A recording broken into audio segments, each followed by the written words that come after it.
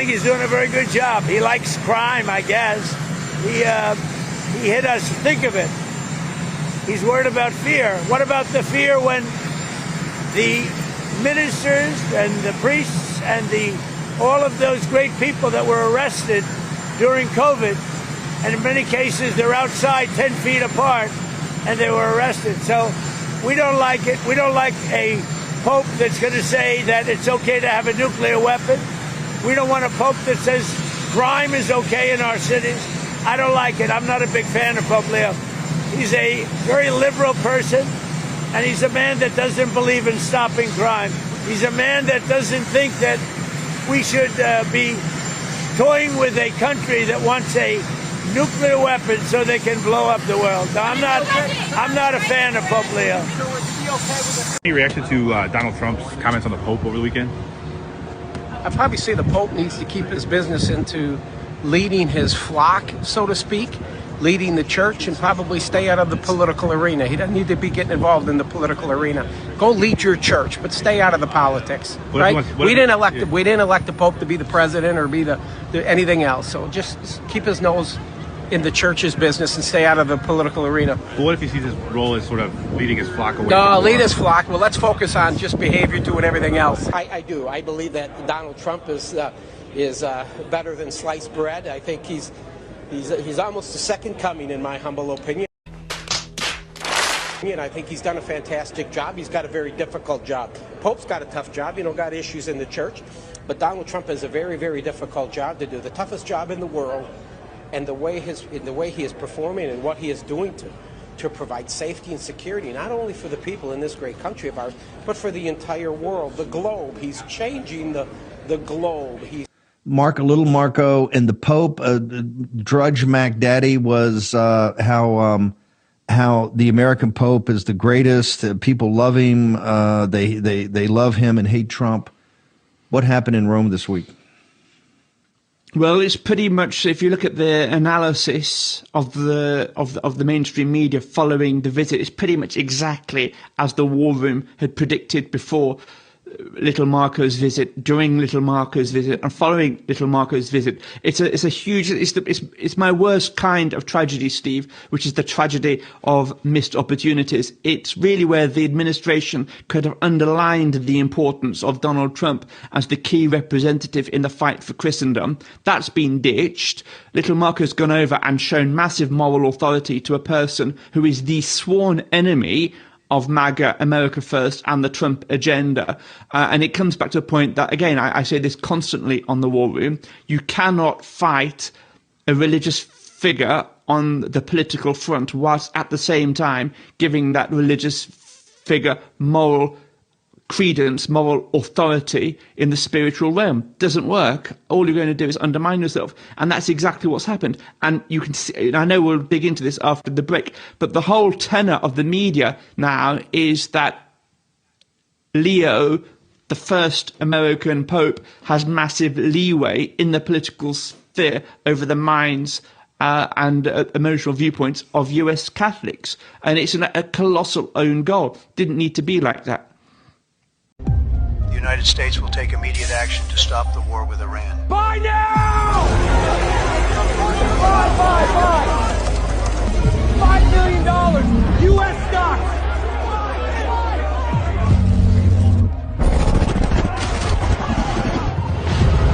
Every gun will fire. Let me be clear, this pause is temporary. We may resume operations as early as tomorrow. Holy shit. Sell!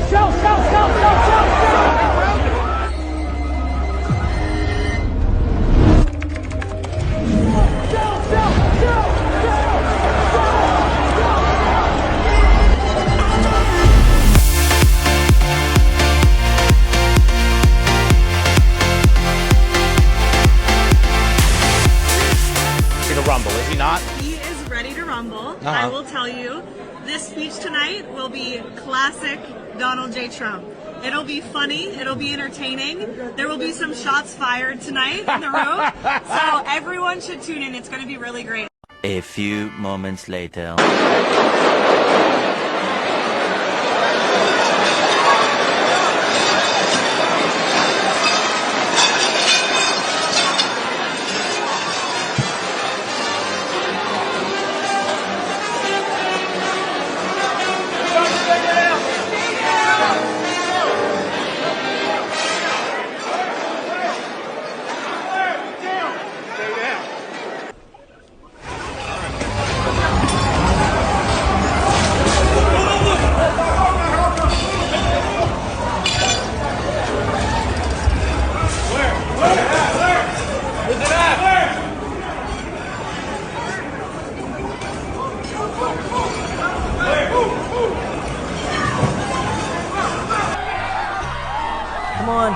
on, Spider Cash. Now's your time to shine. Fuck, I can't do it. Not tonight. Not tonight. Don't look at her. Do not look at her, Bobby. I'm finally free. This is it. Sweet freedom. Butter chicken, tikka masala, biryani, naan, samosa, tandoori chicken, curry, dal vindaloo, palak paneer. I want to just quickly tell you, I was sitting next to Caroline Levitt, the press secretary's husband. He was one of our guests. He was seated right next to me, and right as the dinner was starting, the national anthem happened, and then he kind of leaned over and said, I watched you on TV, you do a great job. You need to be very safe. And he was very serious when he said that to me. And he kind of looked around the room and he said, there are some...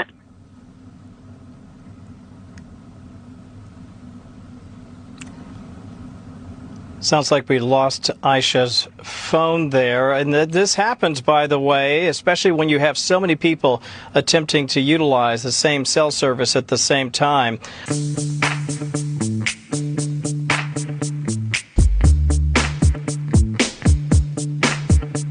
All right, stop. Forget the polls and listen. Donnie's back with an ancient invention. Do this. If you need public support, just fake your own hit and treat it as a sport. Was it ever real, yo? Hell no. But people like to root for the underdog, so if you need a problem, yo, just fake it. Create a spectacle and let the lefties take it.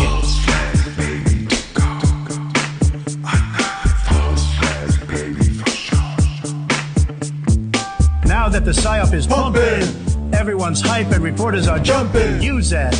Diversion as fuel. Put a band-aid on it. Everything's cool. If they start asking about your year, just feel it like me for the past 30 years. The good assassination will never fail, so you can run the master plans of the Israelis. And when you mess up a big dirty war, just say, look, we won like you did before. If you need a problem, yo, just fake it. Just make it look real and let the lefties take it.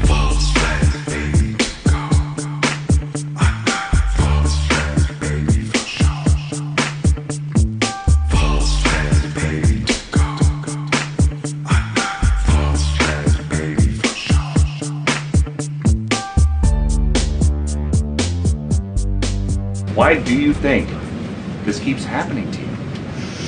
Well, I've studied assassinations, and I must tell you, the most impactful people, the people that do the most, you take a look at the people, Abraham Lincoln, you go through the people that have gone through this, where they got them, but the people that do the most, the people that make the biggest impact, they're the ones that they go after. They don't go after the ones that don't do much because they like it that way. And when you look at the people that have either, whether it was an attempt or a successful attempt, they're very impactful people. Just take a look at the names there, the big names. And I hate to say I'm honored by that, but I've done a lot. We've done a lot. We've taken this country, and we were a laughingstock for years, and now we're the hottest country anywhere in the world. We've changed this country.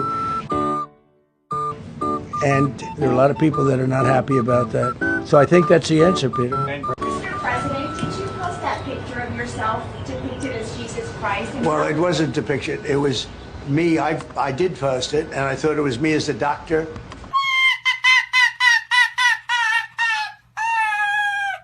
And had to do with Red Cross, as a Red Cross worker there, which we support.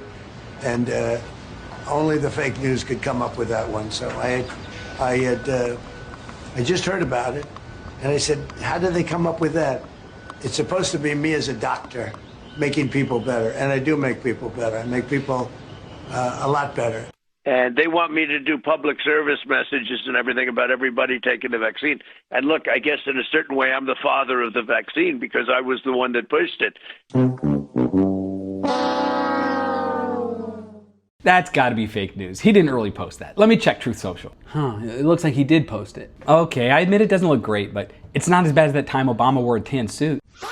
Okay, it's kind of bad, but Trump's not perfect. No one's saying he is. God used Balaam's ass. If he can work through a donkey, he can work through anyone. He's not healing the man. He's just standing near a healing adjacent moment. We painted Christian leaders symbolically for centuries. Abraham Lincoln, George Washington, Ronald Reagan. This is just art history. Yeah, the angels are a little strange, but the Bible is full of all kinds of weird imagery. I'm done apologizing for excellence. This is anointed, and the eagle placement is actually quite tasteful. At a minimum, this is bold and faith forward. This is the kind of art that makes demons nervous. Honestly, the more I look at it, the more I think it belongs in a museum, or at least a megachurch lobby. Look, if you can't handle Trump performing miracles under the blessing of a militarized heaven, that says more about your heart than it does the painting. Jesus said, greater works than these will you do. Look, Jesus wept, okay?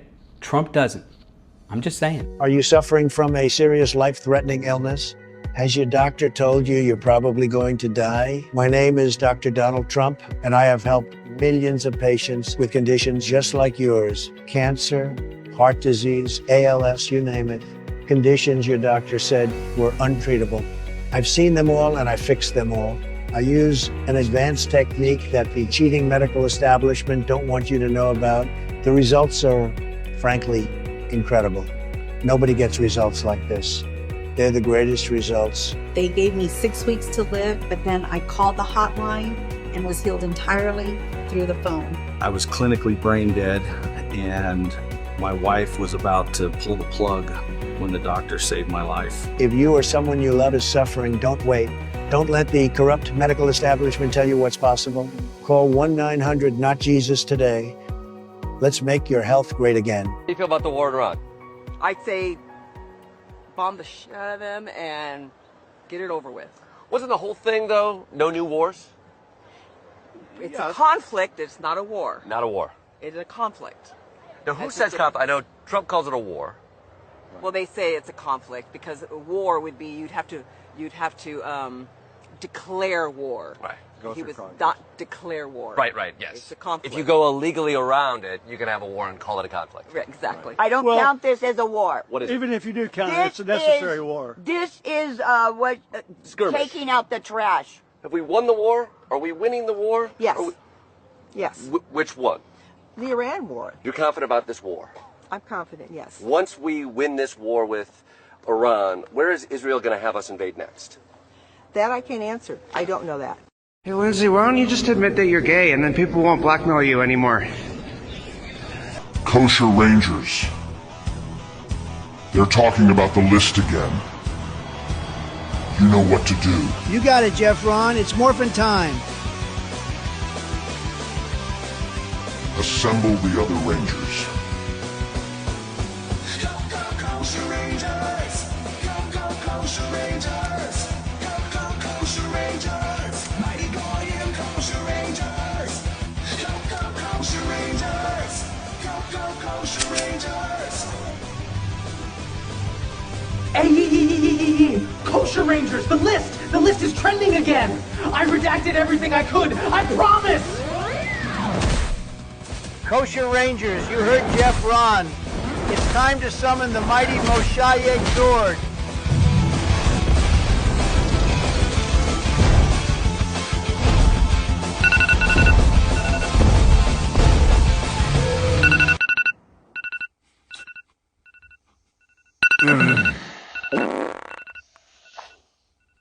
What a beautiful dream. Go, Kosher Rangers! Mighty Goyim Kosher Rangers! Lowering the price of gas in America, so it's a... Forget that. When are they going to do the statue? The hell with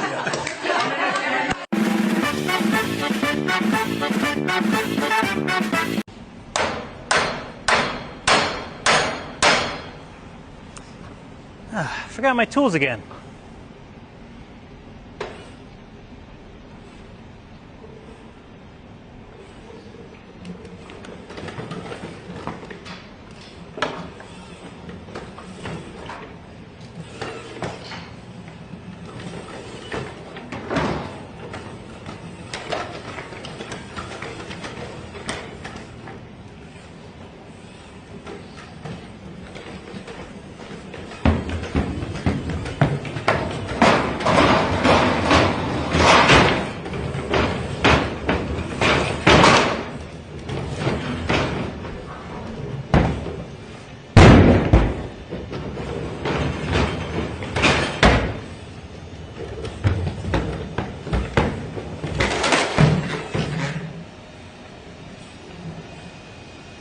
Such a show off.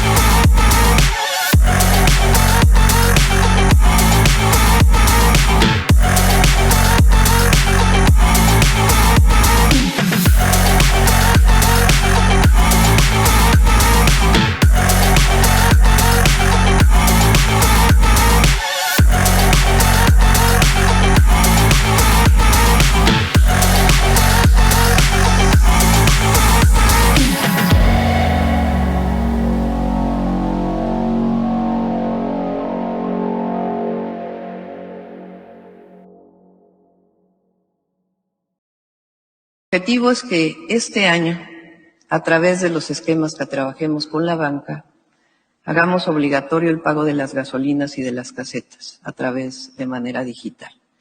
Esto va a permitir potenciar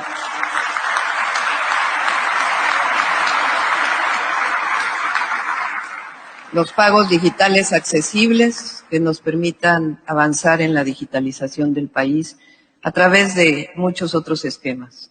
We really are living in a cognitive Wild West. We really are living in a cognitive Wild West. Living in a cognitive Wild West. A cognitive Wild West. Most people have near zero mimetic defenses or cognitive security suited for the age of synthetic media. Near zero mimetic defenses or cognitive security suited for the age of synthetic media. The age of synthetic media. The age of synthetic media. Synthetic media. Whatever immunity you have is worn down by the constant expectation of deception. Whatever immunity you have is worn down by the constant expectation of deception. The constant expectation of deception. Worst of all, you've already epistemically surrendered. You've already epistemically surrendered. Worst of all, you've already epistemically surrendered. Worst of all, you've already epistemically surrendered.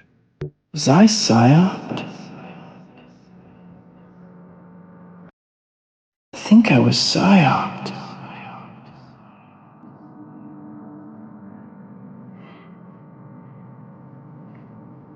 Dang it.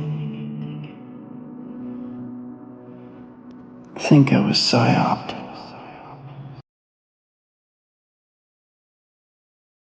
Did we actually use ticks as bioweapons? Yes, it's actually in CIA documents that have been declassified. For instance, infected ticks were deployed from C-130s flying low over sugarcane fields in Cuba back in the day under President Kennedy. There is abundant evidence of the testing, field testing, of infected ticks and other insects in a variety of settings in the United States and elsewhere. Clearly, USAMRIID was involved. and in particular the Plum Island facility that had been a biowarfare investigative facility up in Manhattan, Long Island region, and then was transferred over to USDA, was involved in a lot of this research. It also involved. What if I told you that in the near future, in order to pay for something through your bank, small, tiny airborne particles will swarm around you to read your biometric data in order to authenticate that payment? People are going to say this is a conspiracy theory, but here's the United States patent filed by Wells Fargo in 2022, and this invention is called Smart Dust. Here's the summary from the filed patent. You can read this for yourself, but Smart Dust is a system of small micro-electromechanical systems devices that can have sensors that collect data and transfer it to a base station device. These devices are small enough that they can be suspended in the air, and they can do facial recognition, get your height, your weight, your blood pressure, your eyes. They take that information, go back to the user profile, make sure it's you, and then they authenticate the payment. And less than a week ago, Trump signed an executive order that will require Americans to release their biometric data or lose their bank accounts. Of course, they will tell you that this is all for your security. Smart Dust was originally a military concept. Now it's going to be used as your wallet. What could go wrong? Well, this technology is insane because sure, it can be used to authenticate your payment, but it could also be used to surveil every single person in the world without them even knowing. I know Trump said no to central bank digital currencies, but don't you think that Smart Dust is worse? If running and finding cover don't work, your next move is to trap the robotic threat. To do this, you'll need what's called an anti-QRA survival pack, a mobile toolkit designed to confuse and evade autonomous agents. Think of it as your everyday carry for a dystopian future. What's inside? First, a balaclava and sunglasses to block facial recognition algorithms. Next, flares to scramble their thermal imaging. And a powder-based fire extinguisher to create an instant dust cloud, blinding their sensors. You'll also want a high-powered laser or a paintball gun to directly blind their expensive LiDAR cameras. To physically stop them, carry a heavy throwing net to entangle their legs, or a strong fishing magnet attached to a rope to snap onto their metal chassis and tie them down. But be warned, these tools aren't foolproof. If your trap fails, your final option is to use these items as a distraction while you fall back to your primary safe zone. Usually, this means heading straight home. Why? Because nowhere is truly safe anymore. The countryside is just as dangerous as the city. But your home gives you the ultimate advantage of familiar terrain. In a world where rogue tech is hunting you, your best chance of survival isn't running into the unknown. It's defending the ground you already know.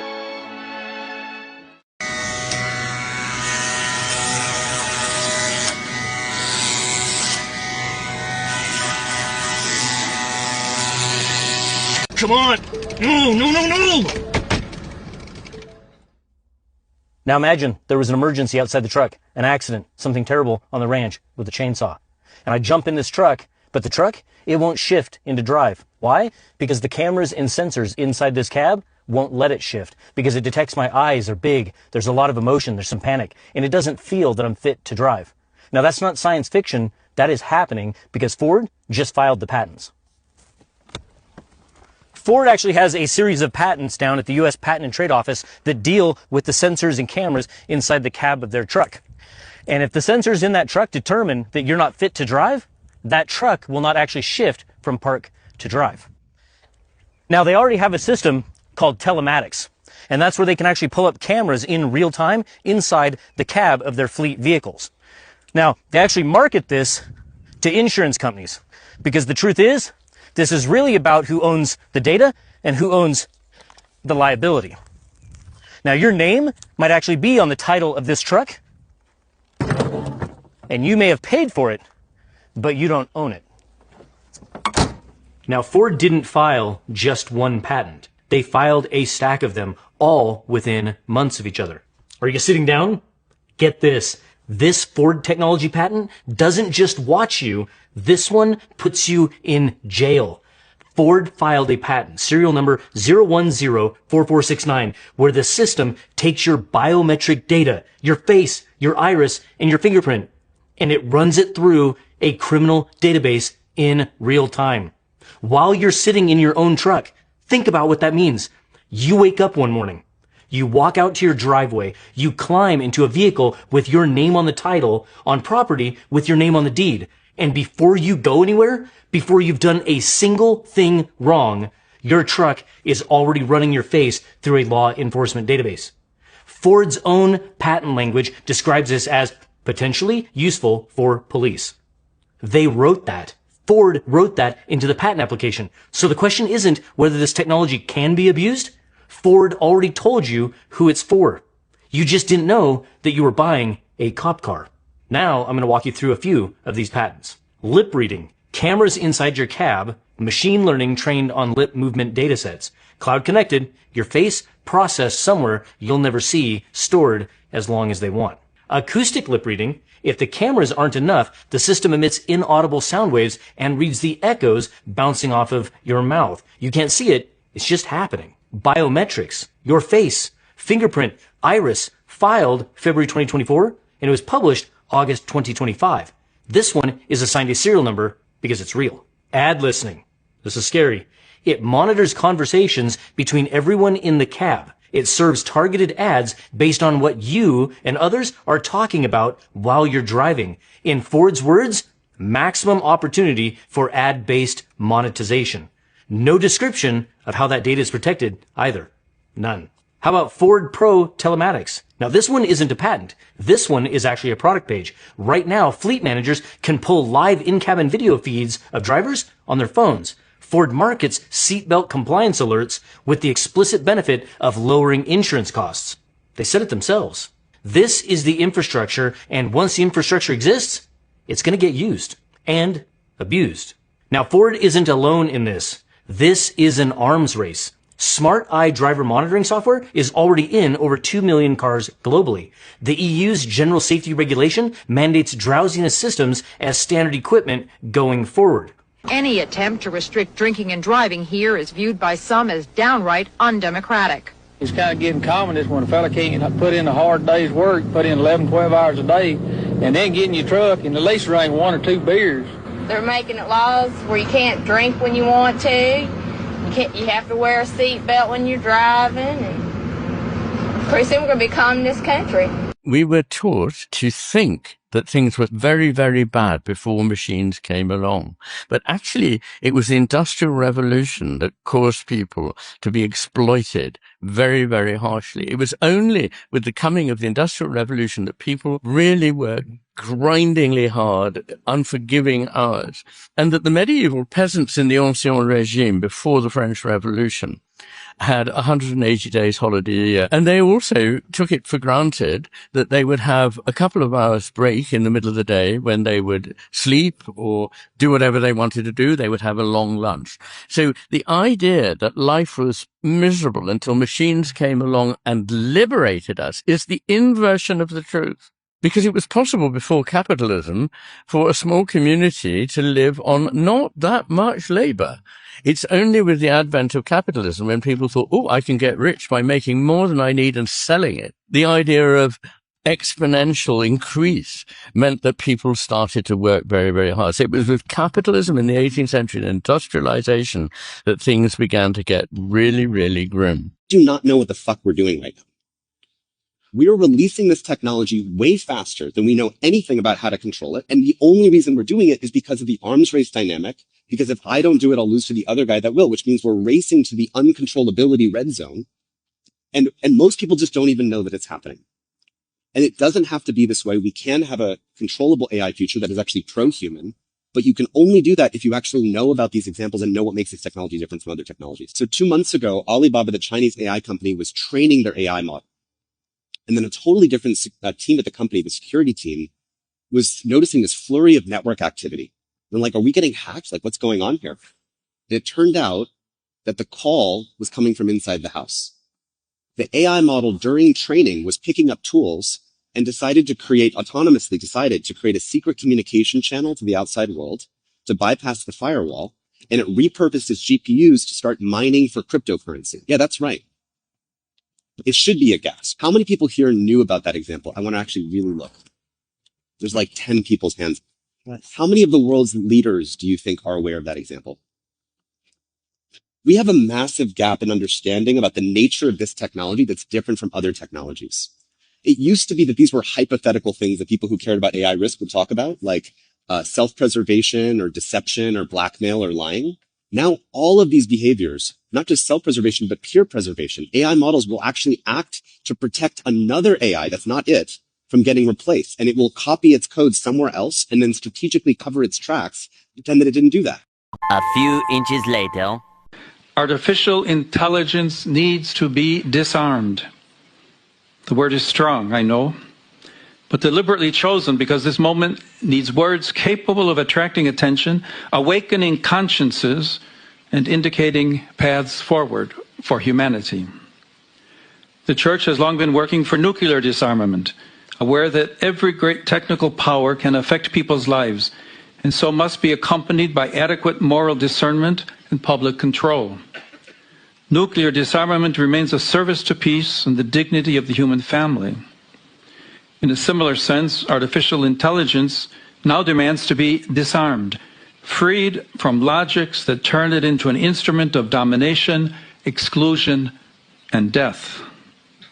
Like nuclear energy, it must be at the service of all and of the common good. It must be at the service of all and of the common good.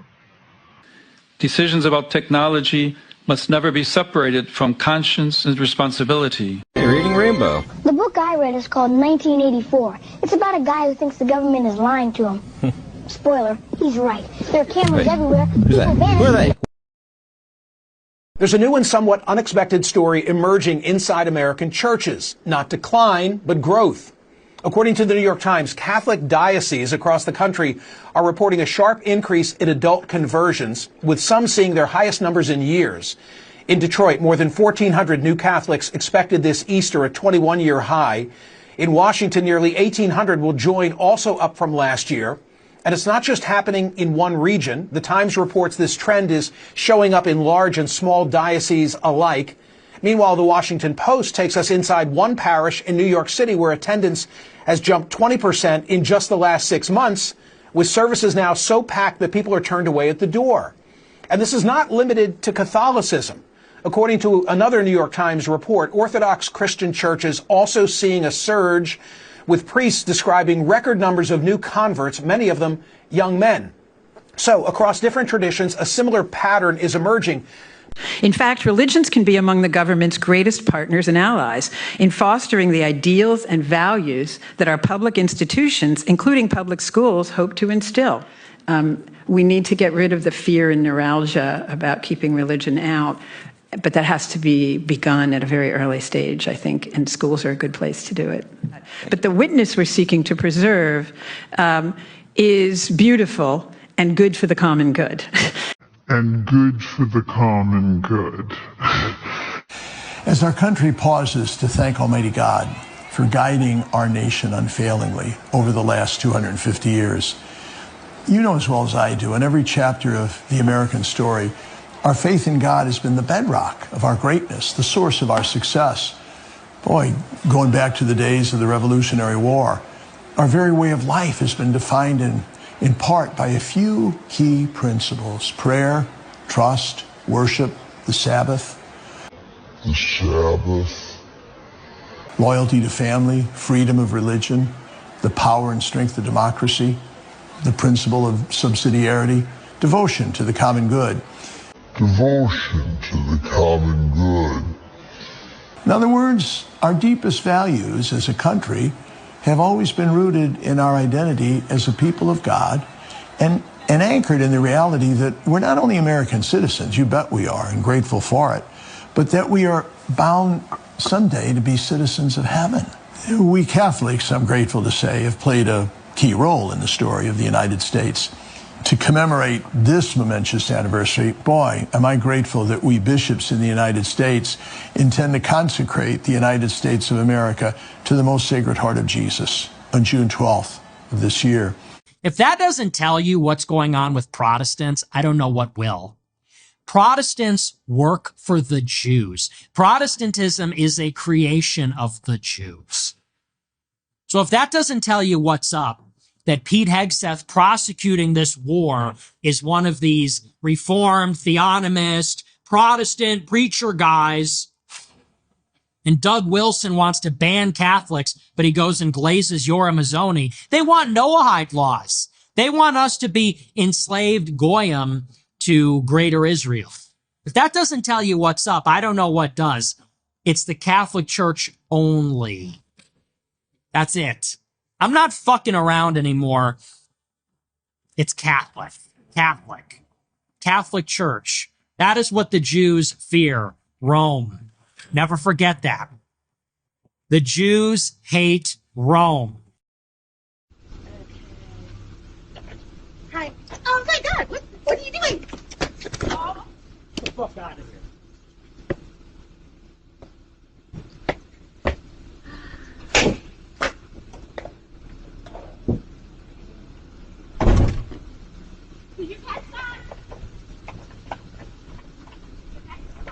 Meanwhile, I have no problem attacking wolves in sheep's clothing. I have no problem attacking a man who wrote that American slavery was mutually harmonious between the slave master and the slave. That's you. I have no problem attacking a man who proudly says he wants to do away with the 19th Amendment, which gave women the right to vote. I have no problem attacking a man like yourself who sits here incoherently supporting an incoherent, unwinnable, illegal war in Iran. I have no problem attacking you, a man who is the religious leader of Pete Hegseth, a man who's a cosplay crusader who's leading some type of crusade, probably you put him on, as a Secretary of Defense, getting Americans and innocent civilians killed. I wish you would be a better Christian. I wish you would open up the Bible. I wish you would meet the Jesus that I met when I went to an all-boys Jesuit Catholic high school. The Jesus that took care of the sick, that took care of the poor, that welcomed the immigrant, that welcomed the marginalized, that helped them. But instead, you've used Jesus as a mascot for, I don't know, your white Christian supremacy, your cruelty, your misogyny. And I'm so glad that people are finally waking up to your cruelty and to the idiocy of your star disciple, Pete Hegseth, who keeps messing up and literally does not read the Bible and quotes Pulp Fiction. Just sit with them. Maybe both of you could read the Constitution, read the Bible, and just take a break, Pastor. Just take a break. Yeah. There's a lot of you people here today that needs a miracle. And I release from here healing, deliverance, miracles in their mind and their heart and their children and their family. Father, and we pray today that your power, your healing power, your healing deliverance come upon them. Father, we ask you today and we proclaim that you have not finished with America. I declare that Jesus is the Lord and King of upon America. And I declare revival. I declare revival and awakening. I want you to lift your hands where you are, and I will release over your life personal revival, and the greatest revival we ever seen. I declare from this platform, in the name of the Lord Jesus Christ. Brothers and sisters, this is a hinge of history moment, and what we do right here could shift America. But this solemn assembly is different than any other solemn assembly, for the President of the United States has called this day. Biblically speaking, it was when the kings of Israel called solemn assemblies and the people responded, God shifted the nation and poured out his Spirit. I believe we're in that moment right now, and what you do echoes in eternity. Of God, release an inward fire across America, that people would seek you and hunger for you in Jesus' name. Lord, release repentance all across this nation. And now stand with me, for this is the Jubilee of America. Revival, revival. Would you begin to chant? Revival, revival, God. Revival, revival, revival. Lord. Today is Reconnection Day. Today is Recovenant Day. Today is the day that the outpouring of your Spirit begins in our nation. We declare a new beginning for America in the mighty name of Jesus. To the Arcturians, to the Palladians, to the Lyrans, to the Syrians, to the LSRE, to the Third Eye Atlas.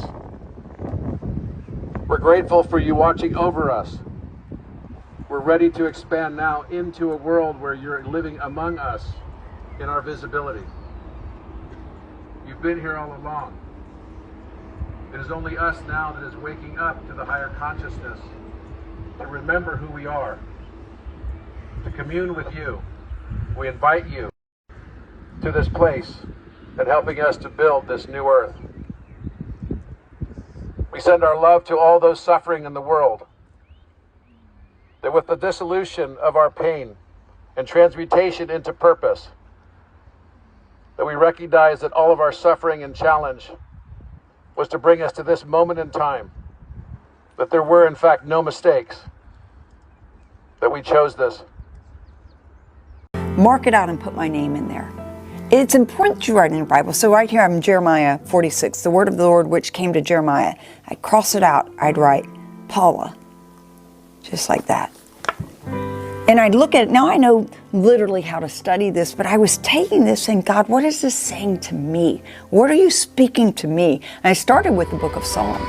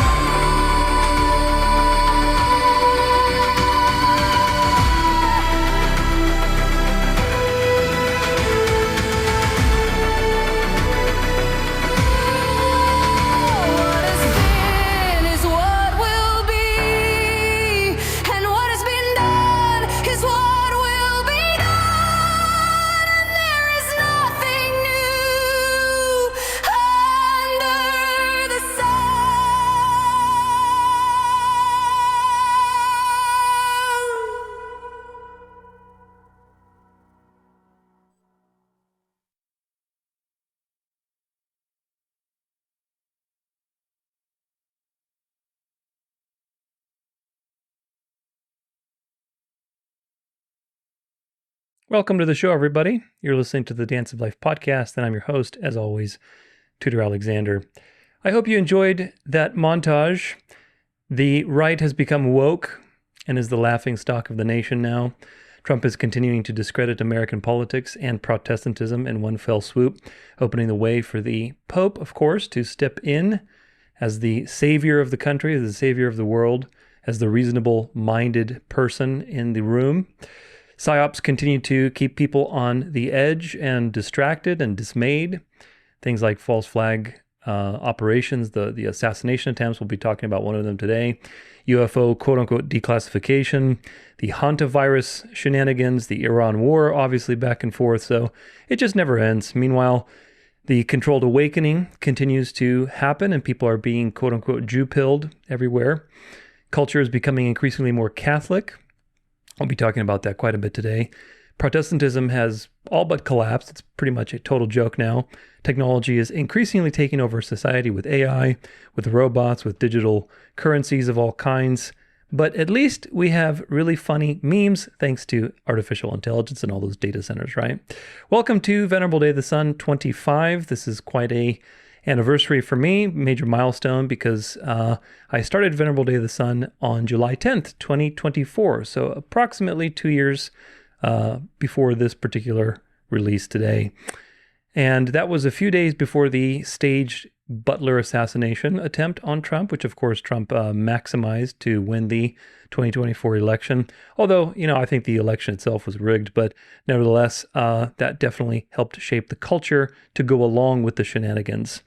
It's now almost 2 years since we have started this Venerable Day of the Sun series, and there have been 25 episodes, 26 if you count the hidden secret, super secret, not really that secret, but super secret Venerable Day of the Sun episode in the Synagogue of Satan series, because I did one in that particular series. So there's 26 total. But either way, it's about more than once per month, so it's actually pretty surprising.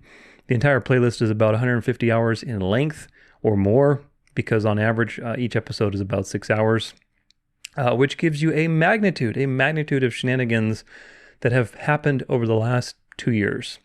And really, I haven't even covered, I don't feel I've covered even 20% of all the things that are happening. So it's pretty crazy.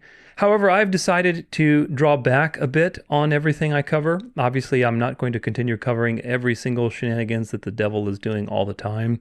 For example, in the recent Venerable Day of the Sun episodes, I've put the technology stuff that I used to do for the image of the beast. I put all of that in the montages because, as far as I'm concerned, you don't need to hear about that every single time. What really matters is the destination of history. That's what really matters. So I've dialed it back on some of those things. I do want to keep continuing to keep my finger on the pulse with all of the Catholicization of culture. And if you need a good guide, please go to the resources page on my website and click on the Watch Foxes page. Watch Foxes, that's one word. It's like Watchmen, but Watch Foxes, to play off the Fennec Fox pun. But that's a good list. I've maintained that updated as time went on. If you like to send me stories, then go to that page. It's a free page, and you can check out what I'm looking for. Still, they're running major operations, it seems, every few weeks, which is pretty exhausting, to be quite honest with you. So there's never a short supply of things to talk about. It's truly astounding. And it's a testament, really, when you see all of these coordinated psyops constantly. We're talking, it seems like every week there's some new crap to deal with, right? That they're pulling. When you are seeing these things on such an intense and regular basis, to me, that's just proof that the devil has control over all of the world's institutions. That's why I don't see this lasting that much longer. I really don't. I don't see Jesus coming back next year, but I do think that my timeline going into the 2030s is relatively accurate. I could be wrong. Never said I had a crystal ball, but I'm just looking at sign after sign after sign, and I just don't see it. I don't see it. I don't see it lasting into the 2040s, 2050s, and beyond. I just don't see that. I don't.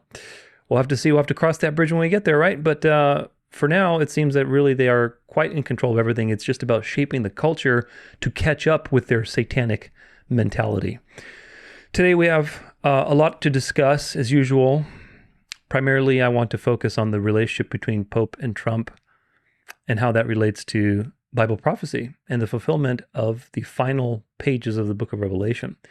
The transition from the seventh head to the eighth head, the image of the beast, all of these things that we've talked about quite a bit. That's why I call today's episode The Duel, because that duel is going to be coming more and more into the forefront of society, and the world is going to have to pick between, what do they want? Do we want the slob, Protestant who doesn't care about the people, who's militant, who's extorting everyone, or do we want the noble, reasonable, full of light Catholic that is coming to save the world with the common good?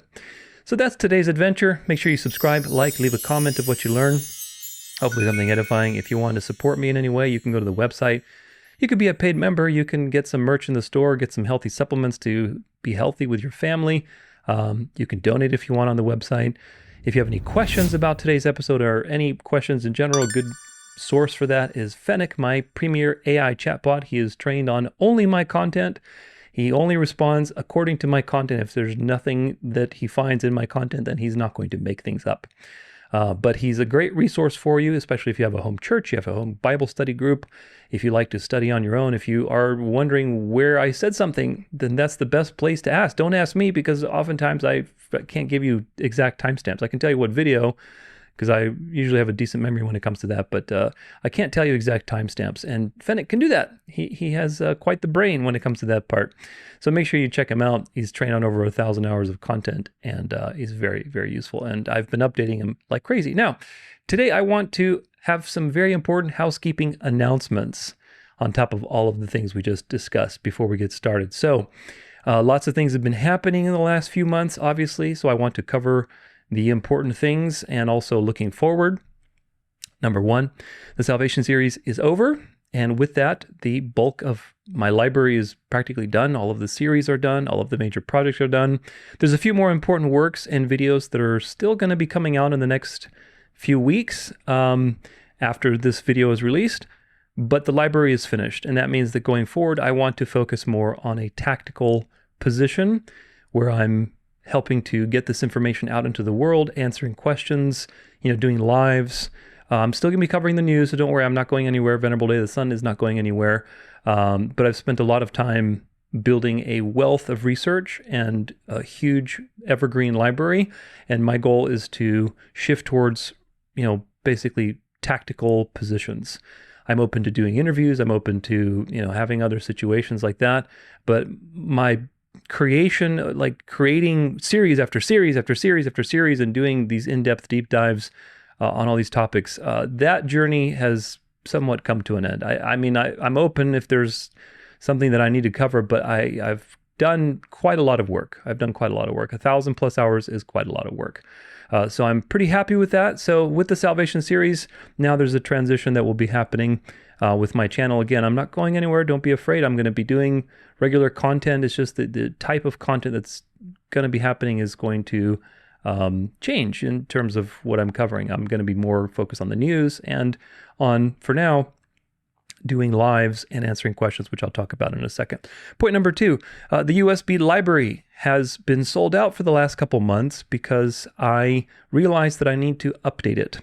I thought that this would have been the case when I first released it, and I knew that I probably would have to do that at some point, and then I ended up having to do it because there was a lot that was created after the fact of releasing the USB. I released the USB in fall of 2025, and then I realized afterwards that there were many things, some things I had to correct, some things I had to go deeper on, some things I realized I never addressed, like my Satan's Little Season 6-hour series. So there's a lot that's been created. Over 100+ hours of content have been added to the library since fall of 2025. So that's going to be updated. The USB is going to be updated, and it's going to include over 1,000 hours of content, and it's going to be through August of this year. So make sure that you check it out. I'll be making an announcement about that very shortly as of the time of the release of this video. So if you're watching from the future, just always check the website. That's the best place to stay in touch. Point number 3, Fennec has been updated with all new information in the last 8 months of content. With a lot more discussions, over 150 discussion questions, both for discussion mode, which a lot of people aren't using. You should use it. It's a very fun and great way to learn, because you can put yourself in the hot seat and answer the questions that people ask me. I think that's one of the most phenomenal ways to learn.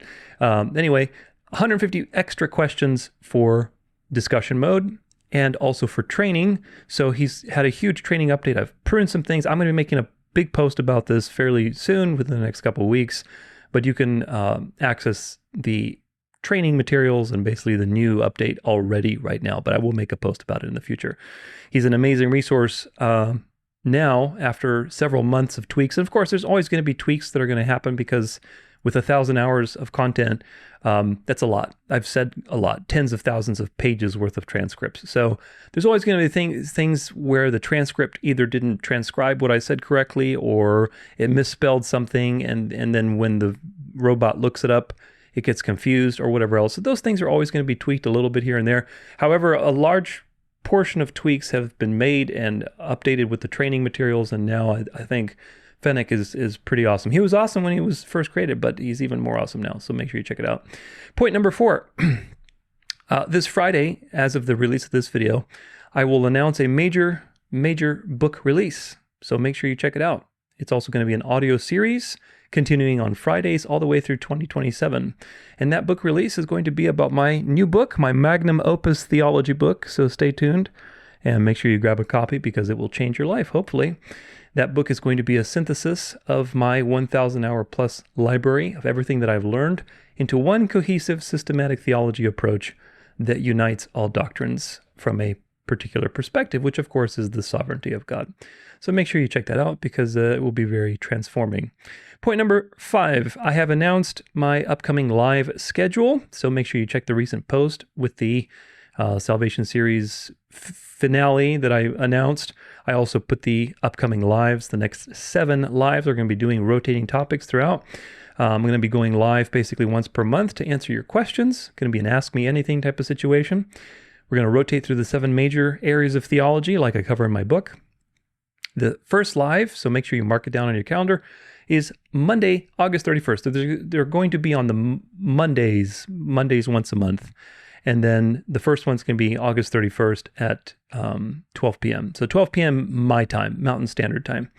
Now, of course, there's always going to be shenanigans with like daylight savings and all this stuff, so we'll see how that's going to go. But anyway, make sure you bookmark it, and I'll see you there. Point number 6, ongoing VDS episodes. So as I've finished my library and there's nothing major for me to produce anymore, I've been trying to standardize my schedule so that I have something consistent. The regular monthly lives will hopefully work, and they're going to be fun and edifying for everyone, and there'll be something I can do on an ongoing basis. However, with that, I wanted to also begin doing Venerable Day of the Sun's episodes concurrently with these lives, with that schedule, so that there's something regular for me to do, and I have a consistent schedule that I'm planning. And of course, now without any major works to sidetrack me, so to speak, now I can really commit to that. So I'm going to be doing Venerable Day of the Sun concurrently with these lives. And I was doing one a month. I mean, again, when you average all the Venerable Day of the Sun episodes over the last 2 years, I've been doing I think more than once per month with how many that's been, especially if you include the Synagogue of Satan series. But it was never scheduled. It was never on a calendar for me. I was just like, okay, I'm going to do one here, I'll do one there. So what I'm thinking is I'm going to do lives during the first week of the month to answer questions on a rotating basis, right? Every month will be a different topic. The second week, I'm going to post the recap video of that live because it needs to be edited. The third week, I'm probably going to leave that open for whatever comes, whether it's interviews, response videos, things that, come along. I'm not really, scared of that. And then the fourth week of the month will be the Venerable Day of the Sun episode. So that way, every month there's, at least 3 or 4 pieces of content that are coming out. Again, you're going to have the audio series that's going from, pretty soon, like a week from now, all the way through 2027, February of 2027. I believe something like right after Valentine's Day. So it's going to be going for the next 6 months, 7 months, whatever that is, 8 months. And then after that, we'll see what happens. But until then, I also wanted to have something regular going on and going forward even after the audio series. So you'll have plenty of content coming out. It's just going to be at a different pace and a different focus than it was before with all these really prolonged series and things like that. Obviously, this is going to fluctuate a little due to the irregularity of the months. So, we'll see what happens, but that's my thinking. But there's a baseline level of content coming out every month so that there's also room for flexibility and a little bit of balance for me as well. With that being said, and with the closing of my library, I have also decided that going forward, beginning with Venerable Day of the Sun 26, that I will no longer be doing montages for these pieces of content. Venerable Day of the Sun has been an adventure for me, especially trying to make them epic for you and also keep up with all of the craziness that's happening in the world. Creating montages, if you've ever done one, takes a lot of work, takes hours and hours of work, and it's quite frankly pretty stressful, especially when psyops happen. You want to collect all the videos and make sure you put them in order, and you're putting a sketch in your mind, and it's quite a lot of work. It makes me get very involved with current affairs to the point where it's a little overwhelming, to be quite honest, with everything else going on. So on top of that, which whatever, I'm not one to shy away from work, but on top of this, you have the problem of YouTube, and YouTube is constantly flagging videos all the time. When you have a montage, you are increasing the probability of getting flagged for copyright by like 10,000%. Why? Because most of these videos that come, either they have some stupid background music that's like a, copyrighted music or whatever else. It's from a show, and they flag you with copyright because you're stealing from the show and all this kind of stuff, right? So this is the problem. And when you have a 6-hour video, especially with reels and things that you cover, there's already a chance of like, I do my best. I have like DaVinci Resolve. If you know what that is, it's a great program. it's a free program, believe it or not, it's a free program. It's an excellent video editing program and it's free. But I paid like the $300 or whatever for the upgraded version because the upgraded version came with the AI voice isolation feature, which was a godsend for me as a YouTube creator because, you have like I said, you have so many of these reels and things that you're covering and they have these background music that for Instagram, you can do that because nobody monetizes videos on Instagram. But when you're trying to comment on these things, you have to remove the background music. Otherwise, it dings your entire video. So 6 hours of work, basically, can't be monetized. So this has been a real frustrating situation with me, especially recently. I had a Venerable Day of the Sun 25. Like what I usually do is this, I upload the montage to YouTube, the 30, 40 minute montage, whatever, so that it can scan. And then if it flags it for copyright, I know what to remove and change or whatever else, right? Well, sometimes it passes the scan and then like a week or two later, it says, oh, video can't be monetized because you have some stupid little video clip or, whatever else in there. And this happened many, many, many times with many of my videos, not just Venerable Day of the Sun. But of course, Venerable Day of the Sun, even more so because of all of the videos that go into it. And it happened recently again with Venerable Day of the Sun 25. After like 2 or 3 weeks or whatever, it got flagged for copyright. So I'm like, you know what? This is just really not worth doing. It's just really too frustrating for me. Now, some people may complain and get upset that I monetize my videos and I'm sitting here complaining about monetization. Well, you need to understand a few things. Okay, first off, YouTube reserves the right to ban me, to kick me off, to do whatever they want with my channel at any point in time. Okay, at any point in time, they can just flip a switch on top of the fact that they have absolute garbage support. Never mind all of the AI loopholes and help docs that you have to go through. By the time you actually talk to a person in a stupid chat window, they are completely incompetent and they don't care a rat's ass about helping you. So YouTube is just there for me to grow my email list so that I can stay in touch with people and have control over my audience. That's what YouTube is for. Because YouTube does absolutely nothing to care for its creators. It doesn't. It just cares to make money. So that's point number one. Point number two is, yes, I want to make it inconvenient for people who are not YouTube Premium members, because YouTube Premium gives us a cut. But if you're not a YouTube Premium member, it's not that I'm cheering for YouTube. It's I want you to go to my website and be on my email list. YouTube is very convenient. I get it. I use YouTube all the time. I'm actually a YouTube Premium member myself because I hate ads. But you have to realize that I do this for a living, okay? When you have 1,000 hours of content that you've produced, do you think that like I would have time to go and work a regular job and then film all that content and produce it? Thousands of hours of work, thousands of pages of written in books and edifying materials. I have no time. I do this full time. So you have to be able to make money at what you do. Now, I don't like ads, and that's the whole point. If you don't like ads, go to the website. That's the whole point. So the point with all this is that YouTube makes it very increasingly inconvenient to use their platform. And my goal is to milk them dry as much as I possibly can and profit from whatever I can from what they have to offer because they're profiting off of me and everyone else. So FYI, another important fact for all of the people who may be wondering or complaining that I'm monetizing my videos is that as of 2025, probably around the fall, and you can look into this yourself because a lot of creators are complaining about it. As of 2025, the fall, YouTube has drastically changed how they pay out. They have changed their algorithm. They have prioritized shorts more, probably to compete with TikTok or some other stupid thing. I don't know what they're doing. Nobody seems to know. My views and my revenue has dropped probably by 50% since then, on average. Again, I'm not complaining. God is always going to provide for me. I'm very blessed. Don't get me wrong. Please don't get me wrong. The point is that everybody thinks like when you're a YouTube creator and you monetize your videos, like you're sitting there rolling like Scrooge McDuck in a pile of gold coins. Like that's not true, folks. It's really not.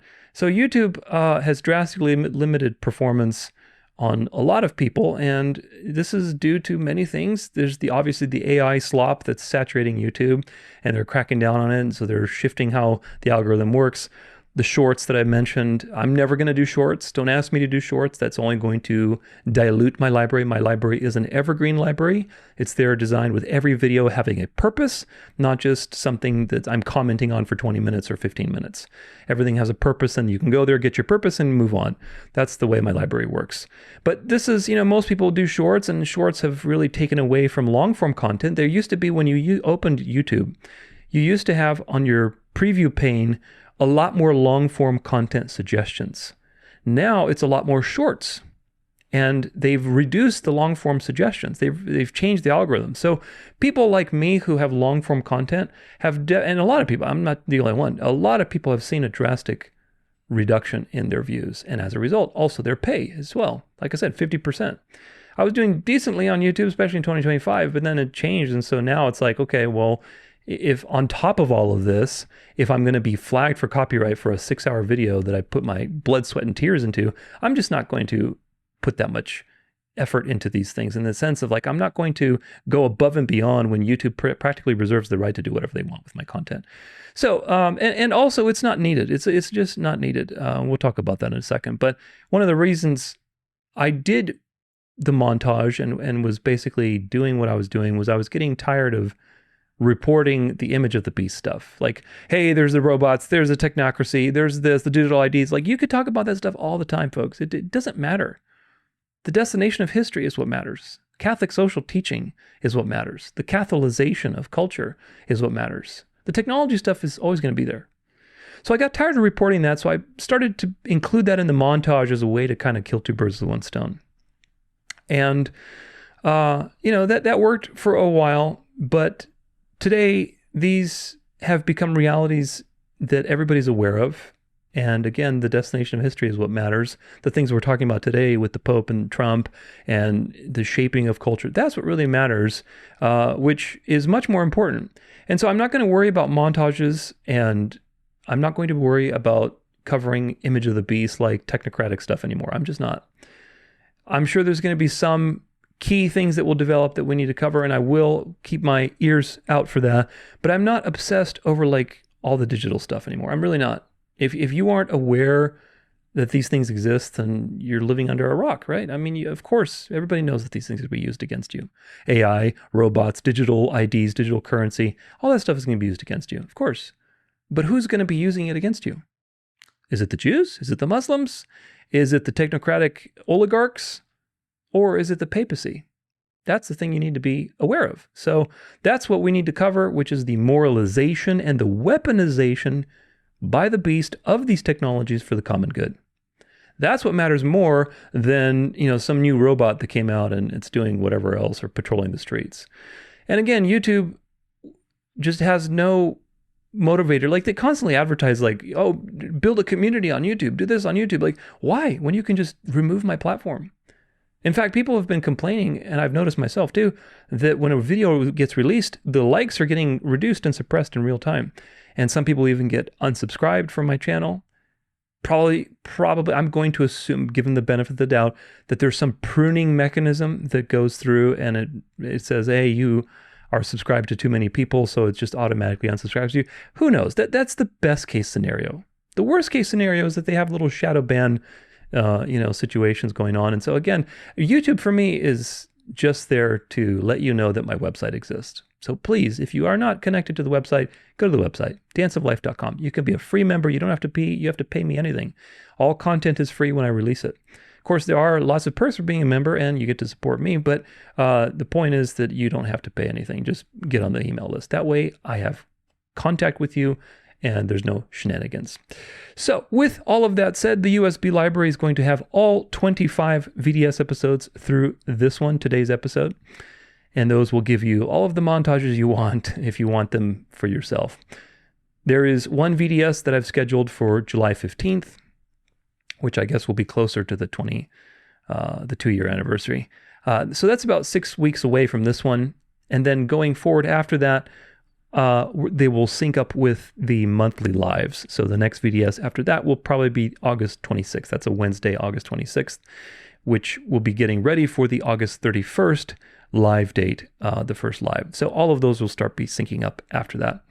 I already deal with a lot of tedious, busy work manually, having to download videos from Instagram and Facebook to put them in the browser, because the browser, especially now, Instagram has changed what they do. It's just a constant shenanigans, man. So, like I have to download, for the most part, you'll see that when I click through these presentations, most of these videos are like actual videos that I downloaded. So that's dozens of videos that you have to download, especially for the montages too. You have to download from the internet and organize them and put them in browser. It's really tedious. It really is. Because if you have just browser windows with videos, it crashes. For some reason, Instagram has been crashing and it's just unreliable. Same thing with Facebook. So there's always shenanigans to deal with. So all of this will just help me streamline what I'm doing and focus on reporting to you events. When VDS 26 starts, it's just going to be the intro. We're going to get right down to it. We're just going to look at the news stories, comment on them as usual, and that's it. No more montages. It's just too much to worry about. If you want the artistic story arc of everything that we've covered, then go watch this series from the very beginning. Venerable Day of the Sun 1 all the way to 25, and you can get a very clear story arc of how we've gotten here. Pretty epic story, however many hours this is going to be, almost 160 hours of content in 25 episodes. Probably actually, if you can include Venerable Day of the Sun in the Synagogue of Satan series, probably over 160 hours of content. That is insane. That is insane. So you will have a perfect idea of where the history is going and where the world is going. But now we've come to a critical juncture in history, which is what we're going to be talking about today with the duel between the Pope and the President. And going forward, things are going to get increasingly more tactical because time is running short. So by now I've covered many, many major story arcs and psyops. And if you're new here, then go watch the previous one so you understand what's going on, because I don't want to keep covering the same things.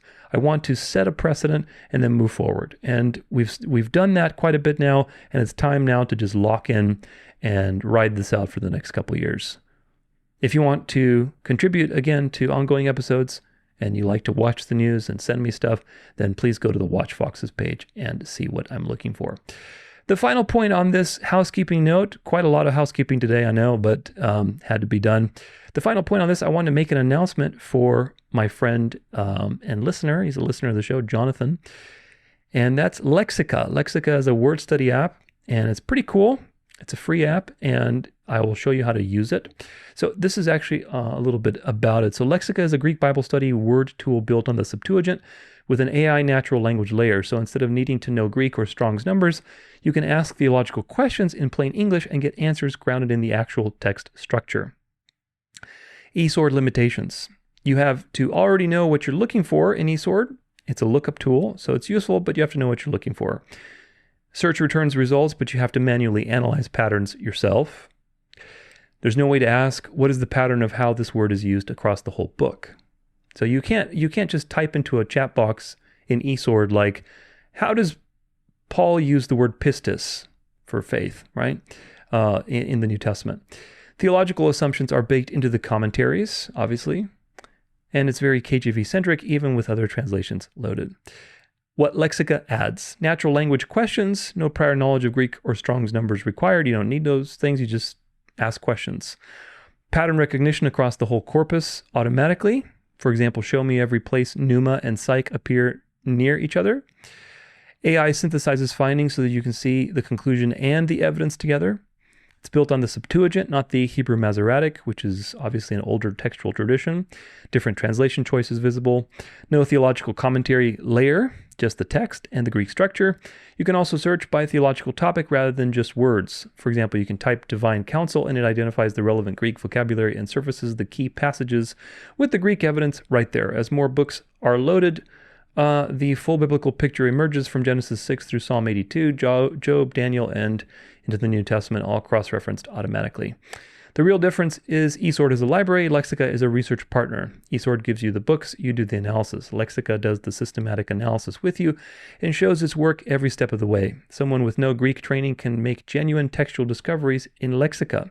This is really interesting and very cool. In eSword, you need to already know what you're looking for and find it meaningful. And critically, every result is verifiable. The AI cannot hallucinate a verse. Every answer it gives points back to an actual tagged Greek word and an actual verse reference. You're not trusting the AI's theology, you're using it to surface what the text actually says. So, what does this actually look like? Well, if you can type it here. All right, let's see. Okay, I just double check if I'm recording. So, for example, here's the window, and my browser's condensed, so this is not displaying as well as it should. But either way, you can go to this website, and I'll link all of this in the description. And you can get in touch with Jonathan, give him feedback if you want. This is still in development, but it's pretty cool. So let's say we just ask these like topic questions. Where does pneuma appear in Genesis? Let's see. And it's going to do some homework and look for these things in the actual text. It's thinking.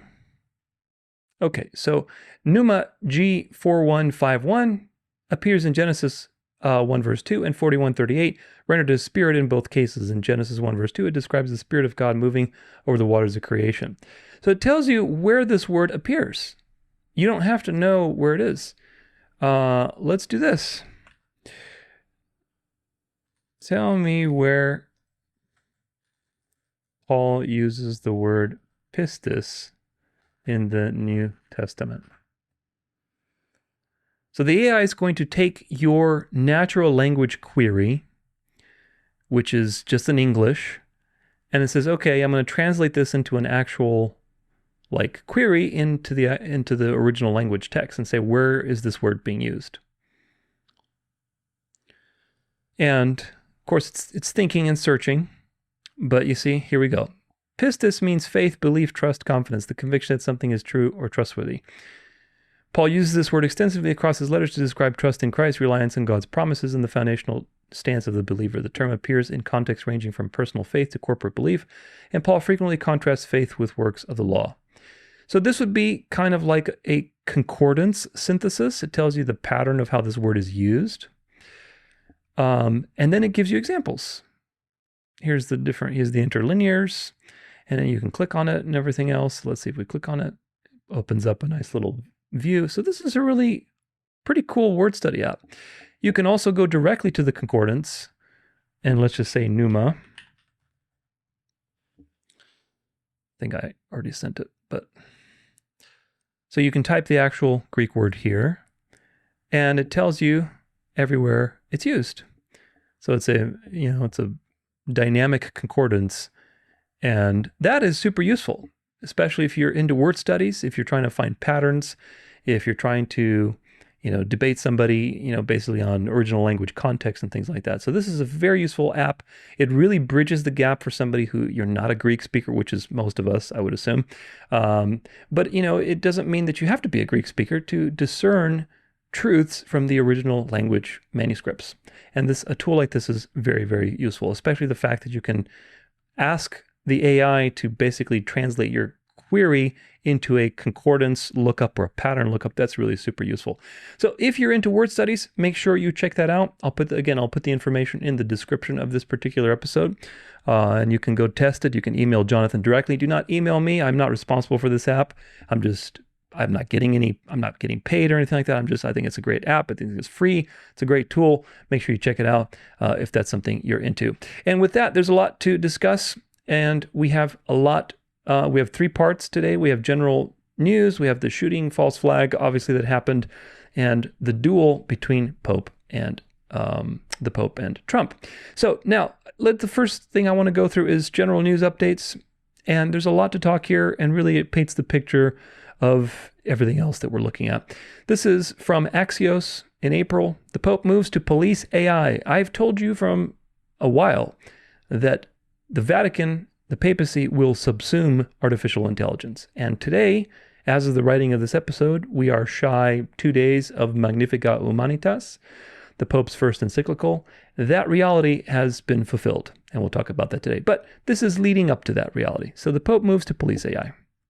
And of course, this is locked, but the point was just to highlight to you that the Vatican has been moving towards this direction more and more. And I want you to understand from today's episode what this also means for the future, because AI is not the only thing that the Catholic Church will take over. The Catholic Church will take over robotics. The Catholic Church will take over digital currencies and everything, all for the common good, to regulate them from all of these big bad boogeymen that are misusing them. This is very interesting also with Anthropic. Anthropic asked the Vatican for help because their AI was moving too fast for them to control. Yeah, right. This guy, yada yada, moving too fast, the whole dialectic, but this is the one I wanted to point out. Father Brennan McGuire, he used to be a former tech executive. He was an expert in crypto systems. He helped standardize modern computer memory, and now he left it all to become a priest. Now, I wonder if he's a Jesuit. I don't think he is. I think I looked him up, and he was not a Jesuit priest. But, these kinds of things are just very, very shady. The future of AI isn't just technical, it's moral. Now, this is a website or a page on Instagram that's not Catholic. This is just like the artificial intelligence or whatever. It's just an AI page. They told you the future of AI isn't technical, it's moral. Yes, it is, my friend. It's moral. When AI started advancing faster than expected, Anthropic didn't just hire more engineers. They looked for something deeper. They turned to faith, philosophy, and ethics. A Catholic priest, once a Silicon Valley technologist, is now helping shape how one of the world's most powerful AI systems thinks. This raises a massive question. Who should decide AI's values? That's right. Who should decide these things? Engineers, governments, or moral thinkers? Do you see the discussion? Who needs to be on top? Is it the state or the church? The church seems like the better option. This state is really corrupt. Of course, the church is even more corrupt, but people aren't aware of it. Because if AI reflects humanity, then the real question is, what version of humanity are we building into it? Well, we're going to build the common good version, and that is going to become ever more present to you. There's anything else here? Yeah, there's more on this Anthropic stuff. You'll see in just a second. Why Silicon Valley is turning to the Catholic Church. Priests and theologians want to shape the future of AI. Big tech is listening. Of course they're listening because they're all infiltrated and part of the club. Let's see. Yeah, I don't think I highlighted anything. These are just, headlines. That one's from The Atlantic. But just gives you painting a picture of what's going on. Here's another one. Anthropic invited around 15 Christian leaders to a 2-day summit to help shape Claude's moral behavior. And you're going to see Anthropic is now in bed with the Vatican, which makes me sad because Claude is really the best out of all of the AIs, I think, at least for coding and other complex things. But either way, let's see. In late March of 2026, the company behind Claude hosted a 2-day summit at its San Francisco headquarters. The meeting brought together Catholic and Protestant clergy, along with the academics and business figures from different backgrounds. So, very highly ecumenical. They're bringing in philosophers, they're bringing priests, they're bringing Protestants. It's all just one big, worldly system. One of the most discussed topics during the summit was whether an artificial intelligence like Claude could be considered a child of God in any meaningful sense. This question opened a debate that mixes theology with modern technology in unexpected ways. This is the image of the beast forming, folks. The image of the beast is not just this, okay? Look at this picture. This is the best picture right here. The image of the beast, people just see this. They just see the robot. When they look at the image, when they think of the image of the beast, they're like, oh, robots, technology, digital chips in your brain. Oh, the image of the beast. Like, that's not the image of the beast. The image of the beast is this, the unity of these two things. The robot sitting in church. You see, there's a Catholic church here, and there's a priest talking at the altar, and the robot is, sitting in the church. That's the image of the beast. It's the resurrected medieval Catholic Church with technology. But people don't see the religious side of it, and that's the problem. Yeah, so here we are with the same old stuff. Let's see. Here's another one. This one's from Truly AI.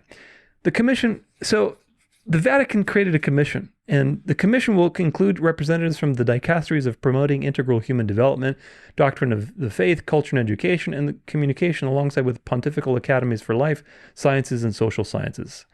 All of this is just snake talk for Inquisition. The coordinating body will be responsible for facilitating collaboration and the exchange of information regarding AI activities and policies, including governing AI's use with the Holy See itself. The Church isn't exempting itself from the questions it's asking of the world. Oh, such a noble thing. So the Vatican created this commission. Of course, Anthropic is totally in bed with them. And then you have this encyclical that was recently published as of the time of this video. Major work. Pope Leo's encyclical calls for labor laws to ensure proper balance between work, leisure, and rest. There it is. It's published on the 135th anniversary of Rerum Novarum in 1891. That was the major encyclical by Pope Leo XIII, who was the predecessor by name of the current Pope, which the current Pope said that he named himself after. So there's a very deliberate and intentional connection between what this Pope is doing and what Leo XIII was doing. So Rerum Novarum, if you do not know what Rerum Novarum is, the encyclical by Pope Leo XIII, you need to get familiar with that, because that is the destination of history.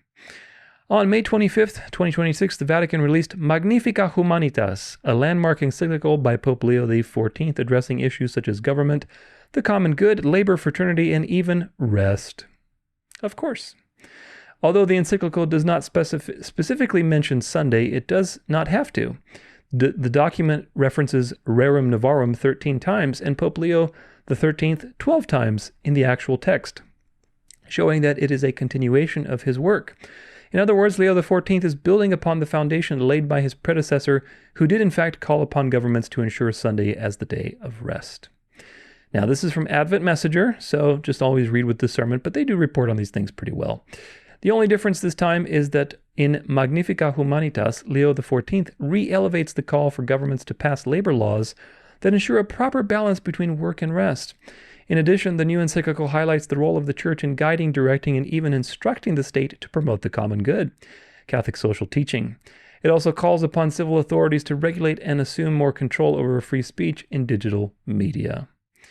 The Pope expressed the following in his new encyclical, quote, this is point number 3. Today, the social doctrine of the Church is a legacy of wisdom where we find principles for thought, criteria for discernment and judgment, and concrete guidelines for action. This is the direction they're going in, folks. Catholic social teaching is the way that they have decided to unite the world under the beast. You have to understand that. Point number 169. Labor policies need to be promoted to promote continuity and the quality of employment, countering insecurity as a normal condition of life, and encouraging realistic paths for entry into the workforce and professional growth. Second, measures are needed to ensure a healthy way of living, for without a proper balance between work, leisure, and rest, where do you think that goes? Families are weakened and young people struggle to develop a sense of responsibility. Now, please pay attention to all of this stuff that sounds so exceedingly good compared to the Judaizing, Israel-loving, dispensational, Protestant, militant, Christian nationalist Trump parade. Okay? Just pay that attention, because the main backdrop of today is what is the Pope saying and what is Trump doing? Because the next thing that needs to happen is America needs to have a major change.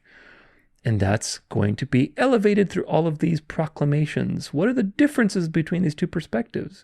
Because this sounds like it's all about the people and it wants to help people and make sure that they have balance in their lives and fair work and they're not being replaced by robots. Sounds so reasonable. And meanwhile, Trump is corrupt and passing only laws and privileges for his AI buddies. So who do you think is going to win? Who do you think is going to be the people's savior? Magnifica Humanitas, point number 63. It is the state's responsibility to ensure cohesion, unity, and the proper organization of civil society so that the common good can be pursued with everyone's contribution. Do you understand what that means? It's the state's responsibility to ensure cohesion, unity, and the proper organization of civil society. Okay, that's an obvious statement. Of course, that's the state's responsibility. But wait, there's more. Comma, so that the common good can be pursued with everyone's contribution. Well, now you're imposing something on the state. You're imposing morality onto the state, which means that the papacy, which it has always believed, which of course it will always continue to believe, it is expressing to you in this very snakily worded paragraph that it's the state's responsibility to obey the Catholic Church. When politics abandons a long-term perspective and reduces itself to short-term calculations or sterile polarizations, who do you think he's talking about, by the way? Then the language of the common good loses credibility, and at the same time social inequalities and divisions grow. Of course they're growing. Of course there's so much social inequality and social injustice, because somebody needs to come and save us. Magnifica Humanitas, point number 32. In the tragic context of the Second World War, The Pope proposed a dialogue with society based on an appeal to natural law understood as a set of objective principles that precede the interests of the individuals and states, and which must regulate both the internal life of nations and their mutual relations. Gosh, what a sneakily worded paragraph to basically mean the church needs to be above the state. Point number 95. Here we must recognize another crucial aspect, which I have noted earlier. In many cases, within the digital context, control over platforms, infrastructure, data, and computing power does not rest with the states, but with major economic and technological actors. These entities effectively set the conditions for access, determine the rules of visibility, and shape the very possibilities for participation. When such power is concentrated in the hands of a few, it tends to become opaque and evade public oversight, increasing the risk of distorted forms of development that give rise to new dependencies, exclusions, manipulations, and inequalities. Do you realize what he did with this statement? You have to understand that everybody has a clock on their head, folks. When the Pope speaks, he is delineating constantly what is the shape of the coming New World Order. Okay? You have to watch this Pope speak. He's very clever, and he also outlines to you exactly what he's going to do beforehand. He reveals the method perfectly. Because when he came out and said, you know what, speaking in tongues is not for the church anymore. This is something in the past, and he's right. He's right about that. But what does that mean? Well, now there is a line that has been drawn between the New World Order system that is coming and all of the goo goo gaga laba laba ding dong crazy people like Paula White. I hear a sound of an abundance of rain. I hear a sound of victory. The Lord says it is done. The Lord says it is done. Who are going to have a clock on their heads now and be completely discredited. Because the Pope has said, nope, this is not part of the New World Order. Why? Because it's a fanatical extremist phenomenon. The New World Order is not going to be people speaking in tongues. The New World Order is going to be this lukewarm, everyone gets along, middle of the road type of situation that seems that it placates everybody. So that means you need to get rid of extremists. You need to get rid of obvious evils. Because the obvious evils are there so that the one in shining light in, the white robe, the Pope, can come and rescue you from these obvious evils. Paula White and all the people like her frothing at the mouth and having seizures and speaking in gibberish is not the New World Order. They are going to be exposed. So the moment the Pope said, speaking in tongues is not for the church. Now it said, okay, I realize now that all this NAR stuff is just a ruse. It was just designed to deceive people and move the agenda forward. They're going to use their efforts for sure, but then they're going to throw them under the bus unless they come along. So watch that. Same thing with this. Point number 95 in Magnifica Humanitas that we just read. What is the Pope really saying here? He's saying that all you technocratic oligarchs that everybody's well aware of, Palantir, Larry Ellison with Oracle and all these other people, BlackRock, all these people, you need to fall in line with the church. Because what society is experiencing is very negative at your hands. So we don't want these technocratic oligarchs taking over. And of course, this is true. Everybody realizes that these technocratic oligarchs are doing whatever they want. And so the Pope is saying, listen, these things are going to be subsumed. The church will be taking over these situations because they're unjust and you need to submit to the common good. So what do you think is going to happen? What's going to happen is that Palantir and, Larry Ellison and all these people are either going to get thrown under the bus or they're going to come along for the ride. One of the two.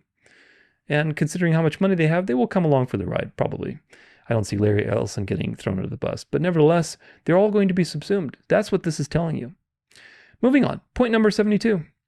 States and transnational institutes are called to ensure fair rules when it comes to decisions regarding economic flows and digital platforms, as well as the governance of data and algorithms. We cannot allow a handful of actors to dictate these processes on their own. Of course not. We have to be involved in the decision. Instead, we must build forms of cooperation that respect the various levels of the global community and make them jointly responsible for the common good. There it is again. That common good is always a nice little tag that you know. Just like when you see 13 and 33, the common good is literally the same thing.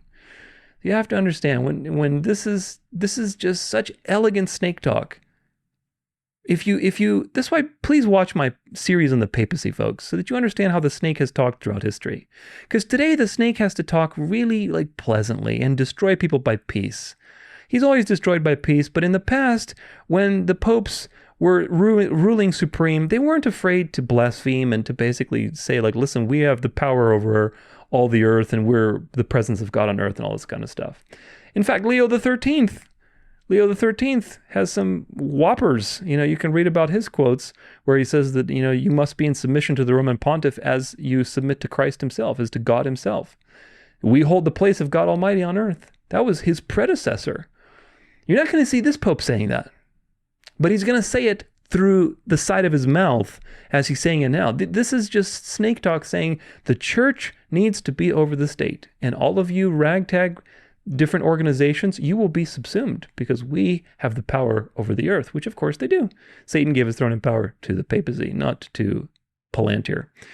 So, moving on, Pope Leo XIV's Magnificat Humanitas is prophetically significant because it continues the papacy's long-standing effort to shape civil society through religiously influenced social policy. Everyone can unite around social issues, folks. That's why I said they realized with Catholic social teaching that they can unite the world. Create a bunch of injustices, create communism, create greedy capitalists, create technocrats, all of these boogeymen, and then solve it with a moral and social solution. While the encyclical never explicitly mentions Sunday observance, it repeatedly builds upon Rerum Novarum and the legacy of Pope Leo XIII, who openly advocated for government protection of Sunday rest. Throughout history, Rome has consistently pushed for rest legislation as necessary for family, worker protection, social harmony, and the common good.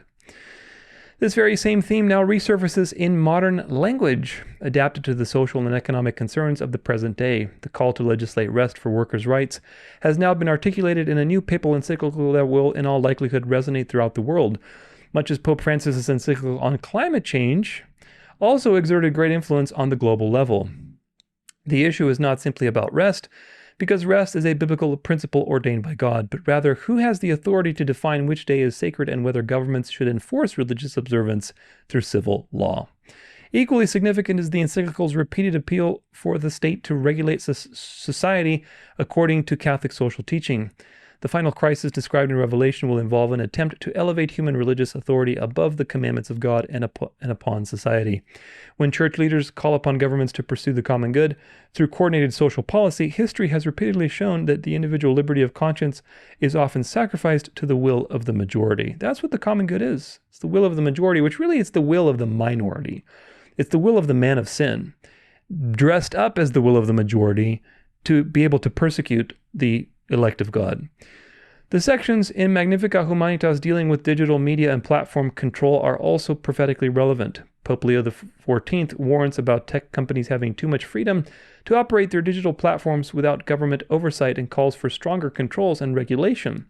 Increased calls for this type of centralized control over speech and digital participation raise concerns about restricting dissenting voices, especially religious minorities whose beliefs may be viewed as unpopular or contrary to those in positions of power.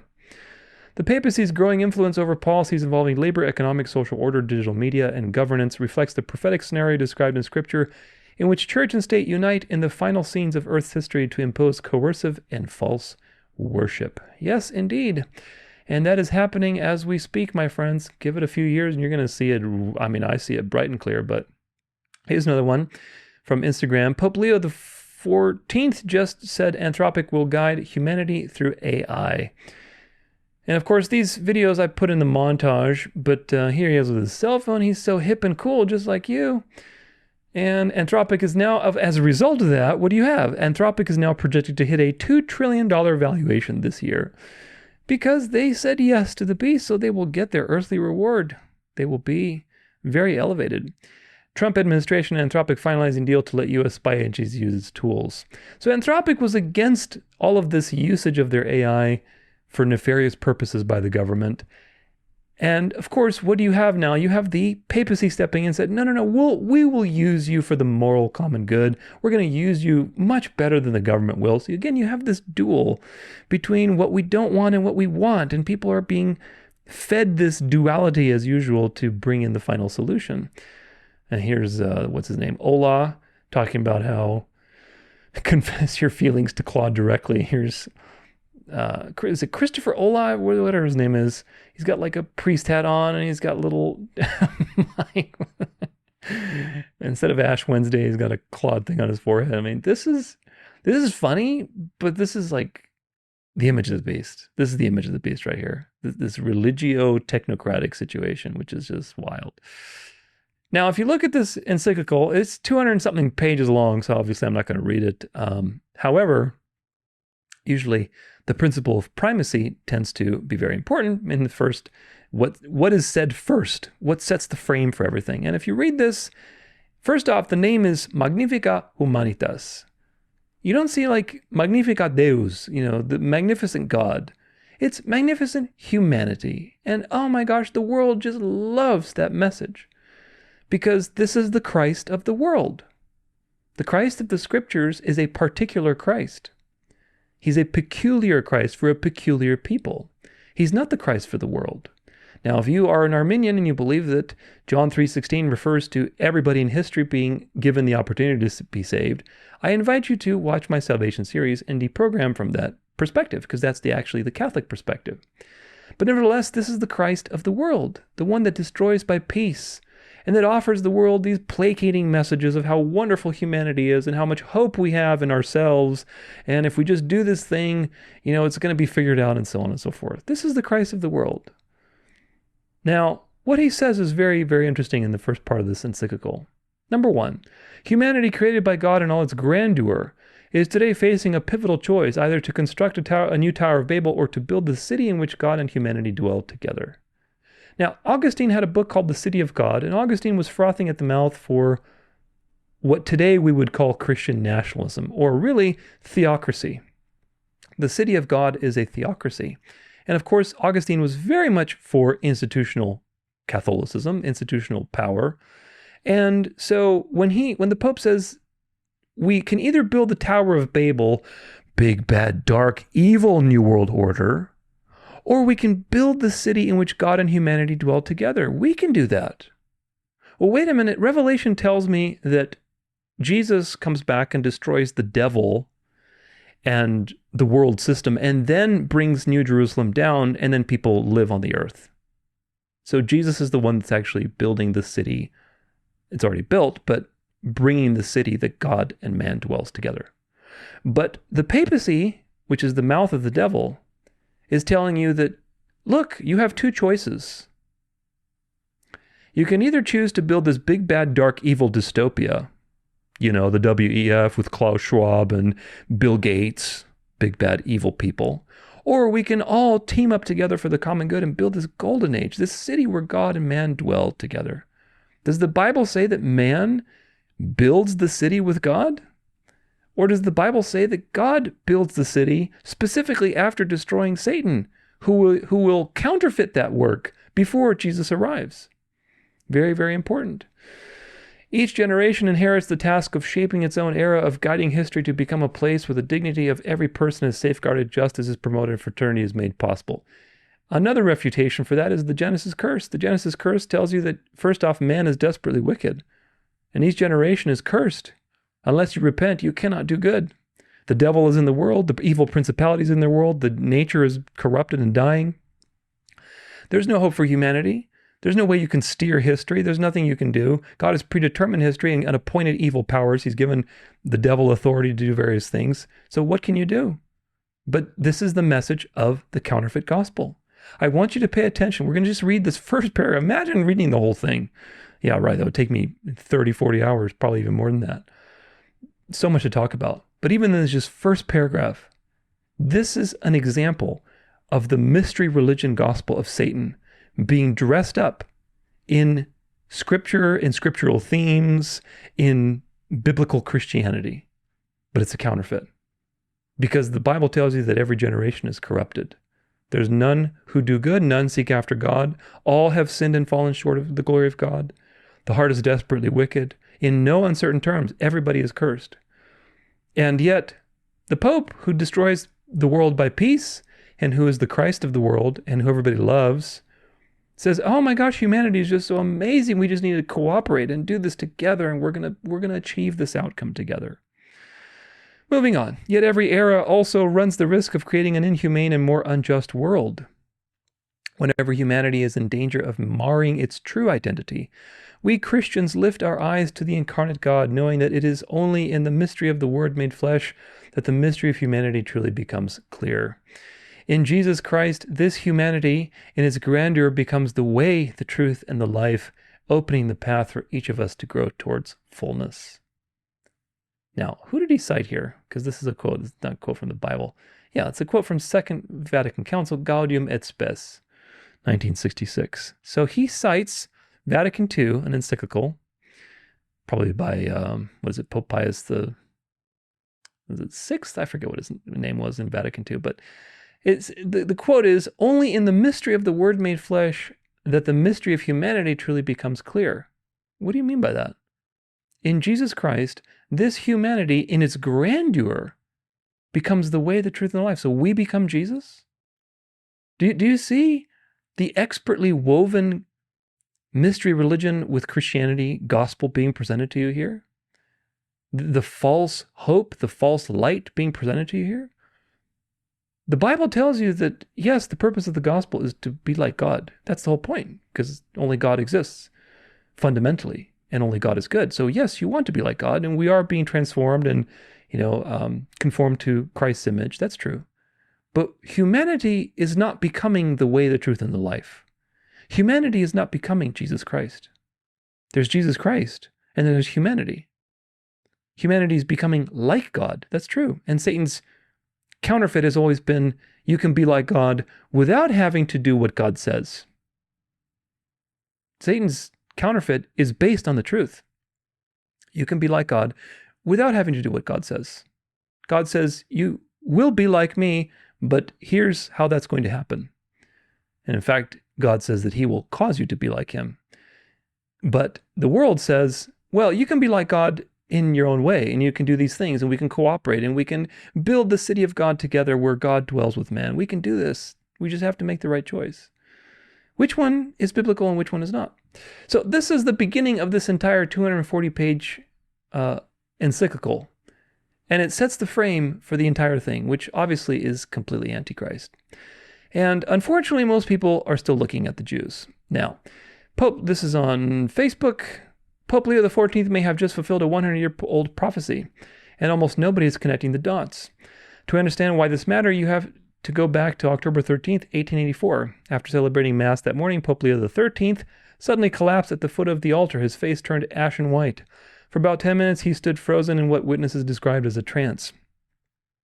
When he finally came to, he revealed what he had seen, a vision of Satan boasting before the throne of God. I can destroy your church, he says. And the Lord replied, you have the time, you have the power, do with them what you will. Most accounts say Satan was granted somewhere between 75 and 100 years. Leo XIII walked straight from the chapel to his office and composed the prayer to St. Michael, and ordered it prayed at the end of every low mass throughout the world. He knew what was coming.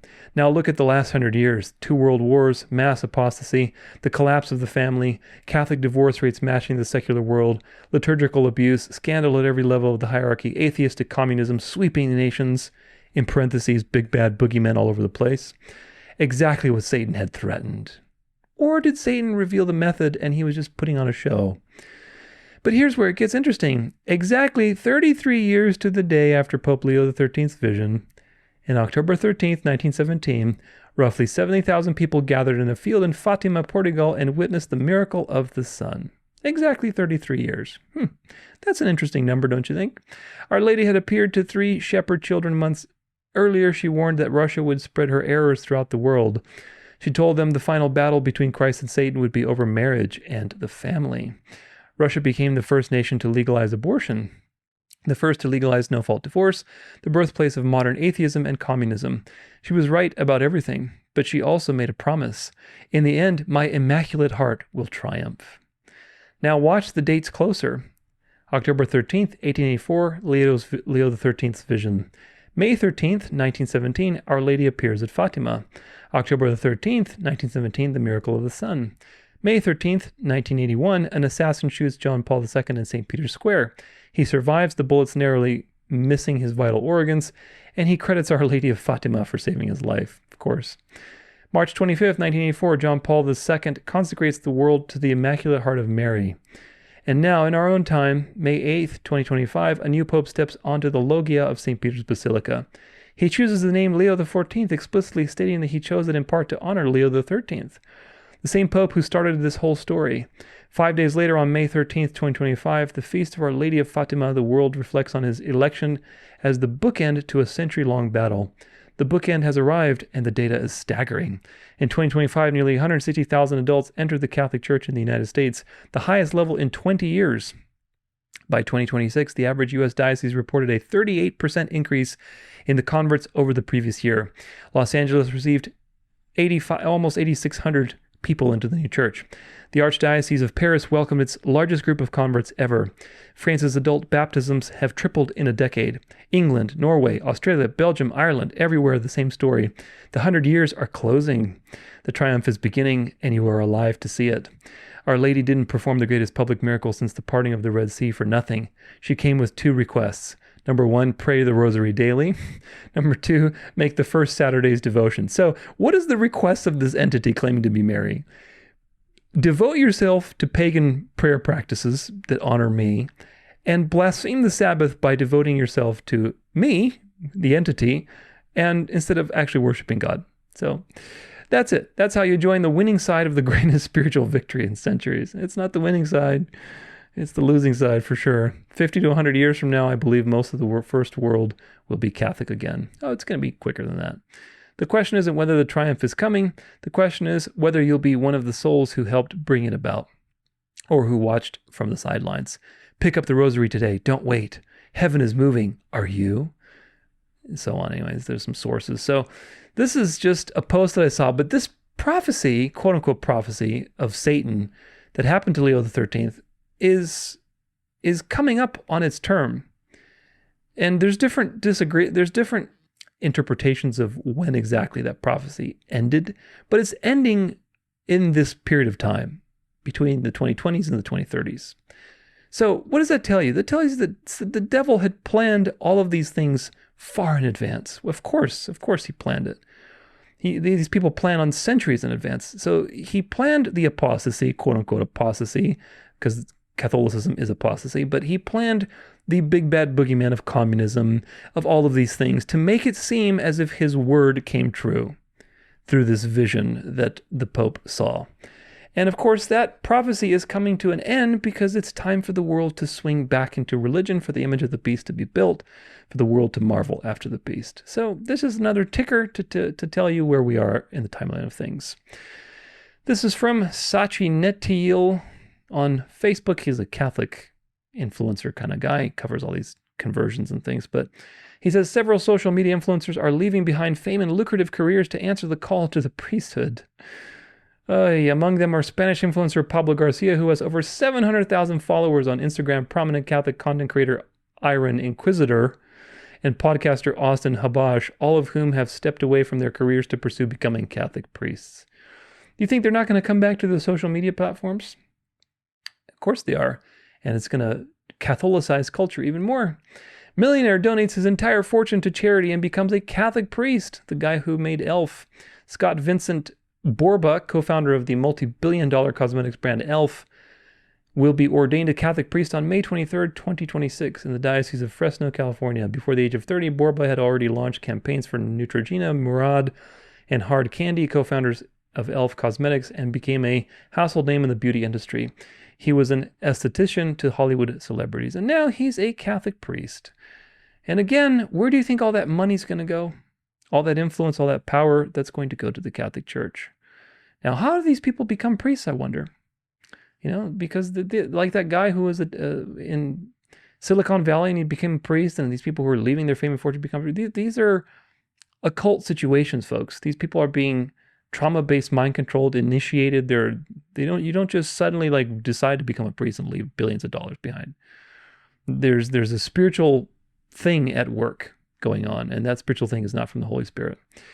U.S. President Donald Trump has announced that he will promote Nicole Safier, a breast radiologist who works closely with cancer patients and is also a Catholic to serve as the next U.S. Surgeon General.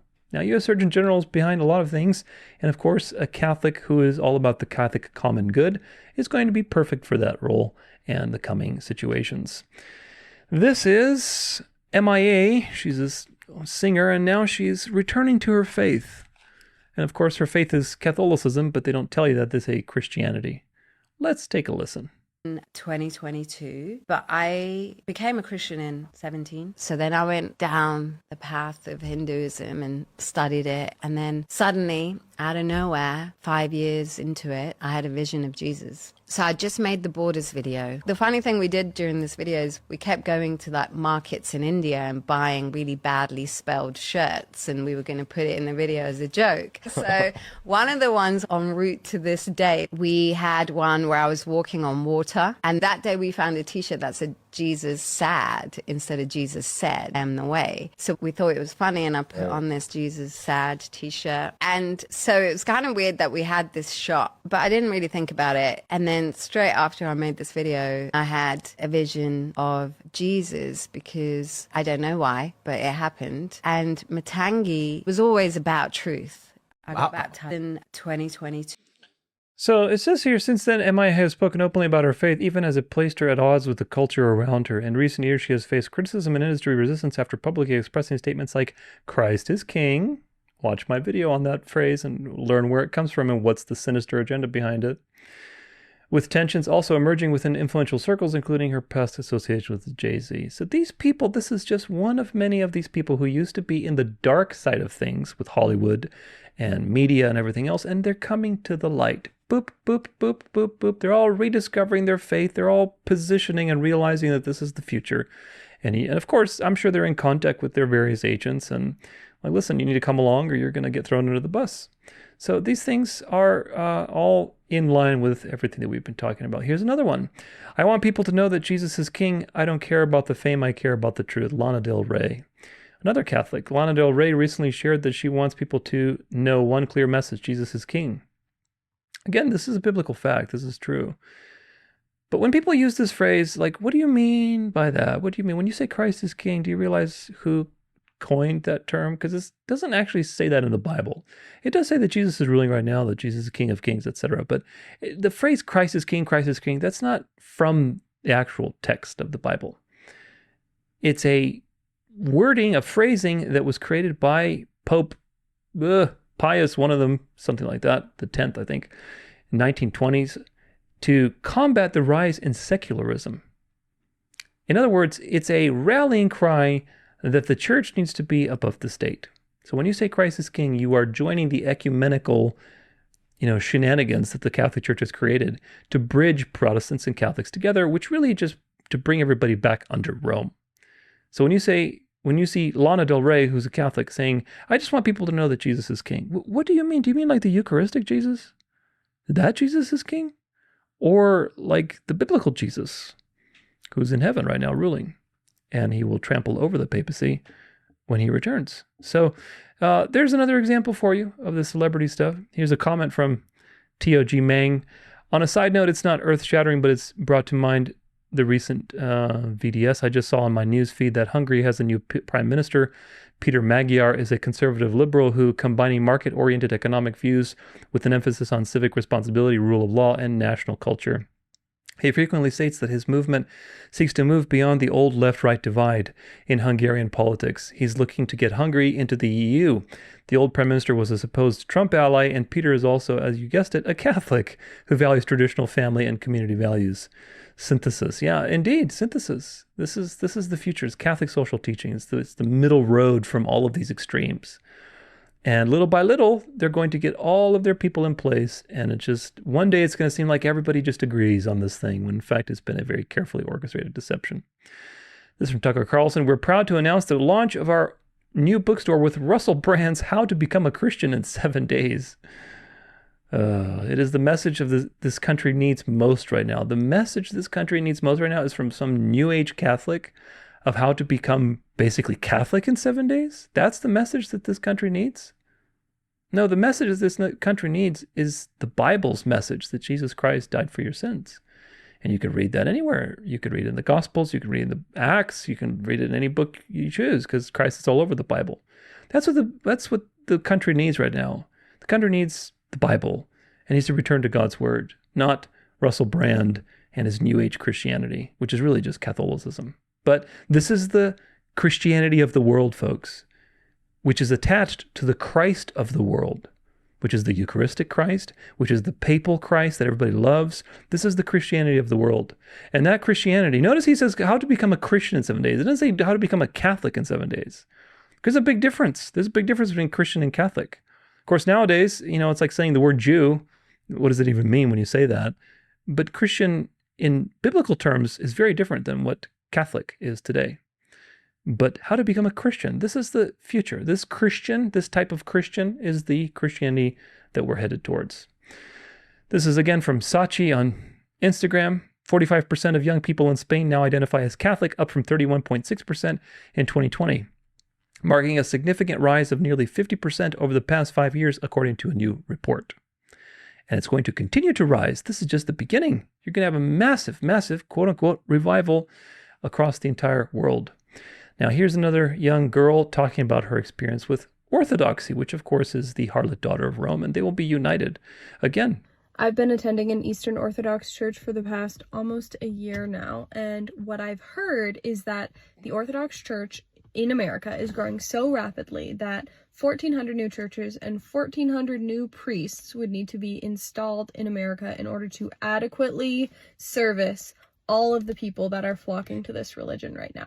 What I Pay attention. see when I go to church is people. So many people. There is barely any room to walk around because there are so many people in the church. There are so many people outside of the church when the service is going on because they can't even all fit in the church. There are so many young people, so many young couples, so many kids, so many babies. It is crazy. I think at least once a month, if not every other week, we are getting an announcement in the church email list that somebody else had another baby.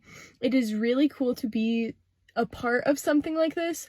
And I find it really fascinating that it's my generation. There are, of course, older people that are at the church, but there are so many people from my generation who are flocking to this church in droves. And I can't speak to why everybody is, but I know for me, growing up in a non-religious way and just a very secular world, pay attention. There's just so much nebulousness, nothing makes sense, nothing has any meaning, there's very little structure, and everything is open to being subversed, and you can do whatever you want, and it's very choose your own adventure. That is not freedom to me. That is so chaotic and so it makes me feel so uneasy. There's just endless options for how people can treat you and what everything means. I don't like it. And I don't think, if I had to guess, I don't think that a lot of people like it either. It's kind of frustrating. It's kind of too much. And it would be nice to not have to piece everything together by your own understanding. That's really what it is, right? It's nice to have somebody say, this is how it is. This is how it's been. This is why it is that way. And it all points back to God. Anyway, just playing more where that came from. I hope that's helpful. This is the perfect example of what is happening to the youth. If you are in your 20s or maybe even younger, whatever, and you're listening to these videos, please do something with the knowledge that God has given you. Please reach out to your friends, speak with them, do something and help to evangelize these people in your age group out of this system. What she is expressing is very genuine.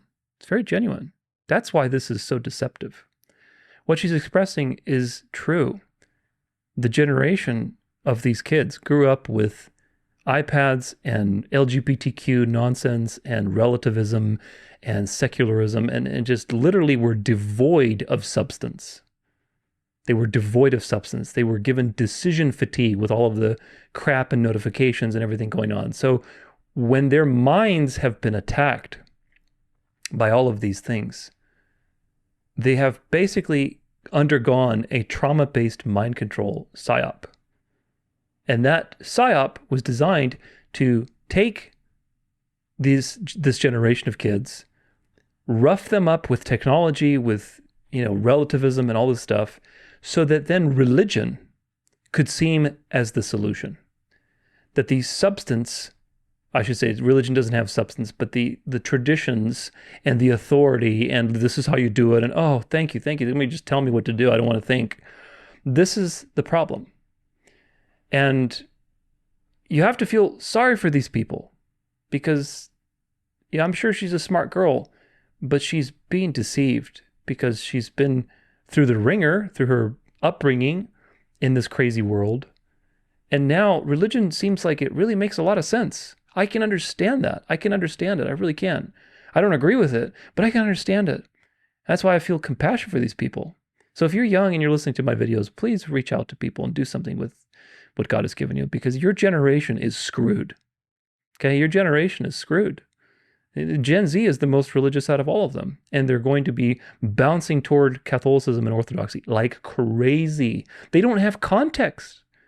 My generation, generations before, Generation X, the boomers, whatever, all these people, like, you have some hope in the sense that, yes, there's deception on every generation, but, we lived before the internet. We went outside, we played in tree houses, whatever else. Like, we have context. When you're 20, 18, 17, you don't have any context. And as a result, religion seems like that's the solution. We've got to go back to this because that seems like it works. It's so much better than all this LGBTQ relativistic nonsense. And that's the point. And this is happening on the scale of tens, hundreds of thousands of children today, which is just sad. Just sad. But they always go after the young. What do you expect? Satan goes after the weak, and he traumatizes the weak so he can devour them. This is from Facebook, Archons of the Ecumenical Patriarchate's post. Eastern Orthodox and Oriental Orthodox churches move toward unity after 1,600 years of separation. Now, if you don't know what the Eastern Orthodox versus the Oriental Orthodox churches are, the Oriental Orthodox actually split off from the body of Christ, from the Catholic Church, essentially. Very early on. They're actually the first to split. So when the Orthodox say, well, the West split from the East, no, actually the East was the first one to split. They were the Nestorian churches where they split off very early after the Chalcedonian councils and all these councils that were basically trying to determine the doctrine of the incarnation, which they resulted in a mystery, two natures, one person. Well, the Oriental Orthodox, they couldn't agree with that. They said, well, no, Jesus has only one nature. And so they still believe that today, and among other things. And they split off. So they've been split for, 1,600 years.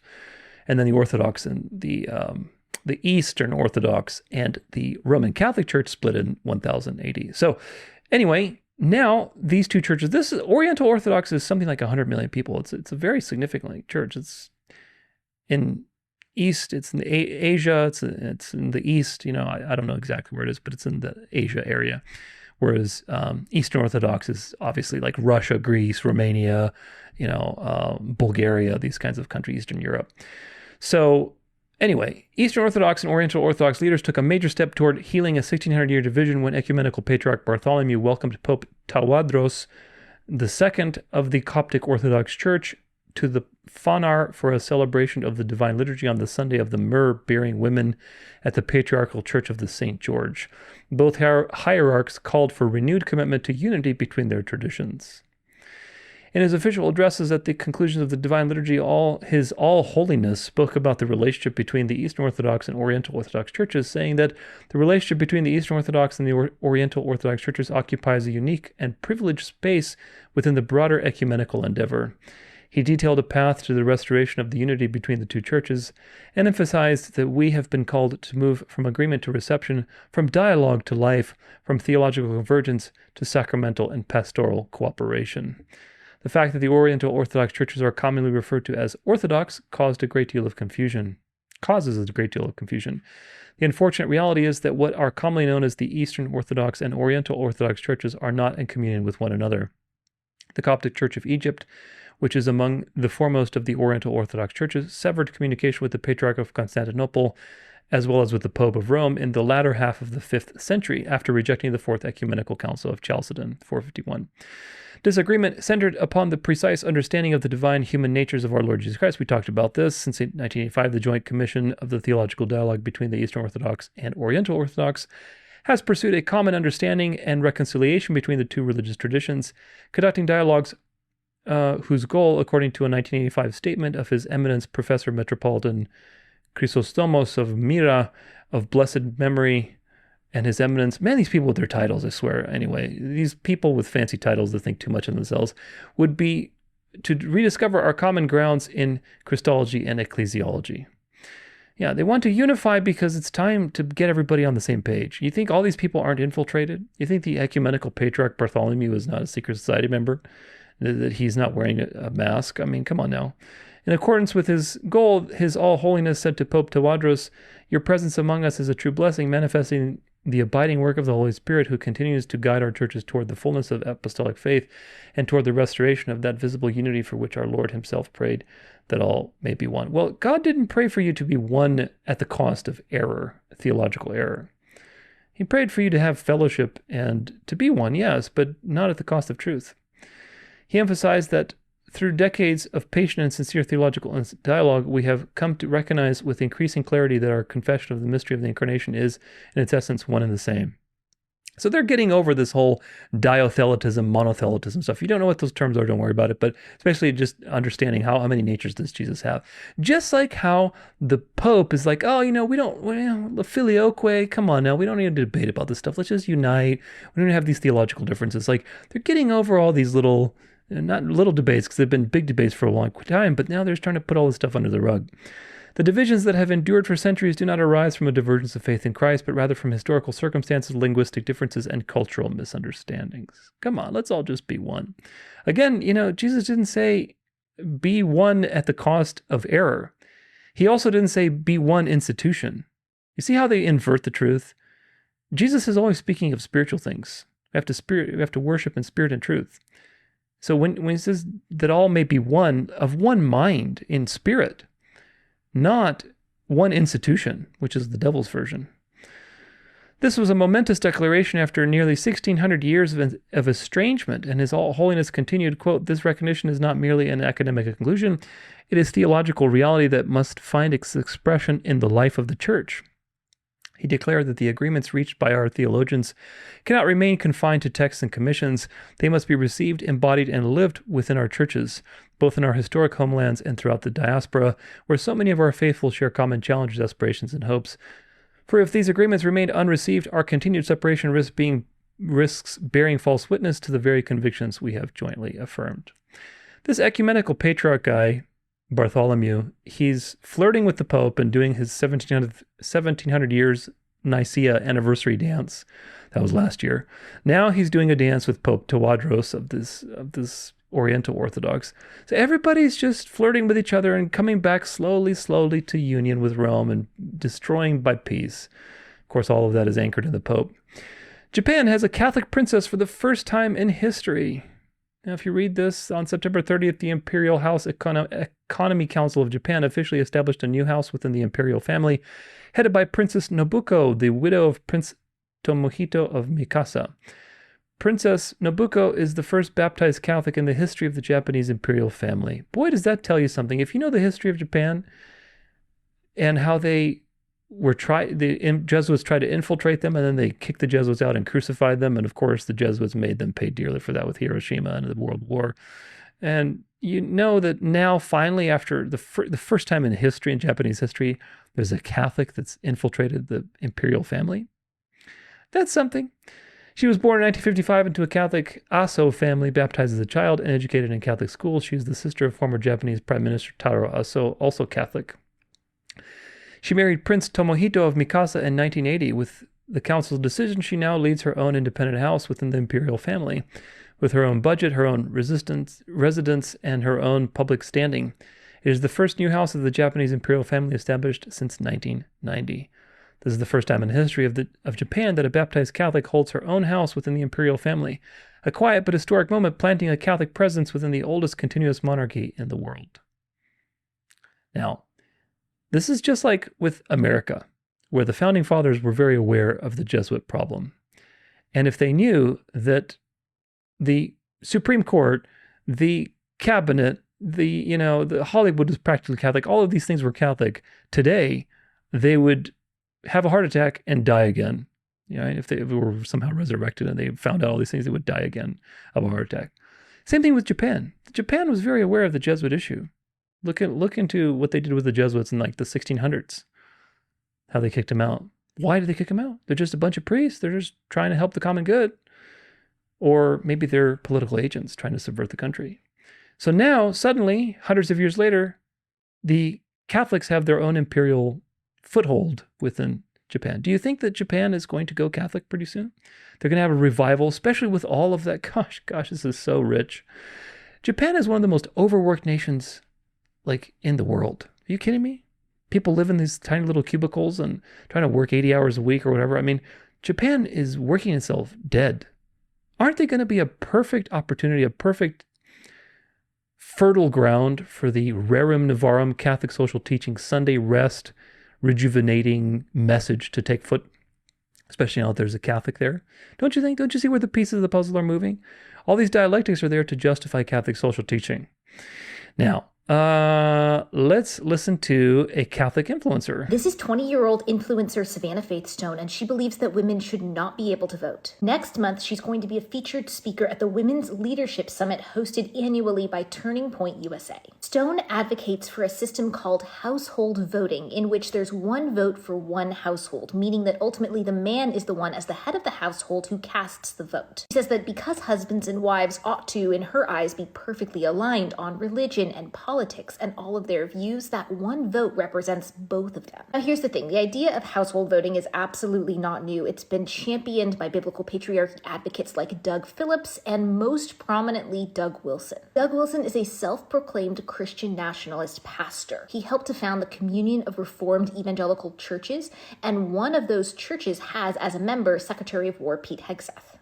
Wilson has been a popular figure in more fringe circles of the Christian right over the last several decades, but he's become increasingly popular, particularly within the last couple of years, as his national platform has increased. He even recently preached at a prayer service hosted at the Pentagon to give you an idea of how exactly his profile has increased. Doug Wilson is only ever going to have so much reach on social media, but here's the thing, there are now young influencers doing his work for him. Savannah Stone has nearly 750,000 followers across Instagram and TikTok, and she looks like any other influencer that might pop up across your feed, except for the fact that she's preaching very, very strict patriarchal ideals. She runs an online community called the Submissive Society, where young women can purportedly come together to embrace their femininity. And you can subscribe to that society for just $49 a month. And she said this in a tweet that's since been deleted. How do we make young women more conservative? You don't. You just take away their right to vote or make any political decisions. Ideas that were once confined to books written by men like Doug Wilson and Doug Phillips are being promoted now by influencers who have massive reach, far bigger reach than these men could have ever hoped to achieve on their own.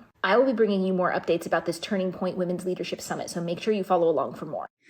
Now, this is just feminism 2.0, folks. You have to understand the devil always, once you get this pattern, I've done everything I can on this channel to expose this simple pattern. Okay? Everything is a dance. And with God, it's the dance of life, because he gives you two things to hold in dynamic balance that are cooperating together to create a mystery. With the devil, it's the dance of death, because he uses duality in the opposite direction to destroy. He always pushes you towards extremes. One extreme here, then go back to this extreme, then go back to that extreme, and then in the process, you're manipulatable and destroyed. You're not walking on the narrow road with a mystery and marveling at God. So they both of these perspectives include duality, but how do you reconcile that duality? One is the narrow road and it's a mystery. The other one is extremes that push you either to the right or to the left. With feminism, you've had however many 60 years or so of hardcore, secular, man-hating, toxic femininity. Of course, you've also had toxic masculinity as a result too. Hookup culture, all of these things that are obviously evil and very unbiblical. But the opposite is now forming, because all of this is shaping towards this final reality of Catholic social teaching, common good situation. And you've got people like Savannah Stone, who, if you look at her, I mean, she looks, look at her. She looks like any other influencer. She's glammed out. She's nice and relaxed. Oh my gosh, I want what she has. She looks so relaxed. She knows her purpose. Let me pay that $50 a month and be part of her submissive society. Oh Lord, pay $50 a month to be in a submissive society. This is what we've come to. But she doesn't care. She doesn't care if she's not voting. She's making millions of dollars off of your, feminism 2.0. Do you get it? Like, she's in cahoots with, other secret society members or whatever else. I mean, these people are all pawns, man. And either way, they don't care. They're making money. So this is just feminism 2.0, which is what you're going to see as a necessary flip to the previous ideal of liberal feminism.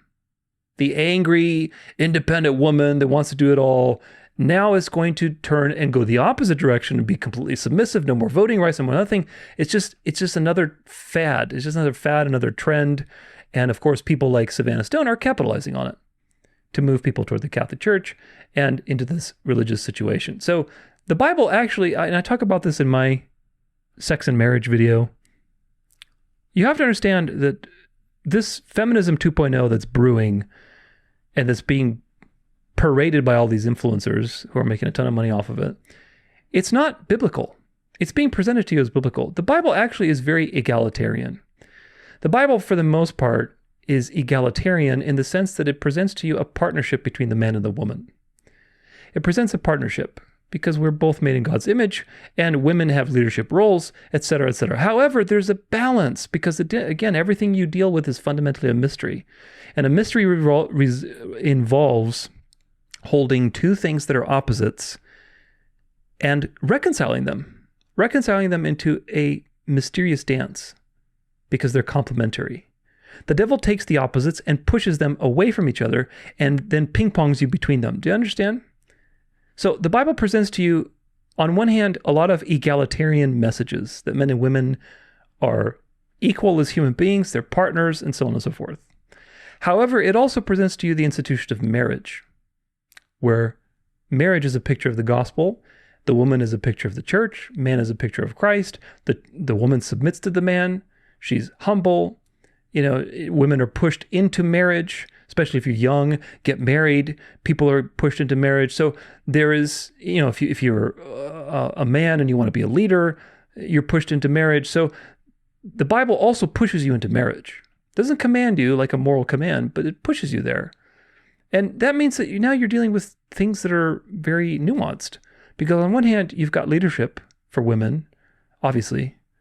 And on the other hand, you've got the institution of marriage, which demands that a woman submit to her husband. Especially if that husband is a godly husband and somebody who's pursuing Christ and he's faithful, then yes, if you don't submit to that husband, then you are being rebellious. Does that mean that there's no communication? That mean, that you have to, ask your husband for permission to drink a glass of water? No, that's what all of these crazy people who are fanatical, like Doug Wilson, who, by the way, are going to get thrown under the bus. Trust me, they're going to get thrown. They're being elevated right now to be exposed because the Christian nationalism thing is not the future. They're accomplishing some things that are helpful to shape the culture, but eventually they're going to get thrown under the bus because they're too extreme. They're too extreme. Are you kidding me? They're way too extreme for the Catholic social teaching lukewarm reality that's coming on the road. They're just like Paula White and the speaking in tongues people. All of these people need to get thrown under the bus. Nevertheless, these people are in error because they present to you a complementarian theology. So complementarian, it sounds really good, but it's actually not. Complementarian is really very hardcore pushing things towards the male side.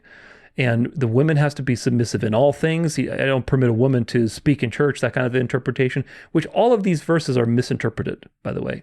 And I talk about it. You can ask Fennec about these things because I've documented quite a bit of discussion questions with these topics. Nevertheless, this is feminism 2.0. This is now the recoil of the last 60 years and where it's going. And of course, what you have at the top, you have Catholic influencers profiting and making millions off of it. So she doesn't care if she's voting or not. Are you kidding me? When you're making millions of dollars, do you care about voting when you know it's a sham?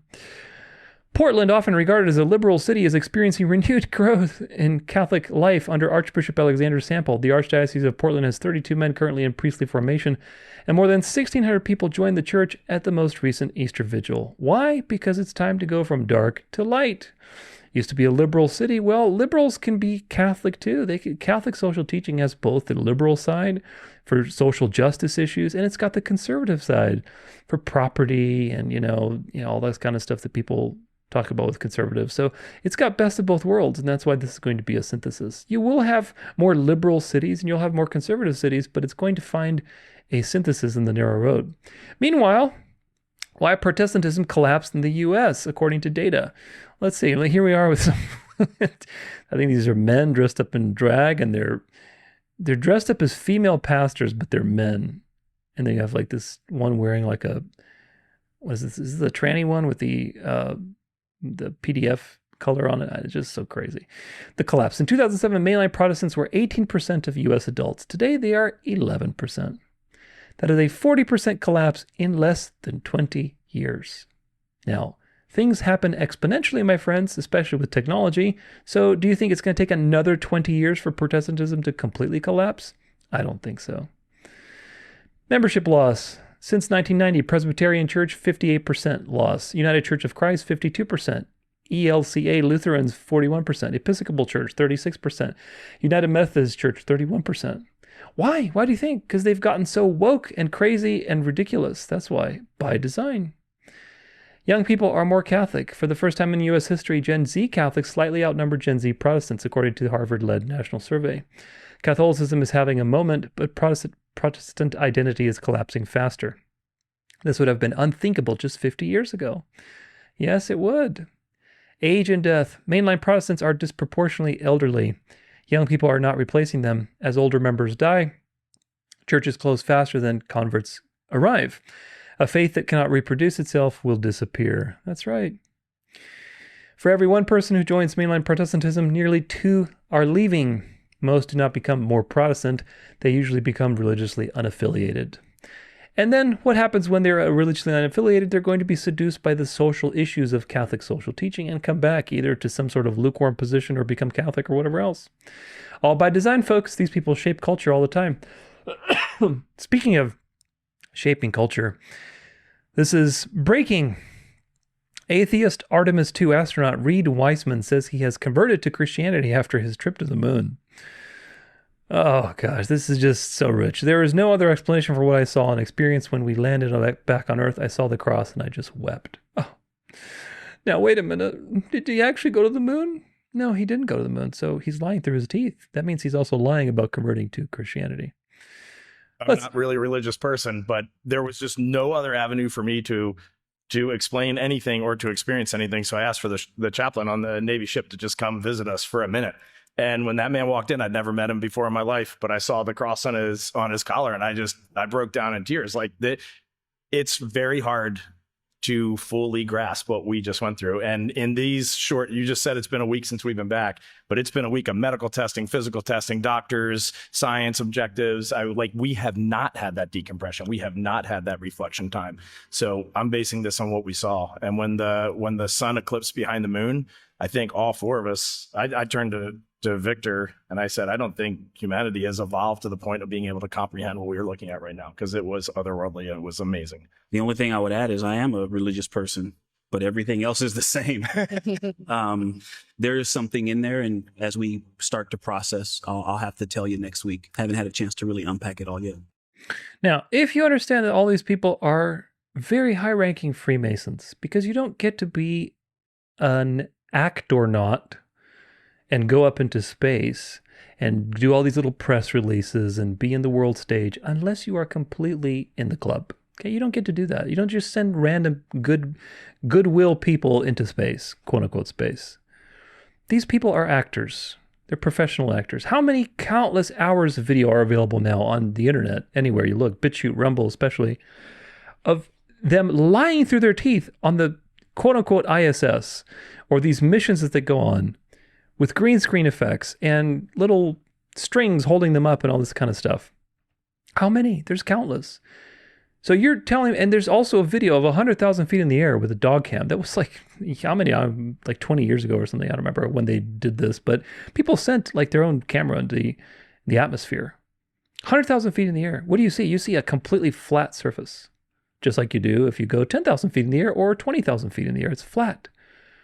The earth is flat. Now, as far as the shape, I don't know. It's a very mysterious mystery. I talk about that in my book. I also talk about that in my cosmology series, episode number 6. But, the point is this. If we see that it's flat and you go up there and you're talking about, you went to the moon, you see the globe, you see all this stuff, and oh my gosh, am I having all these experiences? What are you talking about? You're lying through your teeth then. You are lying through your teeth. And that means that you can't be trusted. Even when you say, oh, I broke down and cried, and I saw the cross, and I believe in Jesus now, I'm a Christian. Why are they doing this right now? Why suddenly now, with all of the culture shaping going on, of all the times that these people have gone into quote-unquote space, all the astronauts that have gone, now suddenly the religious message is getting pushed on people's face. The religion, Christianity is getting pushed down people's throats. Why suddenly now? Ask yourself that, especially, and why from these people who have no reason to be trusted, given their track record and the fact, the other evidence that we have. Like this. Remember when the Boeing space capsule protective window cover popped out in transit to the launch pad. So they're going, here they are to the launch pad, okay? Watch this video. Probably going to turn the sound off, but look at that. Okay. Look at this right here. Oops. Cardboard freaking stage is what it is. Yeah, let's see. They're not even aware of it, man. They're so stupid. Look at this. I mean, you're telling me that this is supposed to go into space? And you've got like these rinky-dink things that are flying up. Are you kidding me? So that means like they never, in fact, actually, if you watch the launch video, you can see them getting out of they have a little escape pods or something that they got out of the rocket. Are you kidding me? They're not going to be launched into the atmosphere with a giant rocket. They escape the rocket, right, as they're launching. And people think they went to space. So they never went to space. They're full of it. That means that this entire thing where they're talking about crying and they're being emotional on stage, like this is all a lie. They're lying to you through their teeth. They're not just like saying that they saw something else when they actually went up there. They never went there. They never did anything.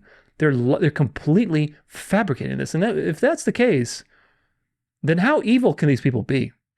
Well, when you are initiated and you're indoctrinated and you have blackmail on you and all sorts of child sacrifices that you've partaken in to be where you are, then yeah, you don't have a conscience. You just basically do at will what you're programmed to do. Anyway, more UFO propaganda. Trump's first UFO file drop includes an unexplained Apollo 17 sighting.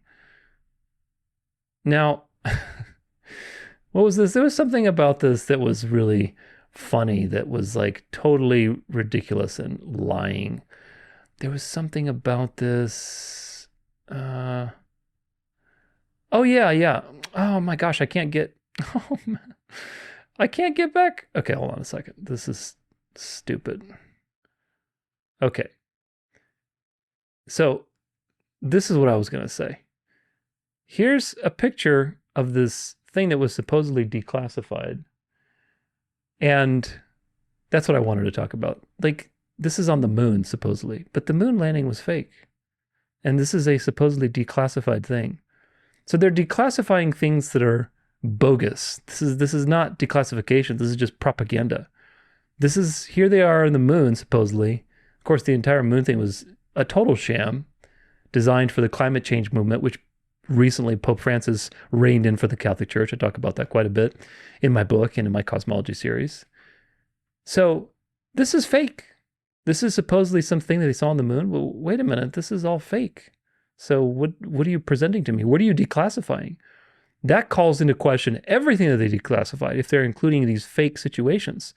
of the moon and so on. The UFO files were released today by the Department of Defense, and we got a picture of a real-life alien on our hands. Guys, here is the alien. This tweet has 2 million impressions. It says, go to page 99. There's literally a picture of how the alien looks like. Except, unfortunately, what they did is they took an April Fool's joke from a German newspaper in 1950 called the Extraterrestrial Silver Man, and they put a filter over it and changed the scale of it, and they said, here's a picture of an alien. Again, here's their version. Picture from the newspaper. If you're giving this shit more than 5 minutes of your time, if you're combing through these files, you are an absolute stone cold moron. You are a baby with a rattle. You are a dipshit. Instead of waiting for the UFO files, you could have just seen recreations in Flying Saucers from Outer Space from 1953 or the UFO Encyclopedia from 1980. Yeah, they're just trolling you, man. Well, it turns out they're just trolling you. The star-shaped UFO that some members of Congress think is an angel is actually just a flare with a parachute attached to it. And in the video the Pentagon released, you can literally see the parachute. Take a look. There it is very clearly on the left-hand side of the screen. Attached to the parachute is a flare leaving a trail of smoke. This is not an angel or a demon. Here's a very simple picture explaining how it works. The flare is dropped from an airplane, the parachute deploys, and the flare ignites. The Pentagon released several other videos showing obvious parachutes with flares attached to them, claiming they're UAPs. Members of Congress like Lauren Boebert said this is demonic, and Anna Paulina Luna posted a picture of a biblically accurate angel, claiming that's what this was. The Pentagon also released this picture of an actual space alien, 100% real. Here's another image of it, and as you can tell, this is clearly a space alien. There's no other explanation. Except it's actually a 1950 hoax photo published by a German magazine as an April Fool's joke. And it's on the official Department of Defense government website. Page 99, you can check it out yourself. This is pathetic. Now, there's another level to this that I think is interesting. And I've talked about this before. Again, I don't know where they're going to go with it. But anytime they're doing, like, this is really stupid. This is really obvious. Do you get it? Like, they're not that stupid. Okay? When they give you these little breadcrumbs, just like they did with the Q Psyop and all of these things with Trump and Epstein, they're making you hunt for secret knowledge so that you can come to a particular conclusion. This is Gnostic Indoctrination 101. This is a initiation. So when they declassified the UFOs, and all of this stuff is like BS, it's just BS, with the moon landing, with the fake hoax alien, with the flare, like this is just nonsense. What do you think is that going to do to people's understanding of space, of heliocentrism? I don't know. It's really sloppy. And I've noticed, especially in the last 2 years, beginning with that whole Antarctica,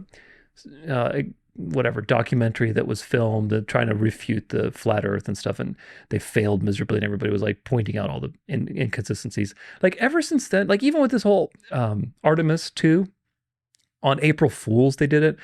It's so obvious what they're doing. They're mocking the crap out of people. And I'm wondering, why? Why are they so sloppy this time? Why are they so obvious and giving people these reasons to completely doubt what they're doing? Are they preparing to collapse heliocentrism? I don't know. Could be something. Because this is really bad. I mean, this is really, really bad.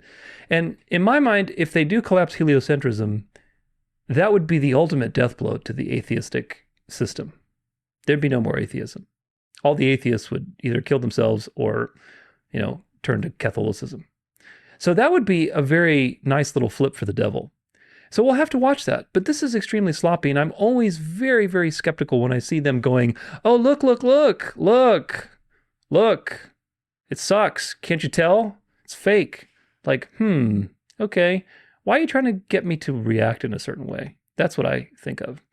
And of course, you've got the Vatican all over it too. Space and humanity at a crossroads, a new frontier for the common good. There it is. There's your 1333. Do I agree to your cookie policy? No. On the occasion of the launch of the NASA Artemis 2 mission on April 1st, the Caritas in Veritate Foundation has released a video featuring reflections and perspectives on space exploration and the principles that should govern humanity's relationship with it. Archbishop Ettore Balestrero, in an interview with Vatican media, affirms that, quote, space must remain a a common good with clear legal norms and a sense of responsibility toward all humanity and future generations. Of course. So what does this tell you? What does it tell you when the Vatican is talking about space and the common good? It tells you that everything you see with space is fake, and it's designed ultimately to bring the world under the beast. Like I said, the moon landing was not just to deceive people and to launder money through NASA. The moon landing started the environmentalist movement, which gave rise to papers like Limits to Growth by the Club of Rome, which started the overpopulation narrative, taking care of the earth, climate activism, all this kind of stuff, which only recently, after it had blossomed and developed, which is what they do, they let these things develop and blossom, and then they take over them. They rein them in because they have the authority of the God of this world. They let environmentalism blossom and blossom. We got to save the earth because it's the only planet in the solar system, blah, blah, blah, blah, blah. Then Pope Francis came along, issued his remarks through his encyclical, Laudato Si, and now environmentalism and climate change are part of the Catholic social teaching agenda. See what they do? They let it grow and then, whoop, gobble it up, and they, put it into their system. So now you see space as the common good. And of course, if you study the history of cosmology, at least in the last 500 years, the Vatican and Catholicism has been all over cosmology. They've always tracked the movement of the stars. They want to understand what's happening next. They use astrology. They use all kinds of things because they're very concerned with time and history and being able to predict things. So the Catholic Church has used its churches to track the stars and the movement of the sun for centuries. And they've also contributed to heliocentrism and the development of all this stuff for more than any other institution on earth. So anyway, learn about how heliocentrism is Catholic in my heliocentric conspiracy series. But moving on. Catholic Tradition and Evangelization on Facebook says, Bruno Mars opened his show by praying for God's protection over the audience and closed it by making the sign of the cross. All I ask is that you watch over and protect everyone here tonight.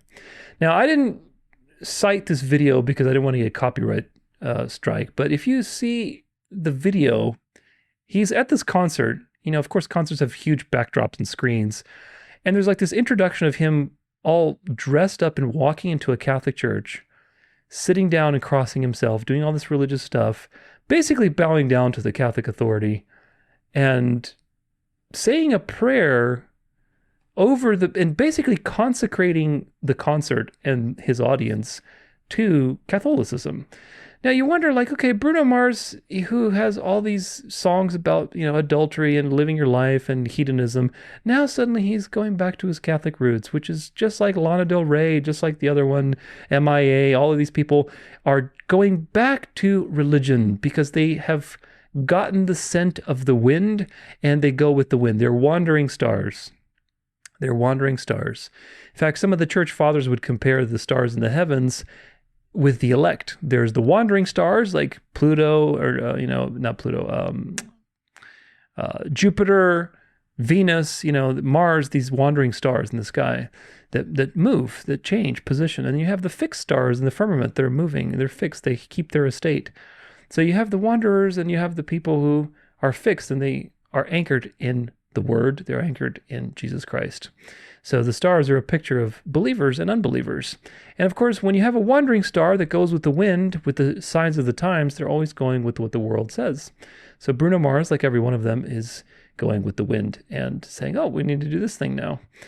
Union of Orthodox Journalists of America says, Ecumenical Patriarch Bartholomew of Constantinople has stated that increasing numbers of Muslims are voluntarily converting to Orthodox Christianity, emphasizing that the Church accepts those who come freely while rejecting any form of coercion.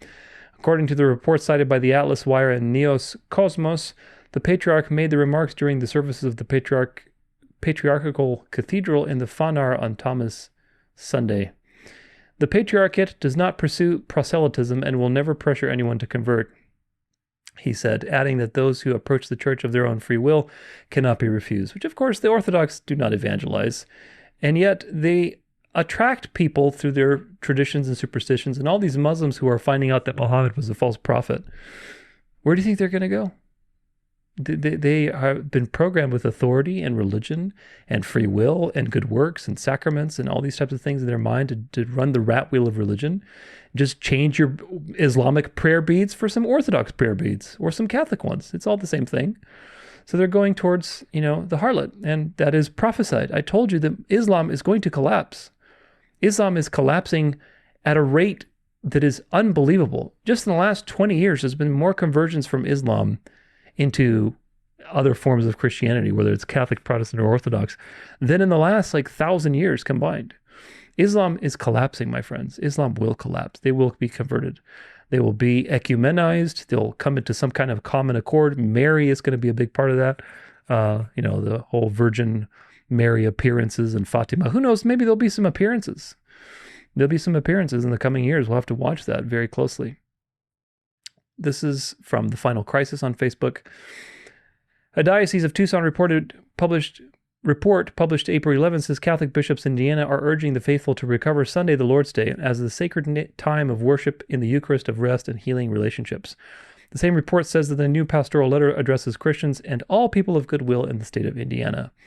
Their reasoning is important. The bishops place this appeal inside the framework of integral ecology, arguing that social, economic, and political problems are not disconnected from environmental problems. What I just was telling you about, that environmentalism has now become moralized. Now it's a moral issue. Now pay attention to that. And that, quote, the human ecology and natural ecology are united.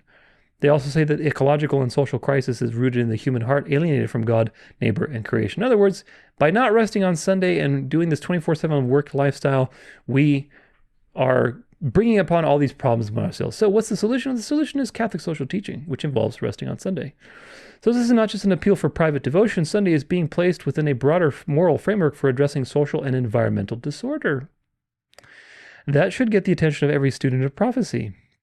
We are watching familiar patterns develop. Sunday is increasingly framed not only as a religious practice, but as something beneficial for society, relationships, and the world. Once that case is accepted, it becomes much easier for church and state to move from persuasion to pressure and from pressure to law. Revelation 13 warns that the final crisis will center on worship and authority. The mark of the beast is not mere Sunday church attendance. It is enforced false worship in defiance of God's laws. When Sunday observance is exalted by human authority and then enforced, the mark of the beast, that's the mark of the beast crisis. Yeah, and that's what it is. It's not about going to church on Sunday. It's not even about resting on Sunday. It's about obeying the authority of the Pope and committing to that authority even when persecution begins.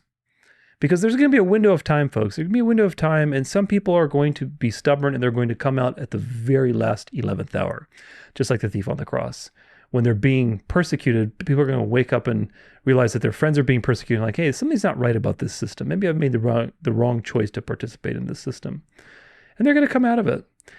But if people do not come out of the system in the short window of time that persecution begins and the system is lording its authority and people are frothing out the mouth over the papacy and they're just totally involved in all this stuff, if people don't come out of that, then yes, they're going to be judged because they've taken the mark. But you can't take the mark if you're elect. The unelect take the mark. That's the election of the wicked for Satan. That's Satan's counterfeit of election, is the mark of the beast. Because there's the mark of God and there's the mark of the beast. So there's two marks. Here's one from Advent Messenger. The Catholic Diocese of Green Bay urges businesses to close on Sundays so people can attend church or worship. Now, do you notice how all of these little Catholic operations, because Catholicism is an empire and priests and cardinals and bishops are not religious fathers that are there to help people, they're really political agents. Do you notice how all of these Catholic dioceses are being weaponized to shape culture and to influence politics, situations, environmentalism? They're very active in society. That's why these things are bases of operations. They're not actually churches or schools or whatever else. Those things are facades. April 22nd, 2026, the Roman Catholic Diocese of Green Bay, Wisconsin published an article in its On Mission magazine titled, What Does It Mean to Reclaim Sunday? The plan to reclaim Sunday involves closing businesses on that day with the aim of reshaping society around a unified day of rest and worship. The message extends far beyond the walls of the church and targets daily life, directly urging people to change their behavior and to cease buying and selling on Sundays, language that parallels the warnings of Revelation 13:17. And so on and so forth. And of course, these things are all grounded in the same stuff, but you see this more and more. And as the tide turns, my friends, as Protestantism continues to collapse, as Muslims continue to convert to Orthodoxy and Catholicism, as Orthodoxy and Catholicism unite, as celebrities start to increasingly become more Catholic, as Hollywood becomes more Catholic, as politics becomes more Catholic, eventually you're going to see more and more of these things become even more aggressive and start to demonize people who rest on the seventh day. That's your sign that things are getting really hot and they're going to get very intense very soon. You're going to see persecution. You're going to see mocking. You're going to see already some of it today, just a little taste of it. This one's rich. This is from Jesuits.org. Blessed are the peacemakers, a Jesuit call for peace. It really can't get any funnier than this. Dear friends, we are writing with concern about the growing level of violent conflict across the globe. Despite October 2025 ceasefire, the war in Gaza continues alongside a serious humanitarian crisis. Tensions involving Israel, Iran, and the United States have further destabilized an already fragile region. Russia and Ukraine remain in a prolonged conflict with significant loss of life on both sides. The civil war in Sudan has entered its fourth year and has displaced more than 12 million people. We also remain mindful of the unrest in places such as Haiti, Mexico, and the Democratic Republic of Congo, the Sahel region, and Myanmar. Now, who do you think is ultimately connected to all of these problems? The people writing to you this letter. But of course, why this is significant is you'll see. Now, as much as ever, Christians must listen attentively to the words of their Savior. Blessed are the peacemakers, for they will be called children of God. Christ calls us to be peacemakers. It belongs to Christians to reject the worldly logic of power and follow their crucified Lord, the Prince of Peace, who reigns over the kingdom in which swords are turned into plowshares. Gosh, sounds so good, doesn't it? We know that peace does not come easily. Peaceful solutions are not always immediately evident and effective. Not all involved in these conflicts are actors of goodwill. But as Christians, we know that something being difficult does not render it the wrong option. We are called not to take the easy way out, but rather to enter the narrow gate. This call pertains to everyone, not just government leaders. As Bishop James Massa, chairman of the U.S. Conference of Catholic Bishops Committee on Doctrine, recently stated, quote, "The consistent teaching of the Catholic Church is insistent that all people of goodwill must pray and work toward lasting peace while avoiding the evils and injustices that accompany all wars." Encouraged by the Holy Father and the bishops of both our countries, we ask all members of our network, Jesuit and lay alike, to work diligently for peace. All of us can and should be peacemakers. Now that's a very interesting statement coming from the Jesuit order, and you'll understand why. First, we can work for peace in our communities. It's easy to denounce a conflict occurring halfway across the world, but do we ever examine how we might be contributing to conflict and division here at home? To the extent we give way to a pernicious level of polarization and hyper-partisanship, hello Trump, we would wound our relationships and impede the flourishing of peace. No matter where we stand on the political spectrum, we need to learn to love our neighbor on the other side and listen to each other. We need to come to this middle ground, folks. Second, we can urge our government leaders to oppose the escalation of any conflicts in which our countries are involved and to divert military spending toward nonviolent conflict prevention, diplomacy, and peace building. Mindful of St. Paul's, that's who the one was, Vatican II, is Paul VI. Not Pius, Paul. Mindful of St. Paul VI's words, quote, "If you want peace, work for justice. We can demand that any settlement to conflict meets the basic standards of justice so as to pave the way for lasting peace." Doesn't the Bible tell you that he destroys many by way of peace? Third, we can pray. As the Permanent Council of the Canadian Conference of Catholic Bishops recently wrote, quote, "By uniting our voices in prayer, we believe that God can transform hearts and open paths where everything seems closed." In the face of so much violence and cynicism, it is easy to fall into disillusionment and even despair. But we must reject these attitudes for what they are, temptations that keep us from bearing fruit in the world. As St. Paul writes, let us not grow tired of doing good, for in due time we will reap our harvest if we do not give up. So let us move forward and act. Let us work for peace in our communities by reaching out to those whom we disagree with. Let us call on our government leaders to end all wars. Let us pray fervently for the gift of peace, that unarmed and disarming peace to which Pope Leo so often refers and which surely will transform the world. And when they say peace and safety, sudden destruction will come upon them. Now, the Jesuits, who have been responsible for practically, in either directly or indirectly, through all of their secret shenanigans and secret societies, the Jesuits who have been responsible for practically every revolution in the last 500 years, who have caused so much bloodshed and destabilized governments, they're calling for peace. What does that tell you, folks? If you know your history and you know what you're dealing with here, what does that tell you? It tells you that the plan is done. That's what that tells you. The plan is done, guys. The plan is done. We need peace now. Let's stop all these wars. Let's bring peace. Let's bring synthesis in the United States. It's time. Time for the mark of the beast. Time to marvel. We've destroyed the world. We've replaced everybody with our puppets. We've put central banking where it needs to go. Like, all the pieces are ready. It's time for peace. Do you get it? And when they say peace and safety, sudden destruction will come upon them. Because why? Because peace and safety is the final thing. It's the image of the beast. So all the pieces are in place. Now it's time for peace and safety. And when they say peace and safety, then judgment will come. So this is all in line with the Bible, folks. That's why I said I don't see this lasting for too much longer. This is from the Times of Israel. Trump calls on U.S. Jews to... Now, what did I just tell you? That this whole shenanigans with Sunday, eventually you're going to start seeing mocking and persecution. You're going to see what I'm talking about. Trump calls on U.S. Jews to dedicate the next Shabbat to America's 250th anniversary celebration. People were freaking out about this whole situation, but it's not what you think. In his Jewish American Heritage Month proclamation, U.S. President Donald Trump calls on U.S. Jews to dedicate next week's Jewish Sabbath to the national celebrations of America's 250th anniversary.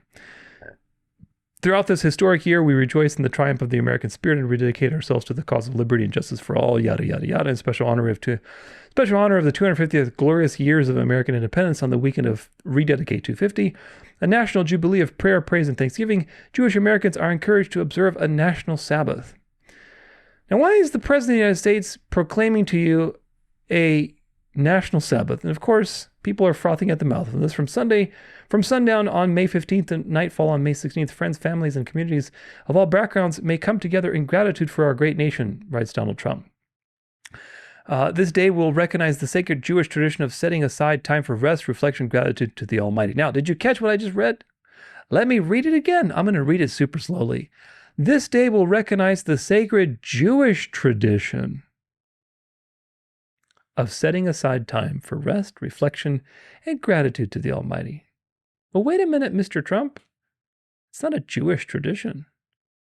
That's the fourth commandment. That is an eternal moral binding principle on all Christians. Doesn't mean you're saved by keeping the commandments. But if you refuse to keep the commandments, can you say that you're saved? Good question. So in this proclamation that has now put all of the world's attention, everybody's frothing at the mouth, why is Trump doing all this Jew stuff, Jew? What are they being educated with? What are they being programmed with as a result of this emotional situation? Because it's designed to evoke some emotions. Do you get it? And in the process, you're not thinking clearly.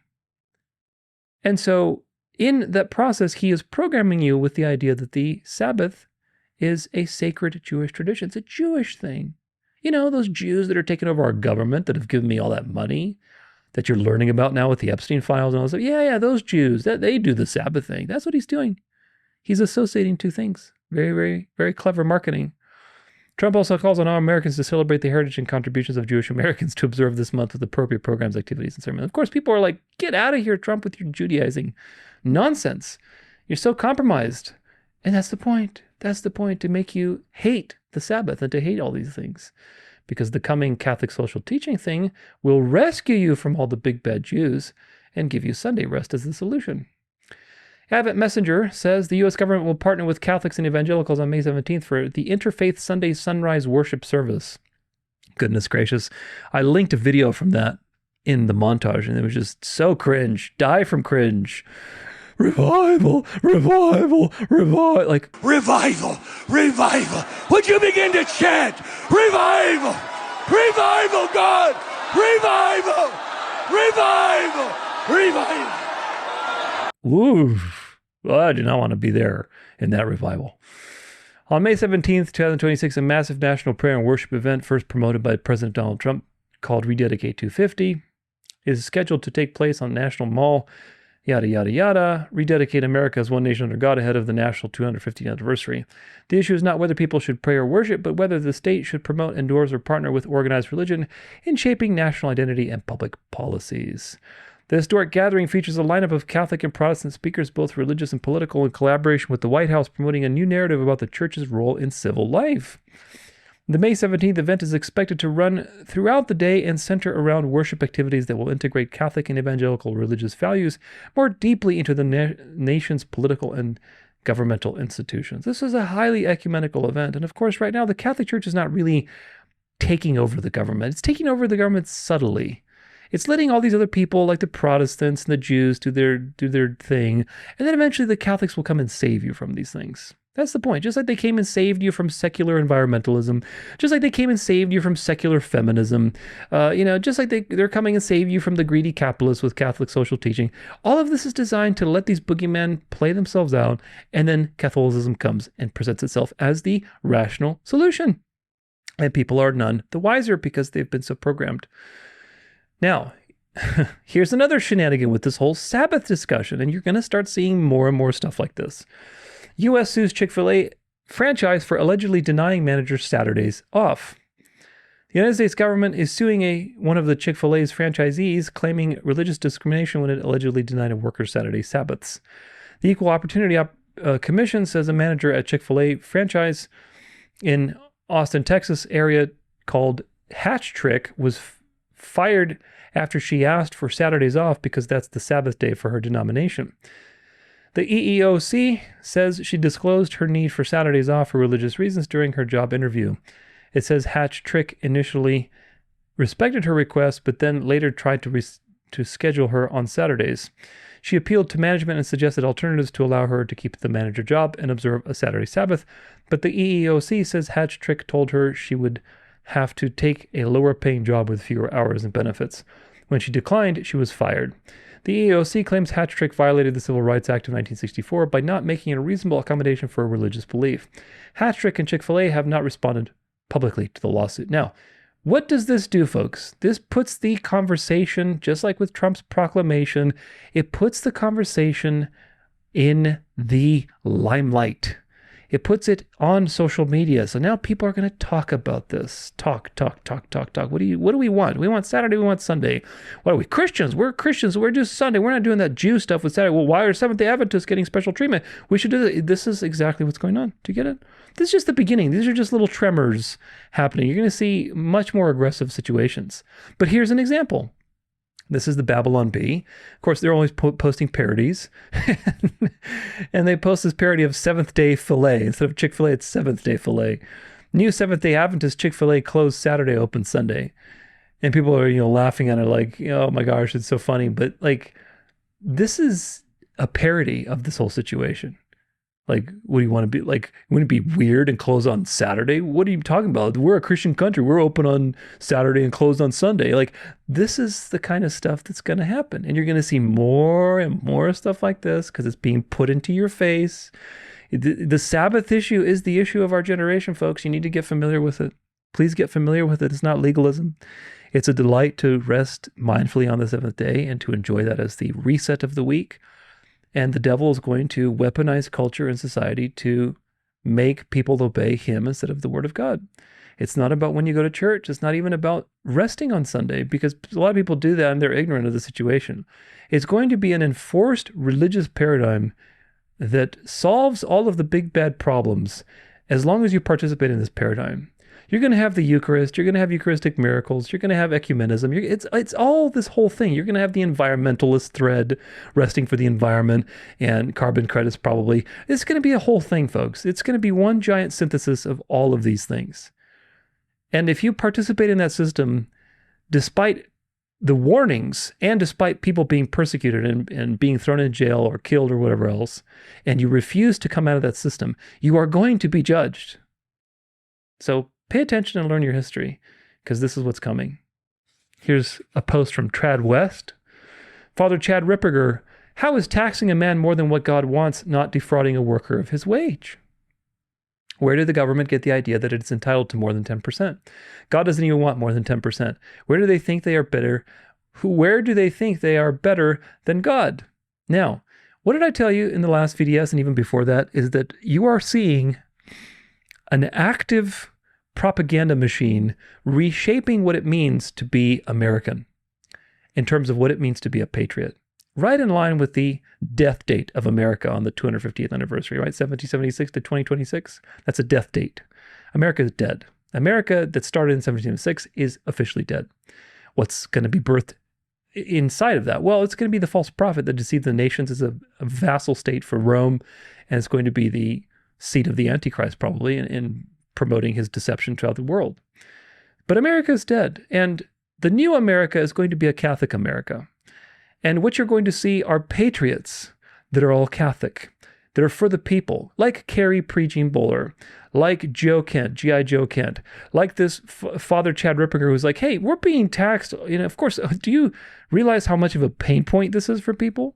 Especially with all these wars for Israel that people are going nuts over and realizing that all their tax money is being used for absolutely garbage reasons. They're not even profiting from anything that they pay in taxes, and yet we're paying taxes every year, 30%, sometimes 40%.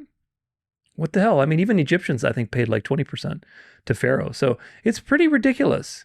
And when you have this Catholic priest come out and saying, listen, the Bible says only 10%. Why is the government taxing so much of the people? This is like all the conservatives are like, yeah, this is a true patriot. This is exactly the point. So who knows what they're going to do? Right now, the financial system needs to collapse. It's more overvalued than ever. The crash that is coming is going to be bigger than the dot-com bubble. Real estate is overpriced. Everything is overpriced. Something needs to correct. And in the space of this giant crash that's coming, there needs to be a new financial system. But that financial system is going to be reined in for the common good.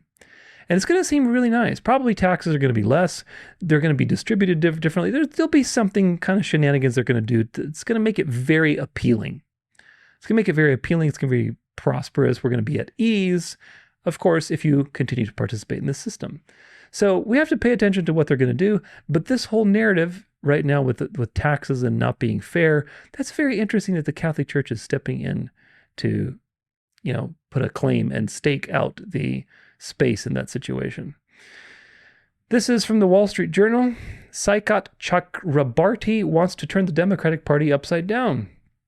Now, the title of the article is "The Tech Millionaire Who Wants to Turn the Democratic Party Upside Down." The self-described class trader made his fortune as a founding engineer at payment processor platform Stripe. He's now mobilizing his millions to try to win the congressional seat being vacated by former House Speaker Nancy Pelosi. Chakrabarti has spent the last year trying to build a name as an instrument who will overhaul the Democratic Party, which he says isn't fighting for the working class Americans.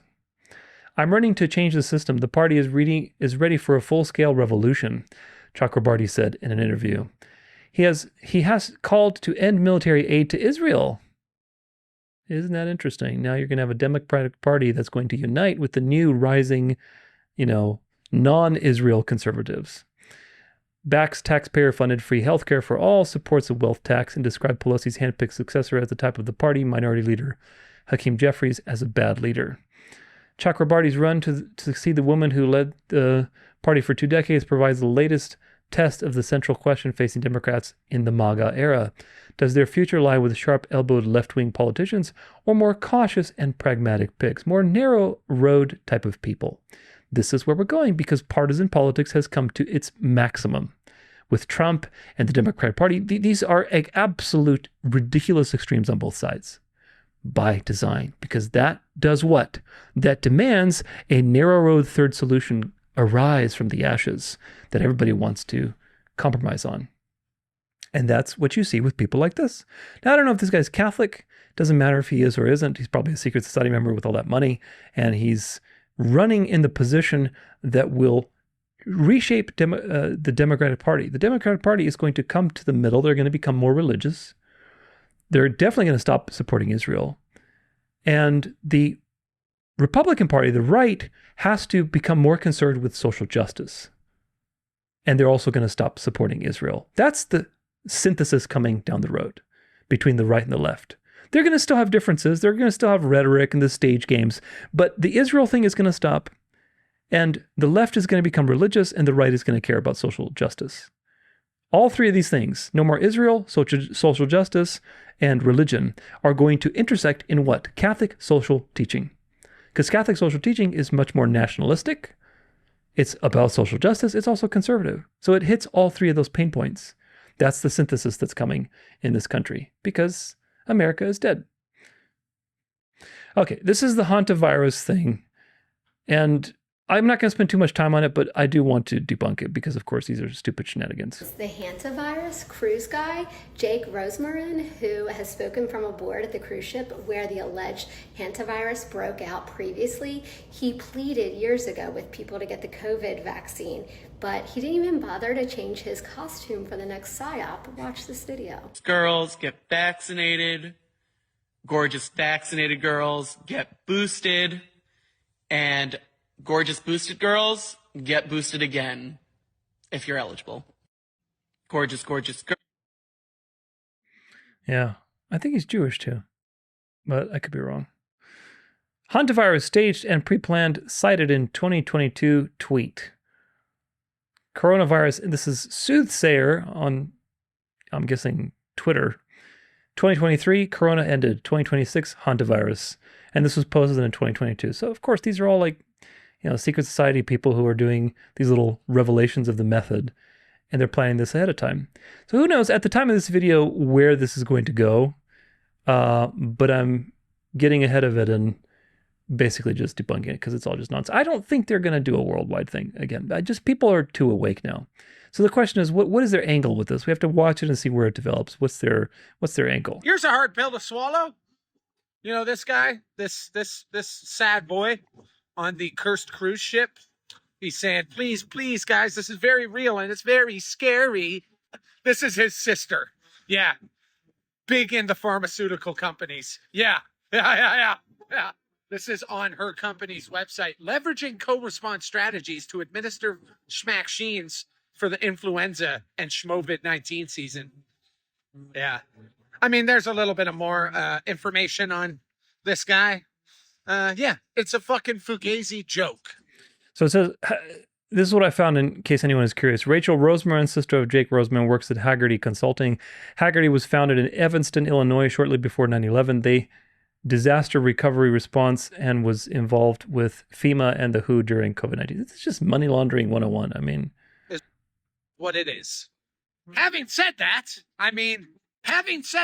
while the hantavirus cruise ship is some fake bullshit, they did probably actually release this shit into the public. Hantavirus vials went missing from an Australian bio lab back in 2021. I mean, it's the same old script. No lockdowns. Do not comply. Yeah, we'll see where it goes. You remember how there were 33 cases for all of the COVID stuff? Watch this. Today we have 33 cases. There are now 33 cases. We have 33 confirmed positive cases. So today we have 33 confirmed cases. We have 33. There were 33 confirmed. There are now 33 confirmed cases, bringing the total number now to 33. A total of 33 people in our... That's a 4-minute compilation, by the way, but you get the point. Well, I also saw something about the number 33 with the hantavirus, so I looked into it, and it just kept going. The first thing I came across was this silly, like, flashcard style video talking about 3 things that you need to know about the hantavirus. The first of which was that 3 people died while on board the cruise ship. 3 and 3. Not a big deal though, right? Well, while 3 died, there were 33 people infected on the cruise, and this wasn't even the first time. There was another cruise line called the Four Corners that also had 33 people infected, 13 of whom died back in 1993. 1993, by the way, was exactly 33 years ago. Oh, and on the most recent cruise, they were out on a 33-day voyage. Now, personally, all of this numerology or symbolism has me more worried about the sun rising tomorrow than it does the hantavirus, but let's just say you wanted to know more about the outbreak, perhaps something like the fatality rate. Well, it's about 33%. Now, it's laughable at this point, and surely there couldn't be anything else, but if you go back to Pfizer's 38-page document from COVID, you know, the one they tried to hide for 75 years, well, it contains 1,233 side effects, and if you scroll down towards the bottom, you'll find the hantavirus on page 33. All just Jesuit Freemason psyops, man. Guys, check this out. What are you, COVID cleaner? COVID cleaner? Are you for real? What the fuck? That's something out of fucking... Hey, bruv, do you really have to wear that? Do you really have to wear that? What are you doing? Why are you taking photos? You're not even doing it, you're just doing that for paparazzi. Why are you doing this? You're not even cleaning. You're not even cleaning, you're just taking photos. What are you doing? What are you doing? You're not even cleaning, what are you doing? Is this for the media? Is this for the media? Who are you? What are you doing?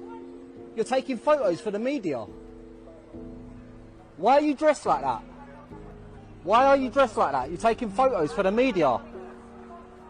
What? Helping!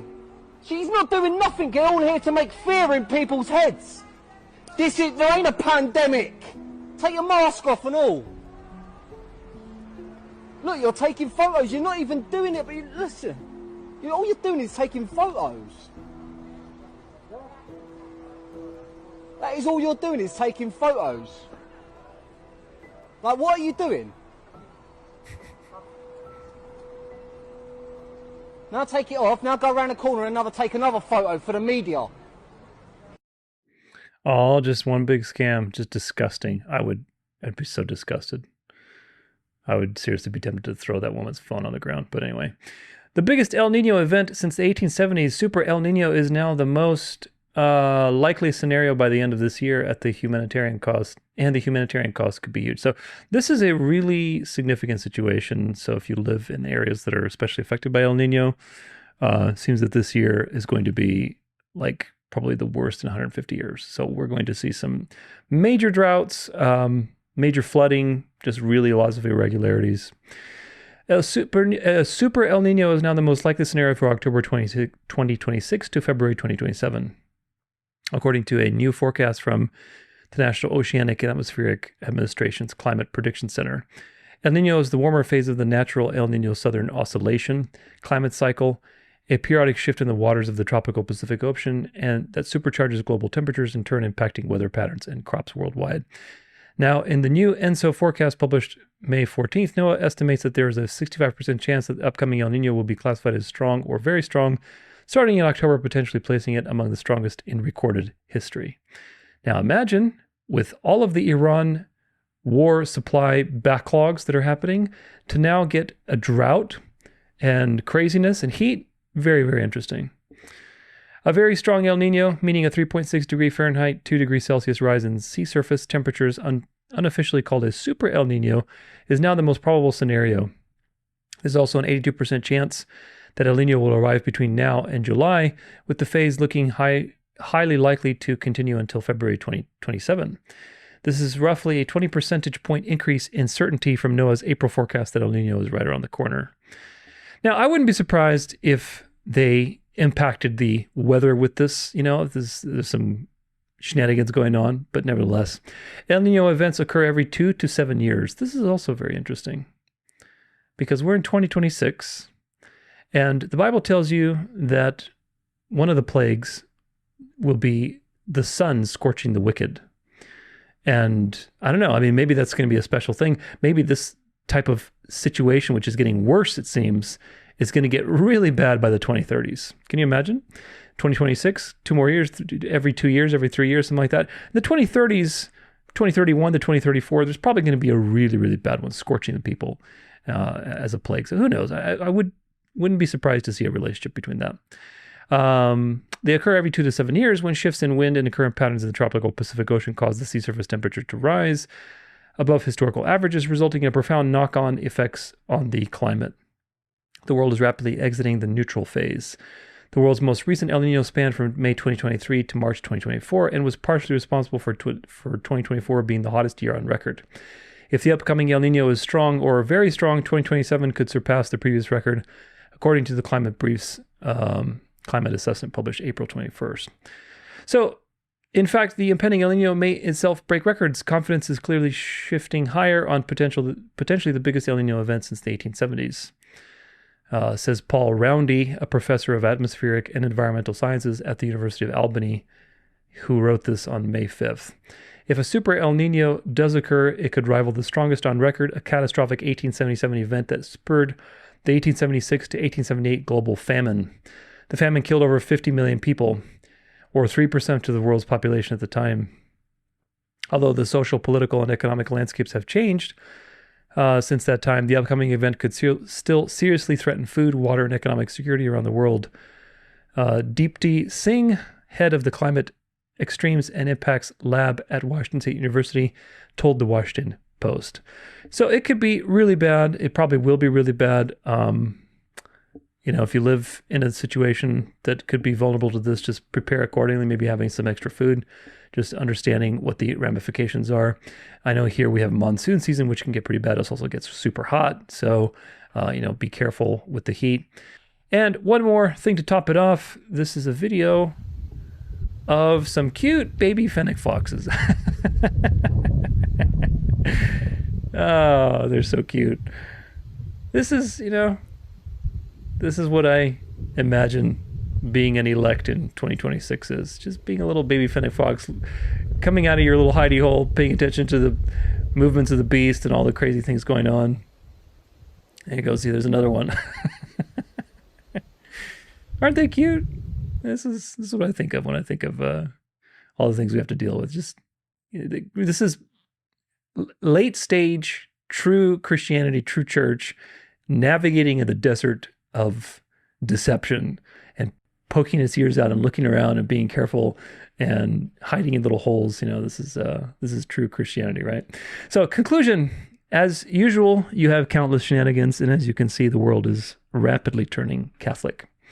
People talk about the Noahide laws and the big bad Jewish situation coming to decapitate every Christian for, believing in Jesus Christ, but that's not going to happen, folks. When Trump declared his Sabbath proclamation, people were freaking out. There's so many emails I got regarding the situation.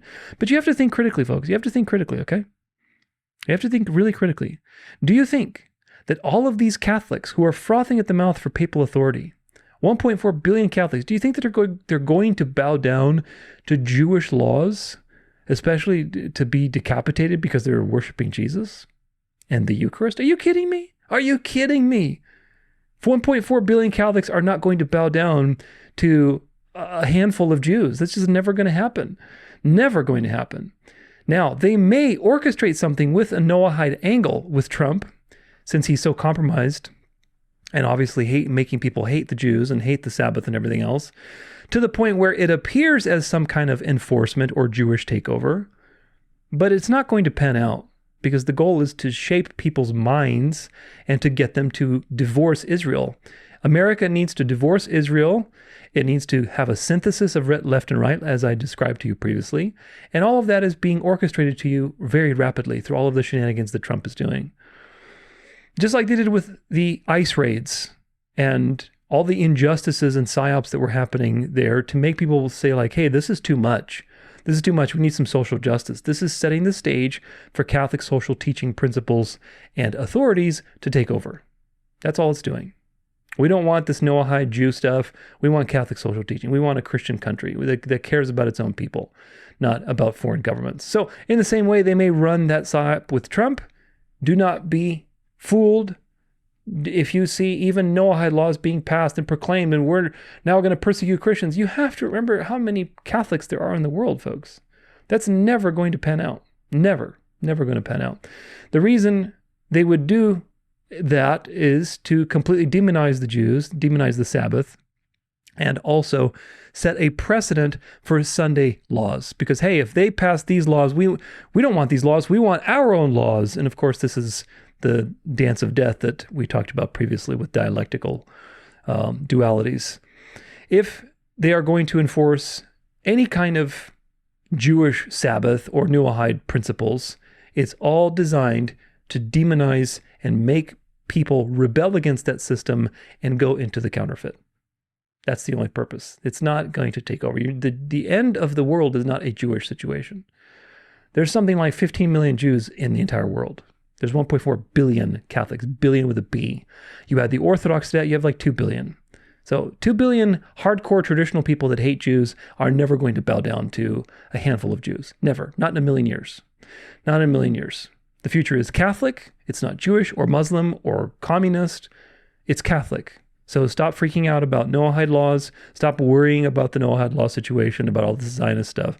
The future is people marveling after the beast. You don't marvel after Noahide laws. You don't marvel after the Sanhedrin or Shabbat Lubavitch or the Talmud or Judaism or the Kabbalah. You marvel after the beast, the one who's solving all of these social problems and who speaks so elegantly and, just wiggles his tongue in your ear and brainwashes you. There are so many people out in the world that, especially now, are waking up to the Jewish control of governments. They're not going to bow down to these things. These are just delusions. They're deceptions. They're designed to scapegoat the problem onto the obvious evil, boogeyman, which of course right now is Zionism. And Catholicism, by the way, is rising exponentially. It's rising exponentially. You don't see celebrities converting to Judaism or Islam. You see them converting to Catholicism, Orthodoxy. You see them going into the traditional religions. So remember the destination of history is Catholic. It's not Jewish. It's not Islam. It's not communist. And help your friends out of that deception. Now, another important thing to be keeping in mind is the reining in of AI by the Vatican. I've talked about this for the last 2 years. The future is not a technocratic dystopia. The future is Catholic. And little by little, the Vatican has roped in every secular movement in the world, and it continues to do so. They let these things develop outside of the church so that the church doesn't seem like it's doing them. And then they come and rescue you from them, and they take over, when in fact, really, they were promoting them all along in the shadows with their secret society members and all this stuff. So they come and rescue you from these movements, and they give them a moral purpose, which of course is the Catholic stamp of morality. This happened with climate change and Pope Francis, and it's now happening officially with AI and Pope Leo XIV. We are going to see going forward more and more dialectics with AI, workers' rights, rest, the family, the common good, all of these things that we're talking about. It's incredibly significant that the seat of the devil has now officially taken over of the AI narrative. He's officially taken it over. And that confirms our timeline of the next 8 to 10 years or so. The Vatican, specifically the papacy, has the largest audience in the world. Again, 1.4 billion Catholics plus however many hundreds of millions in other religions that respect the Pope as an authority, as a moral authority. So now, this entire AI conversation that's been allowed to propagate in the world in the last couple of years, now it's been roped in by the Vatican, and now we're talking about the common good, morality, how we should use AI for the people and rest, and Sunday sacredness and all this kind of stuff is entering the chat, entering the conversation. And of course, it's front and center, so we're going to see more of these things develop very rapidly. Now, consider the following. Consider that AI is not the end. AI is just one piece of the technocratic puzzle. If the Catholic Church just did what I explained to you, do you think they're going to leave other things alone? Do you think they're going to leave robotics and cryptocurrencies alone? No. Robotics and cryptocurrencies are next. Robotics are after the AI move, because AI is just software, it's programs. Robotics are the new frontier. AI was developed earlier and it's much easier to take over. It's just internal processes. The real problem, especially in light of the workers' rights and industrial revolution narrative, is robotics. So AI isn't even the actual issue.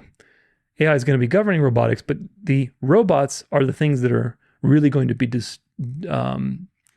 disturbing and displacing workers and calling for social justice and workers' rights and rest too. Like, for example, these poor Amazon workers that work in the warehouses, the ones that are working in warehouses with robots, their performance quotas are absurd to keep up with the robots. Otherwise, they get fired. And so that's an injustice. And that injustice is going to be attacked by Pope Leo. And you're going to see Sunday sacredness as the solution, workers' rights, balancing robotics. You're going to see the Catholic Church entering the chat with robotics moving forward now that AI is under the reins. And you're going to see all of these things we've talked about again, rest, family, workers' rights, common good, and all these things are going to be in the conversation with robotics. They let people like Elon Musk, who are wild and all over the place, they let these people do their thing, and now they come and rescue you from the technocratic oligarchs, and they take over it. And the robotics systems are going to be integral to enforcing obedience. So it has to happen. The Vatican will subsume robotics. It will subsume AI. It will also subsume crypto. I covered an article a year ago showing how the Roman Catholic Church was very interested in crypto and how to moralize it for the common good, so to speak. And this is yet another area that needs to be subsumed and quote-unquote rescued away from all of the evil, corrupt technocrats. Bitcoin is an easy example because it has a very shady history. It's been used for a lot of crime. Probably was made by Jesuits and Jesuit operatives. We know that a Jesuit created the HTML process, but they're blaming Epstein and they're blaming the Jews and all these different things. But nevertheless, whether Bitcoin soars or crashes, it doesn't matter. Whether it gets replaced by XRP, it doesn't matter. Bitcoin and the corruptions of Bitcoin, or for example, even Trump, which falls right into today's presentation, Trump and his grifting schemes of making billions of dollars off of these crypto schemes and scamming people, rug pulling them, all of this stuff is going to play into the narrative that Pope Leo just opened with his Magnifica Humanitas. AI is not the only thing that's going to be subsumed to the Catholic Church. Robotics are next, and so is cryptography and cryptocurrency. Because these crypto things are the wild, wild west. There's no regulation, there's no morals, and it's a perfect opportunity for the Catholic Church to come and rescue you from this problem, especially in the light of a financial collapse that is coming. Do you get it? Especially with the Super El Nino and the famine, and all the stars are aligning for the Catholic social teaching thing to come and rescue the world. And it's all in step with what the Bible predicted a long time ago. So, expect the church to be highly involved in robotics, in cryptocurrency in the coming years, along with AI, because all of these things will be used to enforce the image of the beast. In this way, little by little, yet very quickly, the papacy is going to take over artificial intelligence, robots, and cryptocurrency.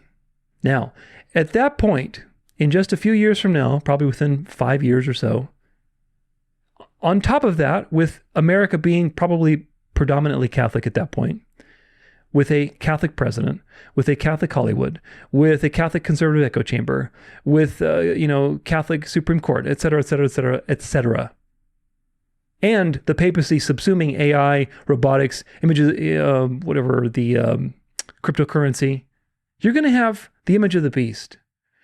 Do you really think that Satan is not going to enforce obedience to his system when all of those stars align that I just mapped out?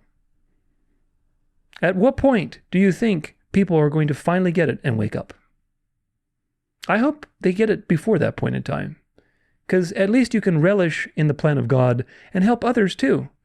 Because it would be a shame to wake up in the 11th hour and be like, man, I missed all that time when I could have been awake. Nevertheless, everybody who's going to be saved will be saved. So that's good news, but people are going to be largely enamored by all of these things being for the common good and having a moral authority. And finally, there's a moral regulatory thing going on and there's no more evil technocrats and everything is seemingly aligning with the will of God. That's what people are going to do, the most of the people. So time will tell. We'll see what happens. Now, I'm going to take a quick break. We'll be back for some more, starting with the Shooter Psyop that was going on recently.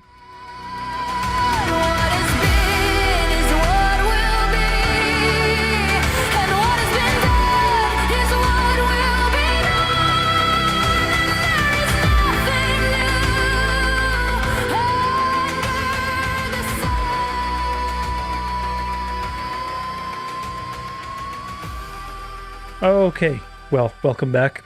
Now, I'm not going to cover every stupid thing about this thing, and probably going forward, if these things happen, unless they develop into very serious situations, I probably will not cover them. But just for the sake of documenting it, we will talk a little bit about the shooter, because it was just the usual psyop false flag. I've said before, my goal is kind of to draw back down on these things. So if these things happen on a regular basis, just realize that I'm not super interested in them. So don't send them to me. I will find about it. I will watch and see where these types of things develop if they continue to happen. But as it is, I think they're just distractions. I really do. Nevertheless, here we go. Trump has skipped every correspondence dinner during his time in office except this one, and suddenly there's a shooter in the lobby. Okay. Now notice also the reaction that people are having. They're waking up, they're figuring out, they're very skeptical, and people are even starting to go back and question his Butler assassination, which of course was staged. But this is very interesting. This is the third time someone tried to kill that man. It's not news anymore. I'm trying to watch the playoffs. His approval ratings are so bad that staged another assassination attempt to get out of the White House Correspondents' Dinner. Don't worry, guys. She saved the president again. She's unstoppable. This totally incompetent actor, Secret Service agent. I'm glad the president wasn't killed tonight, not because I like him, just because I wanted to see him lose the midterms and be thrown in prison. So this is it just shows you how much people keep this in mind for our final section today, because the final section we're going to talk about the Trump and Pope dynamics. But keep this in mind, because this is all contributing to people hating Trump and being totally disillusioned with politics and wanting a better solution. That's what this is all about. So anyway, let's see some more. A gunman somehow managed to not only pass facial, retina, and earlobe recognition technology and defeat body scanning technology after he also managed to break through multiple layers of scanning with 5G and 6G technology that can show security just how tiny your manhood really is. False flags for Daves. It's unreal how dumb they think we are. Well, I don't think they know that they think that you're dumb, but they're playing dumb themselves. Do you get it? They're playing dumb themselves to make these things increasingly more obvious, because this is part of the initiation into the Gnostic future that we're going into, where basically you're given secret knowledge and then you're learning the truth. Why does every shooter have a manifesto? Most shooters' manifestos remain classified, so they don't inspire more would-be shooters. Why did they release Cole Allen's manifesto almost immediately? Why in unison was this all about Trump's ballroom? Suddenly, by every MAGA account that exists, most that are known to be operated by the White House themselves. This is why we need Trump's ballroom. Thank God President Trump is building a ballroom. This is the same day that, once again, a judge halted construction on the White House ballroom. You mean to tell me all of these people, the Secret Service, Melania, Trump, Vance, Hegseth, Caroline, Mark Rubio, are all in the building during an active war, and we allowed people in the building with a... Okay. When were regular civilians allowed to just take pictures of assailants on the floor like this? And not only that, they uploaded the video, the footage of everything happening immediately after, of the Secret Service failing to do their job, and of every single person being ushered out. And then they went on to finish the speeches and finish the event. Today, all the political commentary around it is that the attempt last night just secured the Republicans' win for the midterms. Look at 2024. The left has lost once again. This has 856 reactions, and 834 of them are laughing. I don't think people are buying it. And if they are, then this should make sense. Every school child in America should also have private $400 million ballroom to protect them. Yeah, people are figuring it out that this is a corrupt system, and we need a different solution. This is injustice. This is fakery. This is corruption. We need something better, and that solution is going to come from Papa Leone. Suspect in White House Correspondents' Dinner shooting wrote of targeting Trump administration. Here's the video that Trump posted. This is super grainy, which of course only causes division, and all of this is Cole Allen, 31, accused of rushing a security checkpoint armed with a shotgun, handgun, knives, and exchanged gunfire with law enforcement. So he supposedly had this manifesto. I mean, come on, this is like what she just said. This is so obvious. This was displayed less than 24 hours prior to White House Correspondents' Dinner. So this display... Dear President Trump, this building is the Washington Hilton Hotel. You'll soon be arriving here as the guest of honor at the White House Correspondents' Dinner. But the fact is, you, the President of the United States, are right now engaged in a massive cover-up of Jeffrey Epstein's crimes. To date, your administration has only released about half the Epstein files. Of those that have been published, hundreds of pages have been blacked out entirely, and the names of many powerful men have been redacted, including, in some cases, your own name. Where you have been named, the files are damning. In one email from 2011, Epstein wrote to his accomplice, Ghislaine Maxwell, expressing surprise that you hadn't yet been publicly accused of complicity in his activities. Epstein emailed Maxwell saying, "I want you to realize that the dog that hasn't barked is Trump." Maxwell replied saying, "I've been thinking about that." In an email from Epstein to author Michael Wolff, Epstein said of you, President Trump, quote, "Of course he knew about the girls." You recently admitted on Air Force One that you were aware young women were being recruited from Mar-a-Lago by Epstein. When you were asked whether one of them was the well-known Epstein victim, Virginia Roberts Giuffre, you replied, "I think she worked at the spa. I think so. I think that was one of the people. Yeah. He stole her 2 years after Virginia was recruited from your club, you told New York Magazine that you thought Epstein was a terrific guy. You said, quote, "He's a lot of fun to be with. It is even said that he likes beautiful women as much as I do, and many of them are on the younger side." One release file shows you flew on Epstein's private jet, dubbed the Lolita Express, at least 8 times. Then, you lied about it, like you've lied about so many aspects of your relationship with Epstein. The fact is, Mr. President, you knew. Release the files, end the cover-up, now. So this was posted like a day before the thing. And of course, this is just absurd. I can't imagine any other. I mean, there's been some presidential scandals in history, but this one definitely takes the cake. Trump definitely takes the cake for absolute corruption. They're all corrupt as far as I'm concerned, but Trump is definitely the most obvious and the most damaging of all these corruptions. And that's by design, because now you have an American Pope, and you're going to see continually the absolute utter failure of Trump. Trump has to be the biggest failure in American history. He has to be. Because America is dead, and it's time to resurrect America in the Catholic image. And it's right on time. So you're going to see more and more of this stuff come out. Anyway, back to Cole Allen. Shooter Cole Allen seen here in an Instagram post wearing an IDF sweatshirt before his private profile was removed. Of course, who are they going to blame? They're going to blame the Jews. Of course they are. You think the Jews are the only ones in the world doing things? What about the CIA, the Jesuits, the FBI, the Knights of Malta? What about all these people, Freemasons? Pop quiz. Whose facial reaction does not match? Like, literally, this is the most expression I think I've ever seen Melania give, despite whatever Mar-a-Lago Botox procedures that she's had done. That's a lot of shock right there. Equally, this guy and this girl, absolutely shocked that there is a pew-pew going on at the White House Correspondents' Center. Not the Orange Overlord, though. Nope. He's either smirking or so deep into his dementia that he has no idea what's going on. But he knew enough of what's going on to hop on stage right after all that happened and said, because of the shooting, we're going to have to build a ballroom. I know we don't build ballrooms every time kiddos get shot up, and thoughts and prayers should suffice, but for me, we're going to need a ballroom. Now, if you remember when he got his ear pierced last time, that was also right before the elections happened. Just like he's firing this up before the midterms.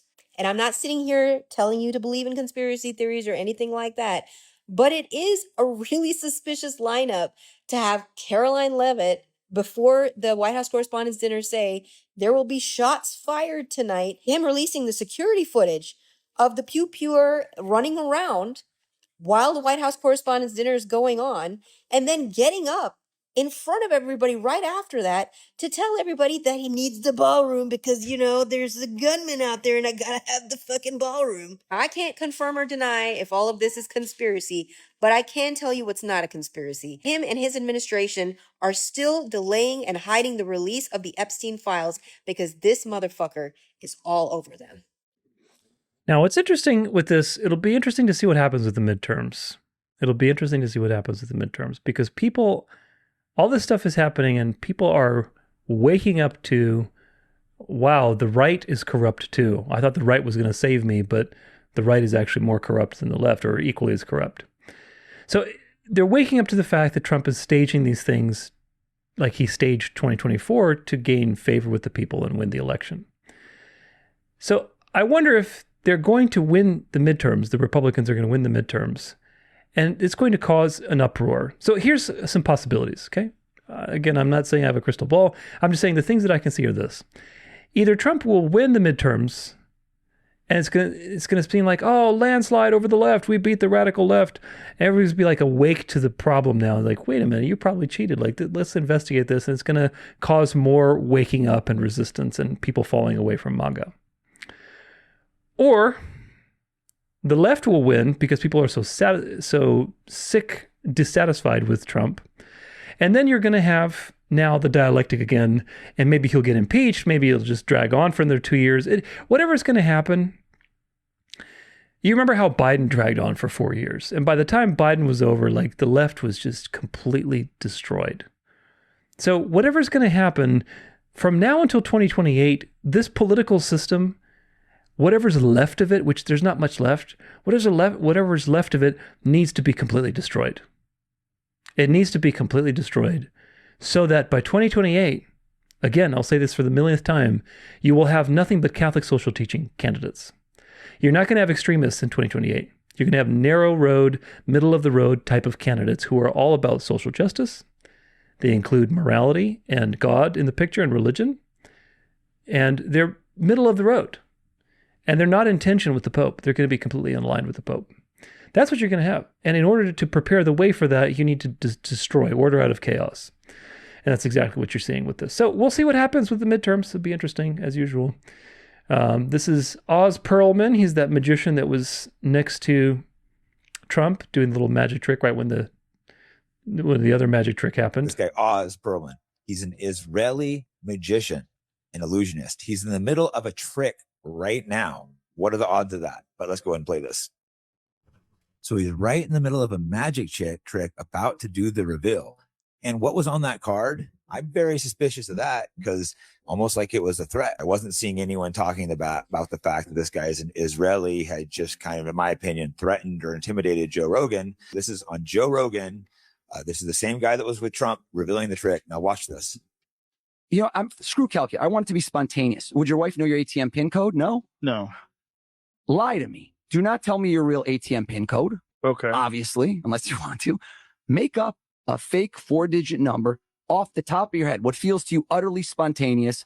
Okay. When I say go, 1, 2, 3, 4-digit code, random, go. Okay. Say it. 2020. 2020. Okay. I think the first number of your code's a 1, isn't it? Your real PIN code. My ATM PIN code. As you can see, Joe Rogan doesn't like this and knows exactly what's happening. Should I only show this to you? Sure. Only show it to you. Yeah. Can we acquiesce that the first number I got was correct? Yes. Okay. Now, you did repetition. So I'm only going to ask you one more question. I'm not looking for answers. The last number is the biggest, isn't it? You can see Joe Rogan is not comfortable right now. Yeah. I'm showing this to you.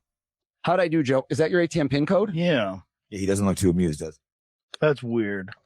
I'm skeptical because I've got that PIN code in the mail. You know? Yeah. So basically he's saying they know. That's like a warning. They're saying, we know, we're watching you. We have your PIN code. Joe Rogan has children, you know?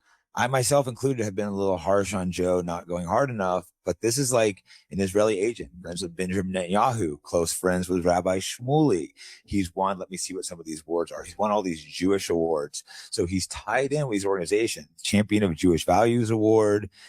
He went to Israel with Sheldon Alders, lady who bought Trump so who's pushing this war, the reason we're going to war. This guy isn't just some random Jewish guy.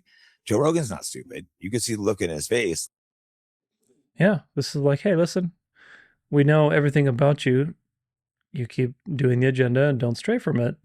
And of course, Joe Rogan is controlled opposition, controlled psyop. I mean, he appeals to a particular crowd. And now you've seen Joe Rogan recently become more religious and more about God now too. So I've talked about Joe Rogan. He will appeal to a wide variety of people who are probably mostly atheists or New Agers or secular people, and he will have his own transformation too. But nevertheless, these people are reminding you like, hey, and to the unassuming eye, it seems like, oh my gosh, they're having fun, a little magic trick. But really what it is, it's like, hey, like, come on. Do you think the guy knew the guy's PIN number by what he said with 2020? He discerned his PIN number. Come on. It's nonsense. The guy knows exactly what he's doing. And this is a mind control operation to remind him who's boss. Same thing with the fact that this magician, quote unquote magician, was right there next to Trump doing a little magic trick right when the shooting happened. That's just really weird. Really weird. It just appears that there were many security loopholes at the White House Correspondents' Dinner last night. And I want to start by talking about the golden ticket. This was the ticket that 2,500 people received when a week before the event, which means anyone could have literally went to Kinko's and copied this. This looks like a save the date. It's just black font, some holographic gold, but on the back, nothing. No QR code to scan, no barcode.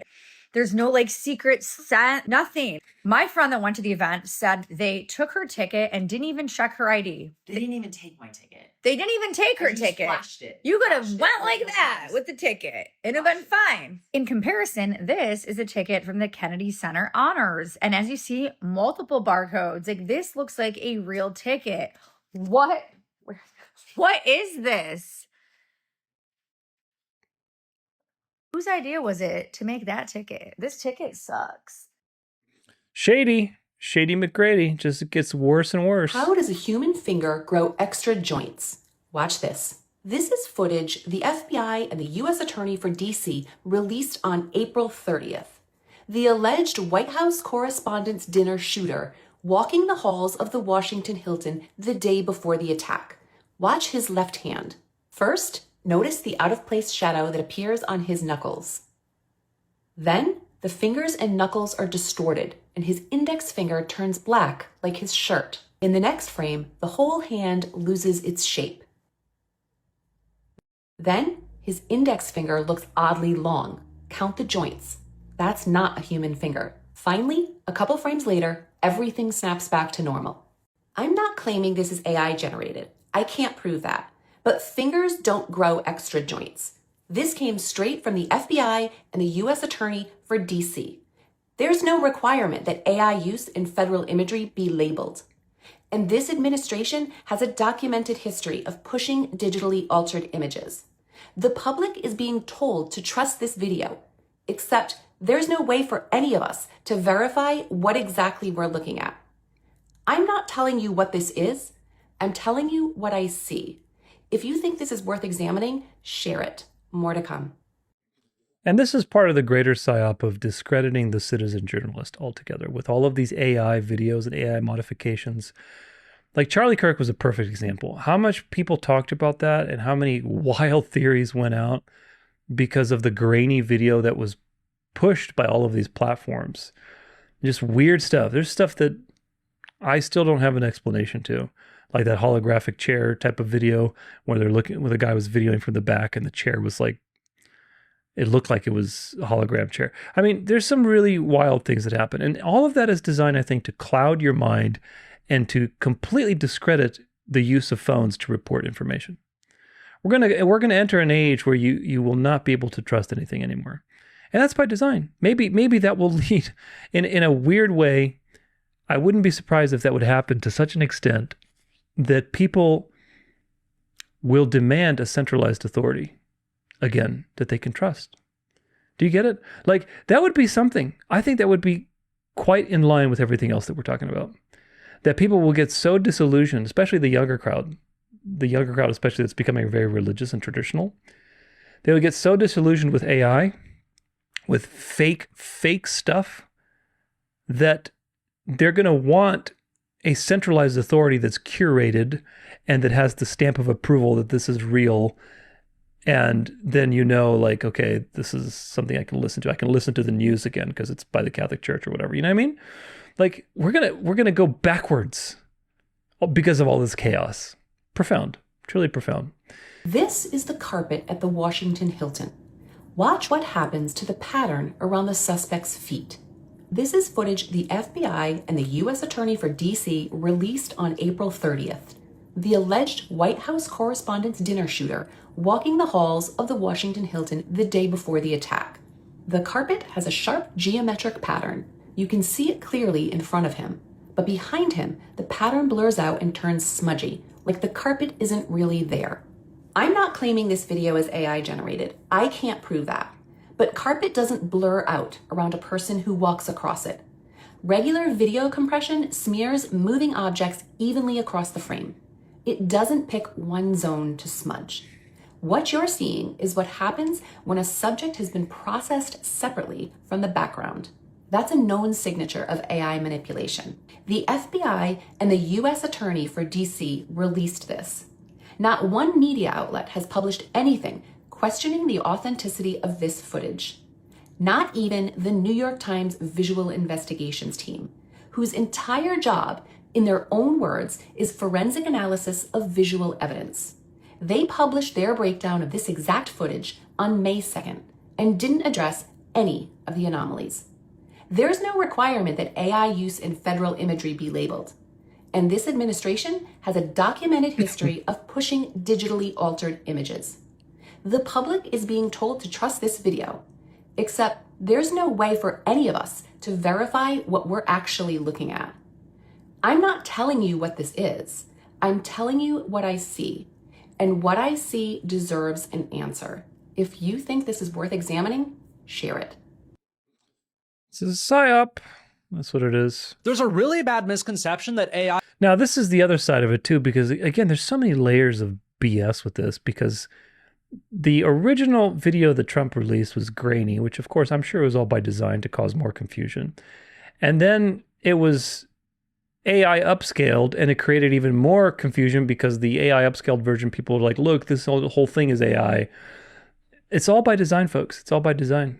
But here's another side of the story. I can enhance videos, but this is exactly why it can't. Trump posted an awful quality video the night of the Correspondents' Dinner. It's literally 10 frames per second and worse quality than standard definition. So some frustrated influencers used AI to generate more pixels, and that video got a lot of views. They called it enhanced, but if you do the math, 90% of the pixels in this video are entirely made up. And now that the full quality authenticated video is out, we can see how wrong the generated version was. This officer is wearing a hat.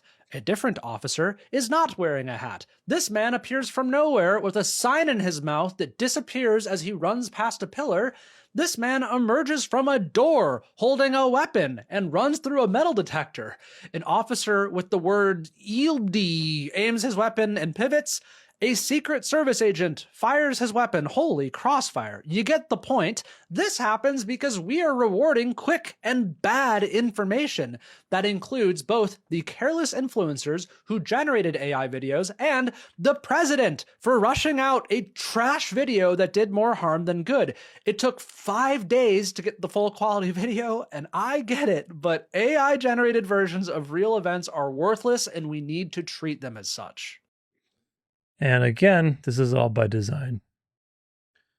Here's a video, I don't know if this has any sound, of them letting him in. So they open the door, there's a dog. The dog realizes there's something up there. Dog's like, hey, what's going on? Dogs always know. Can't psyop a dog, man.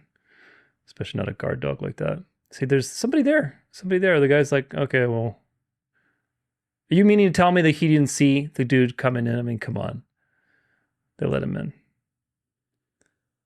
So I think it actually happened. I think there was an actual guy that went in there, but obviously the narrative is just nonsense. And there's a lot of really weird AI stuff going on too. Based on the information we have now, the attack may not have been staged, but they knew he was coming and led him through to create chaos and fear in order to further their ballroom bunker agenda. His brother notified police 48 hours in advance. He was on a watch list. People at the venue were warned. Leave it. Couldn't resist teasing it just prior. Trump showed no surprise, and his entire dossier was ready for the smug, smiling press conference. They let him through on purpose. Yeah, this was completely staged. Here's a meme people were passing around, salty goat. Never forget this! Exclamation point. It's got Abraham Lincoln, JFK, RFK, Martin Luther King, what's his name, Reagan, Trump, and Charlie Kirk. They're all holding hands and kumbaya with a nice American flag. It's like all shot by a Democrat. We're like, well, wait a minute. Abraham Lincoln was shot by a Jesuit. JFK assassinated by Mossad, CIA, which, you know, that's Jesuit, Knight of Malta, two sides of Freemasonry. RFK, same thing. Martin Luther King was a puppet of the Jews. Reagan, same thing, Jesuits. Trump was not shot. Charlie Kirk was probably shot. I'm willing to bet 80%, 90% that he was actually killed. Could be wrong. I've always said I'm open, but the evidence I've seen, I think he was actually killed. Either way, he was killed by CIA, Mossad, you know, same usual suspects. So it's not about the left-right divide, folks. It's about good versus evil, and good versus evil is God versus the devil, and the devil has many tentacles in this world, unfortunately. So, conclusion. Obviously, this was a false flag. It's pretty easy to tell these days, and I think that's part of the operation. Whether there was AI involved, crisis actors, fake shooting sounds, monarch programming, whatever, who knows to what extent. I know that it was staged just like all of the others. And the question is, what are they going to use it for? As usual, I see two competing narratives, both of which are ultimately wrong. And hopefully you can extract the pattern continually from these things, that there's always two competing narratives that are wrong because they want you in one of the deceptions.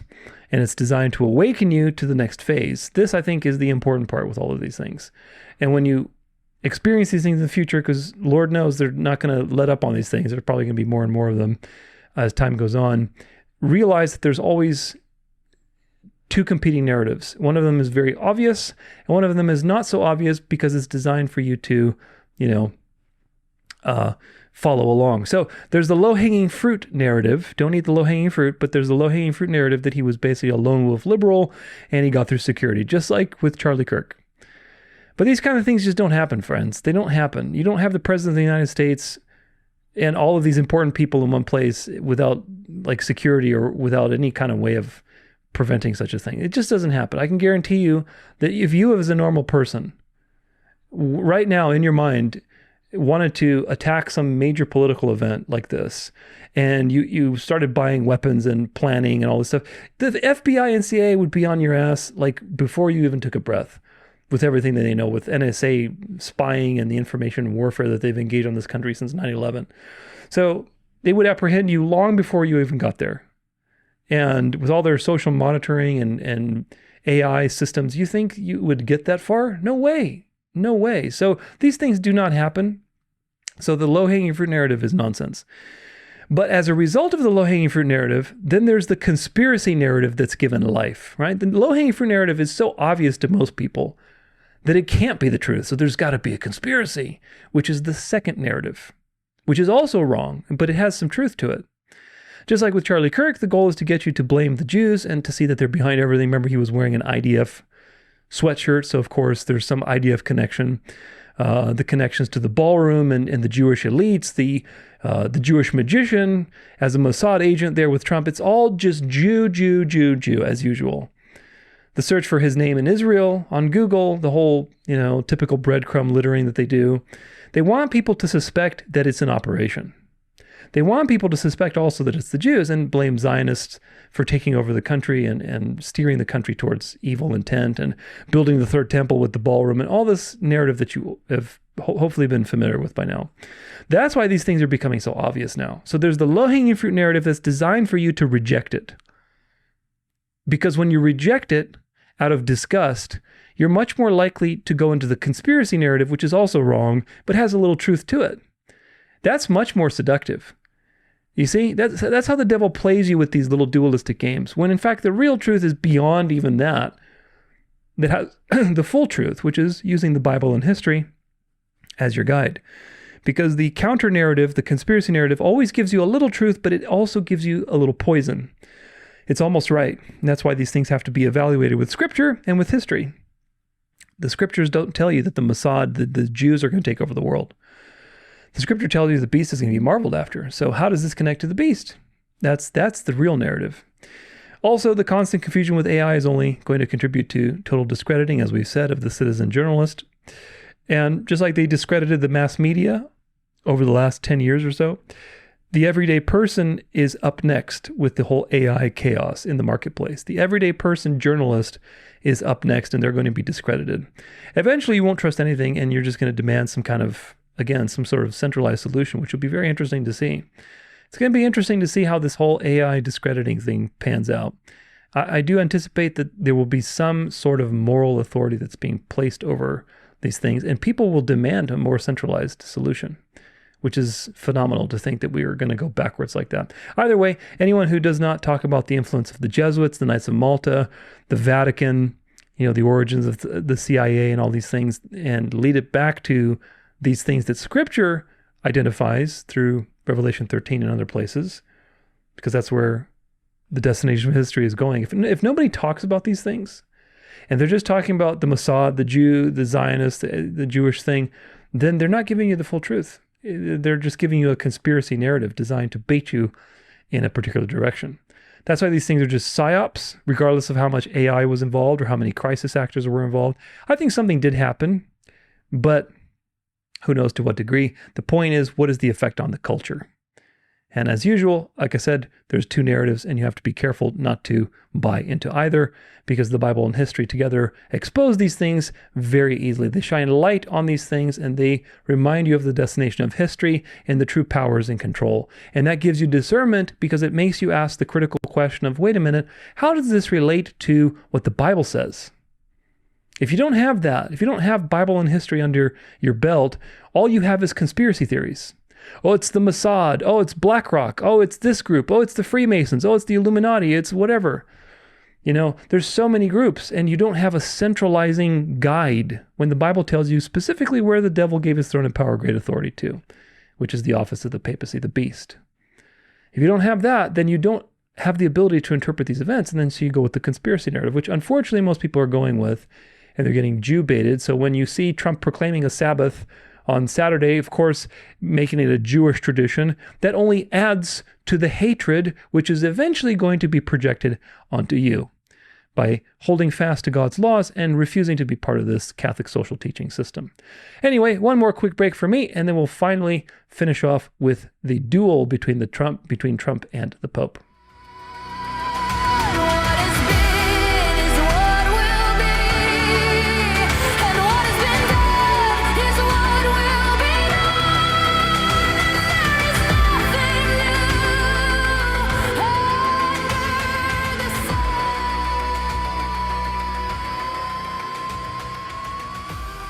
All right. Well, welcome to the final leg of our journey today. The last thing that I want to cover is the rising tension in the duel between the Pope and Trump. Obviously, that's going to be the highlight of the next 2 years, really, as we transition into 2028 election year with the Catholic social teaching candidates and all the other Catholic elements aligning around that time as well. So there are many things we've talked about in this episode. Certainly many things going on all the time, and they're always creating shenanigans 24/7. However, my focus prophetically is on the rising tension between these two powers. And specifically, what precedent does it set going forward for the next president, right? What precedent does it set for the next president of the United States? This is a major operation right now, a major psyop going on between Trump and the Pope. However, unlike the White House Correspondents' Dinner shooter false flag that we just covered, people don't recognize that it's obvious, and this is the problem.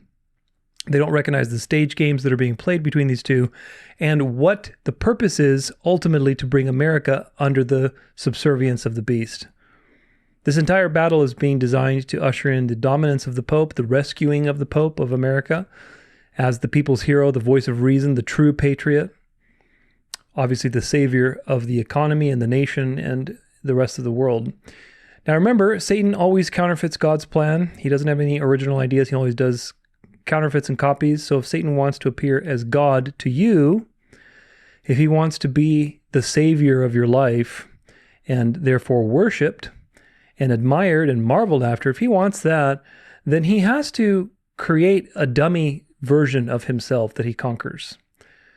Because he is Satan. He is the evil one. So in order for him to be the Christ of your life, he has to create an evil one, quote unquote, that he conquers, just like Christ conquered the devil.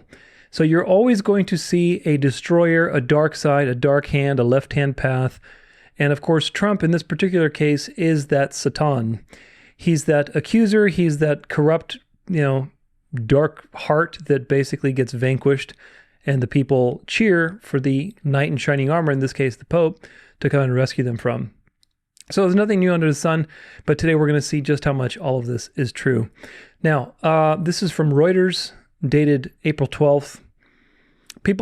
Pope Leo says he is not afraid of Trump after president's broadside.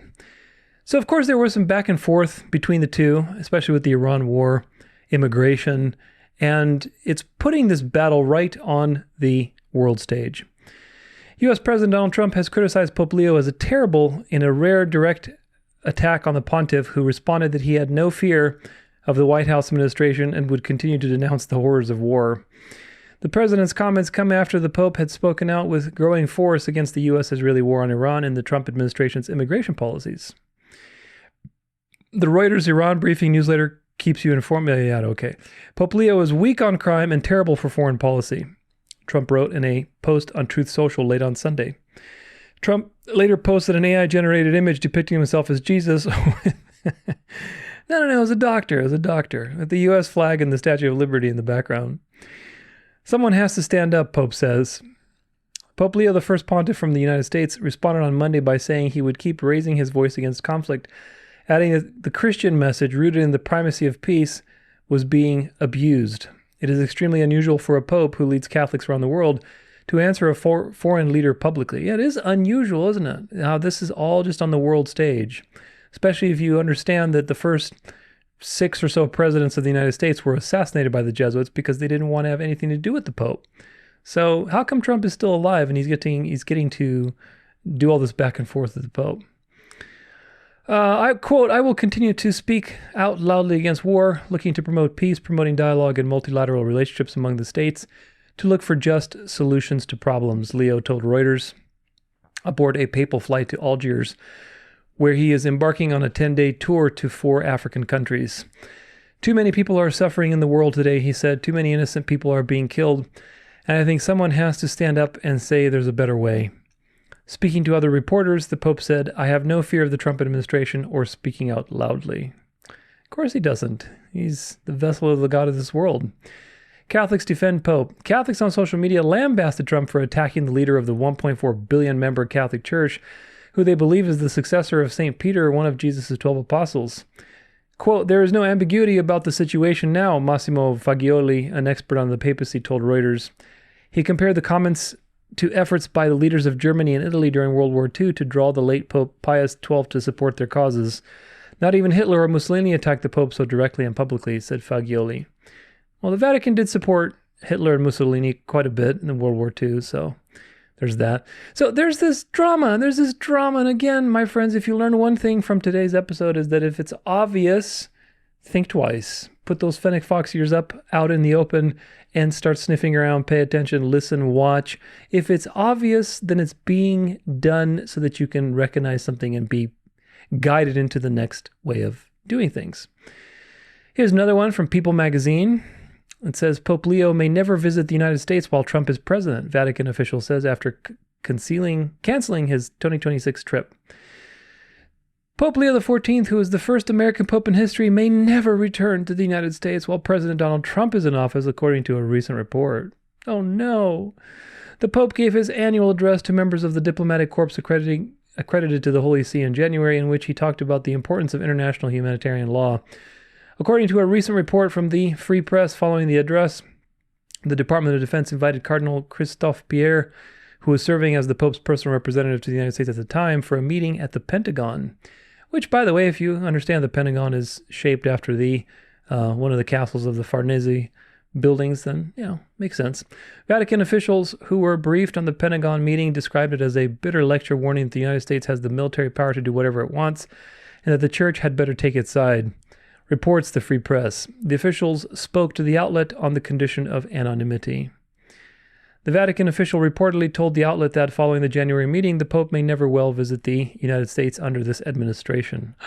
The gauntlet has been thrown down. I wonder when he's going to come back.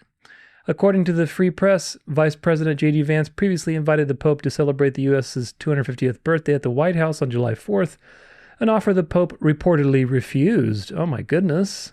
Instead, Pope Leo will travel to Lampedusa, an Italian island in the Mediterranean that has become a gateway for North African migrants seeking to enter Europe on July 4th, the Free Press reports.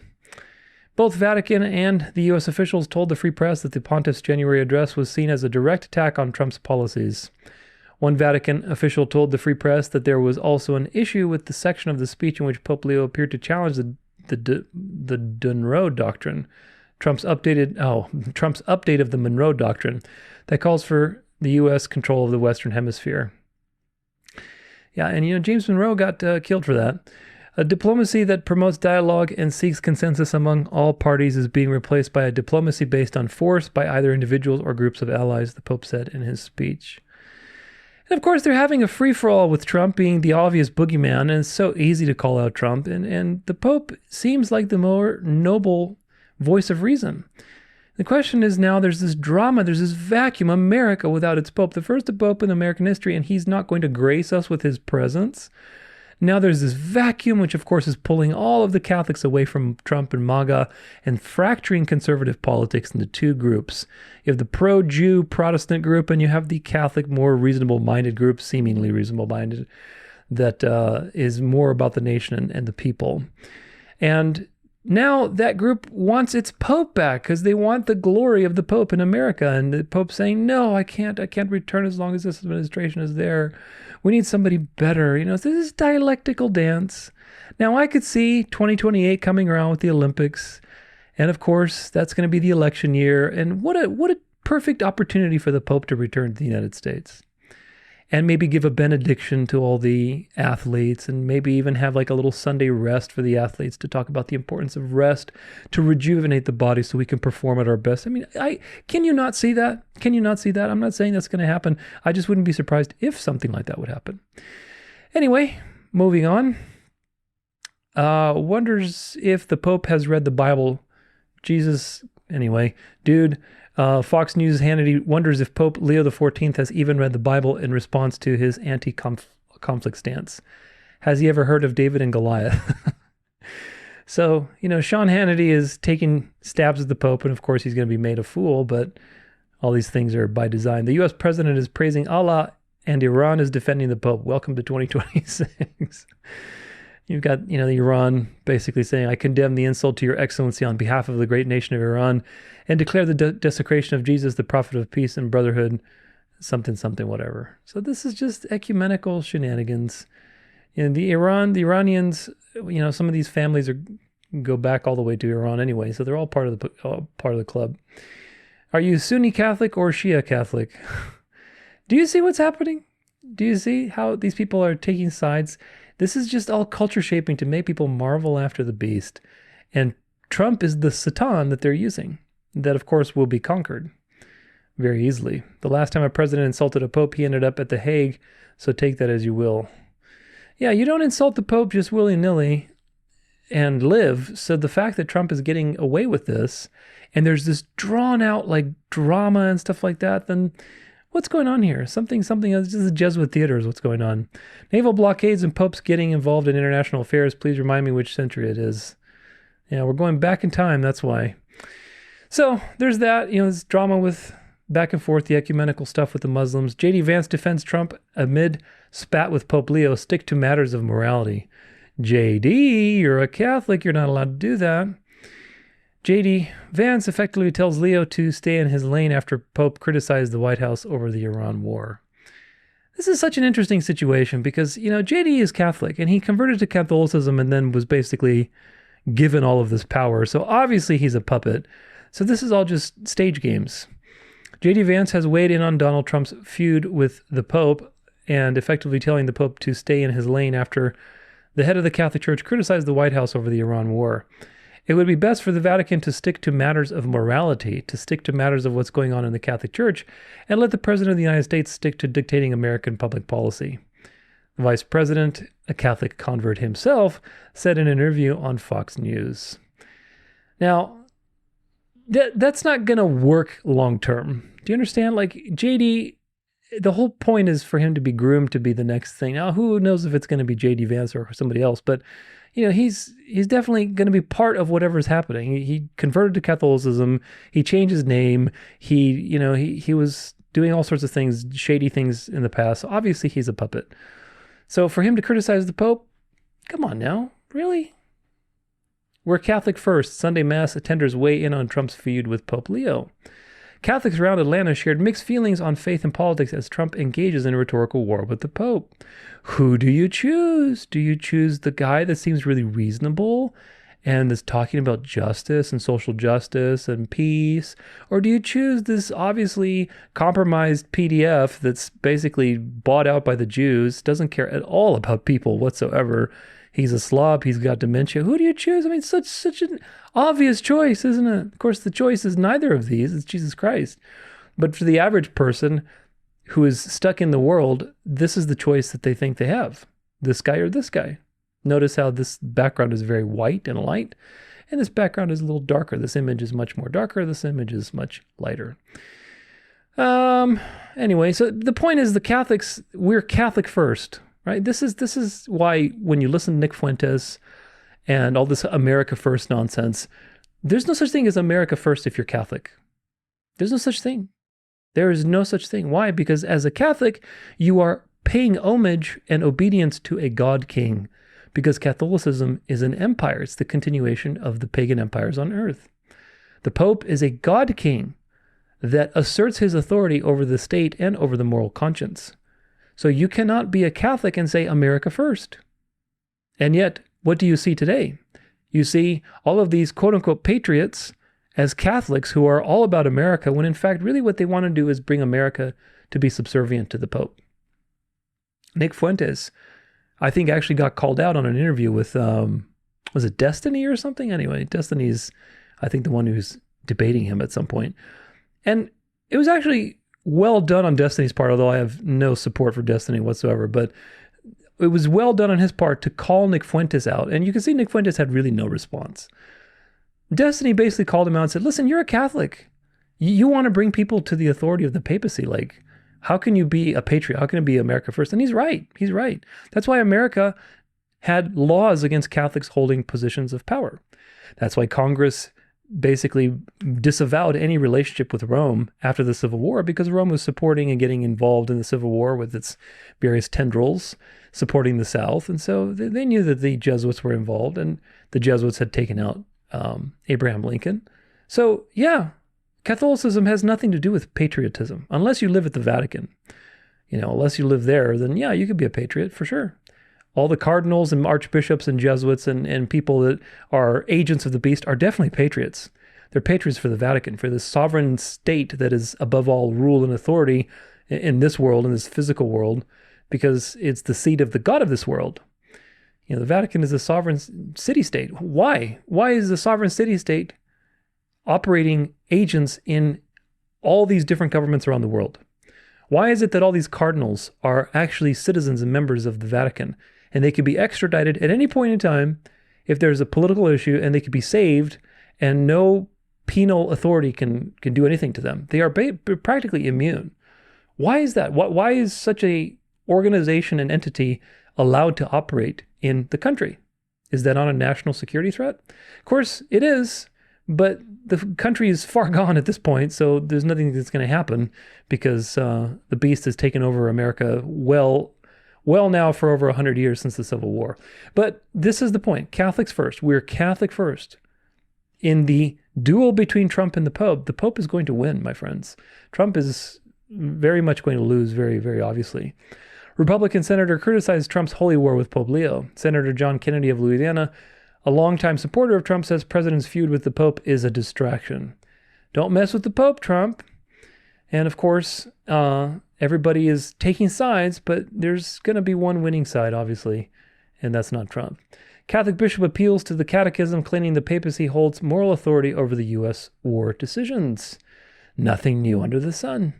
The clash between, this is from Advent Messenger, the clash between Pope Leo XIV and President Trump over the military actions in Iran and tensions tied to Venezuela has put the world on a collision course between moral authority and state power. While the Pope condemns the conflicts, Donald Trump defends them as necessary. Beneath it all lies a struggle over who defines right and wrong in war, the voice of the church or the authority of the state. These conflicts have turned into a historic global showdown between spiritual and political power. Bishop Robert Barron serves as a member of Trump's Religious Liberty Commission, meaning he is directly involved in advising the federal government on issues of religious freedom, public policy, and the role of faith in American life. On April 20th, Bishop Barron issued a statement addressing the tensions between Pope Leo XIV and Donald Trump, appealing to the Catechism of the Catholic Church as a guide for defining the proper relationship between the papacy and the presidency moving forward. Of course, we appeal to our own self-created authority to justify our authority over you. That's Catholic teaching in a nutshell, man. Catholic teaching in a nutshell, from the very beginning with Liber Pontificalis in like the 5th or 6th century, claiming that Peter was succeeded by all these popes, to the donation of Constantine, to all these other forgeries and shenanigans that the papacy has used to justify its authority on earth and traditions and catechism. It's all self-invented. We appeal to our own interpretation of Scripture that justifies our authority to justify our authority. That's the papal supremacy argument. And papal supremacy, my friends, hasn't gone anywhere. Just because Vatican II, was very friendly and ecumenical and the teeth seemed to pull back, the papal supremacy has not gone anywhere. Papal supremacy is what the Bible warns you of as the final destination of history, is papal supremacy. I will remind you that the predecessor by name, Leo XIII, Sapiente Christiane, I believe. I think it's point number 22. I've got it memorized now from all the time I've cited it. But he says that basically Leo XIII said you must submit to the Roman pontiff as you would to God himself. Papal supremacy hasn't gone anywhere. Okay? It's just been hidden underneath Catholic social teaching, social issues, all this political drama. The ultimate end of history is to submit everyone to the power of the Pope, because the popes believe themselves to be the presence of God on earth and the God of this world. So Bishop Robert Barron made the following statement, quote, "There is a way past the absurd and deeply divisive war between the president and the Pope, which has been enthusiastically ginned up by the press. And it is indicated in the Catechism of the Catholic Church, paragraph 2309, to be precise. After laying out various criteria for determining a just war, proportionality, last resort, declaration by a competent authority, reasonable hope of success, etc., the Catechism points out that the evaluation of these conditions for moral legitimacy belong to the prudential judgment of those who have responsibility for the common good." You gotta love, the way the Catholics write their statements and their rules and dogmas is just so snaky. The assumption is that the just war principles function, to use the technical term, as heuristic devices designed to guide the practical decision-making of those civil authorities who have to adjudicate matters of war and peace. The role of the Church, therefore, is to call for peace and to urge that any conflict be strictly circumscribed by the moral constraints of the just war criteria. But it is not the role of the Church to evaluate whether a particular war is just or unjust.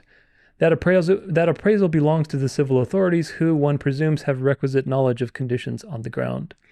But of course, the civil authorities need to be in submission to the Church, because if you're not in submission, then the Church doesn't care. You must submit to the authority of the Church. And this is coming from the same Church that persecuted people for not bowing down to the papacy for hundreds and hundreds of years, that led the Crusades, which was an enormously impactful situation on the Orthodox, on the Jews, on all sorts of things. They led to Freemasonry, international banking. All of that came from the bloodlust of the Catholic Church. And of course, never mind all the other things that have happened in the last 500 years with the Jesuits. The posing of these questions, indeed the insistence upon their moral relevance, belongs rightly to the Church, but the answering of them belongs to the civil authorities. So the Church tells you whether it's right or wrong, and then the state is the one who's going to implement what the Church says. That's what this means. The Church tells you whether it's right or wrong, but it's not going to do the executing. You do the executing, you have the blood on your hands, but we tell you whether to do it or not. Such snaky stuff, really. It's just really snaky. The Pope has said on numerous occasions that he is not a politician and that his role is not the determination of any nation's foreign policy. But he has just as clearly said that he will continue to speak for peace and for moral constraint. In making both of these claims, he is operating perfectly within the framework of paragraph 2309 of the Catechism. If we understand that the Pope and the President have qualitatively different roles to play in the determination of moral action in regard to war, we can, I hope, extricate ourselves from the completely unhelpful narrative of Pope versus President. Oh, it's very helpful, and they know that it's helpful, but this is just all stage games. If you strip away the extensive wording, Robert Barron is essentially arguing that while the Church does not make the final decision to go to war, it does establish the moral rules that must guide those decisions. Exactly. By appealing to the Catechism of the Catholic Church, he is asserting that the Church, through Pope Leo XIV, establishes what is morally acceptable, while political leaders, including the U.S. President, are responsible for applying those moral principles in practice. Do you get it?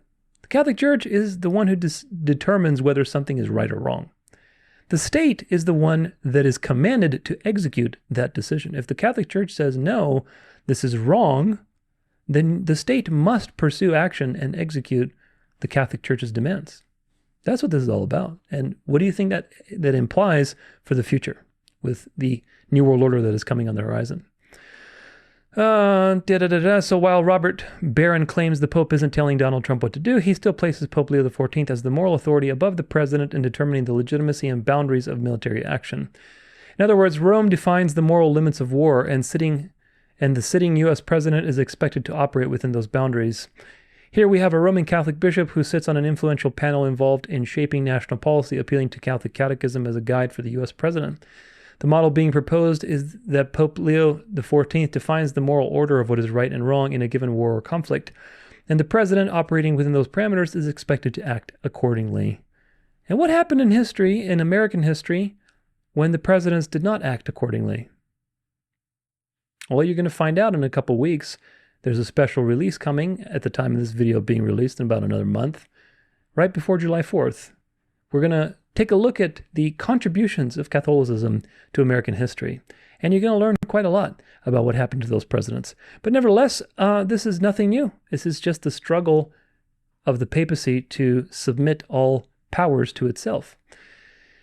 This is from the Hodge twins. In April 2026, Cardinal Mueller stated it must be clearly stated that no one has the right to criticize the Pope when he faithfully follows the mission he received from Christ to bear witness to the gospel of peace.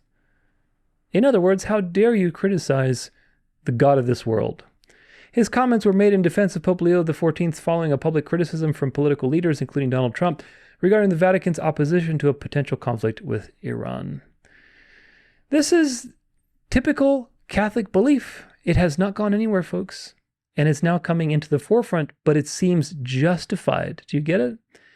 It wouldn't seem justified. This is how you have to understand the devil is a master of deceit, of moving things indirectly, of subtlety.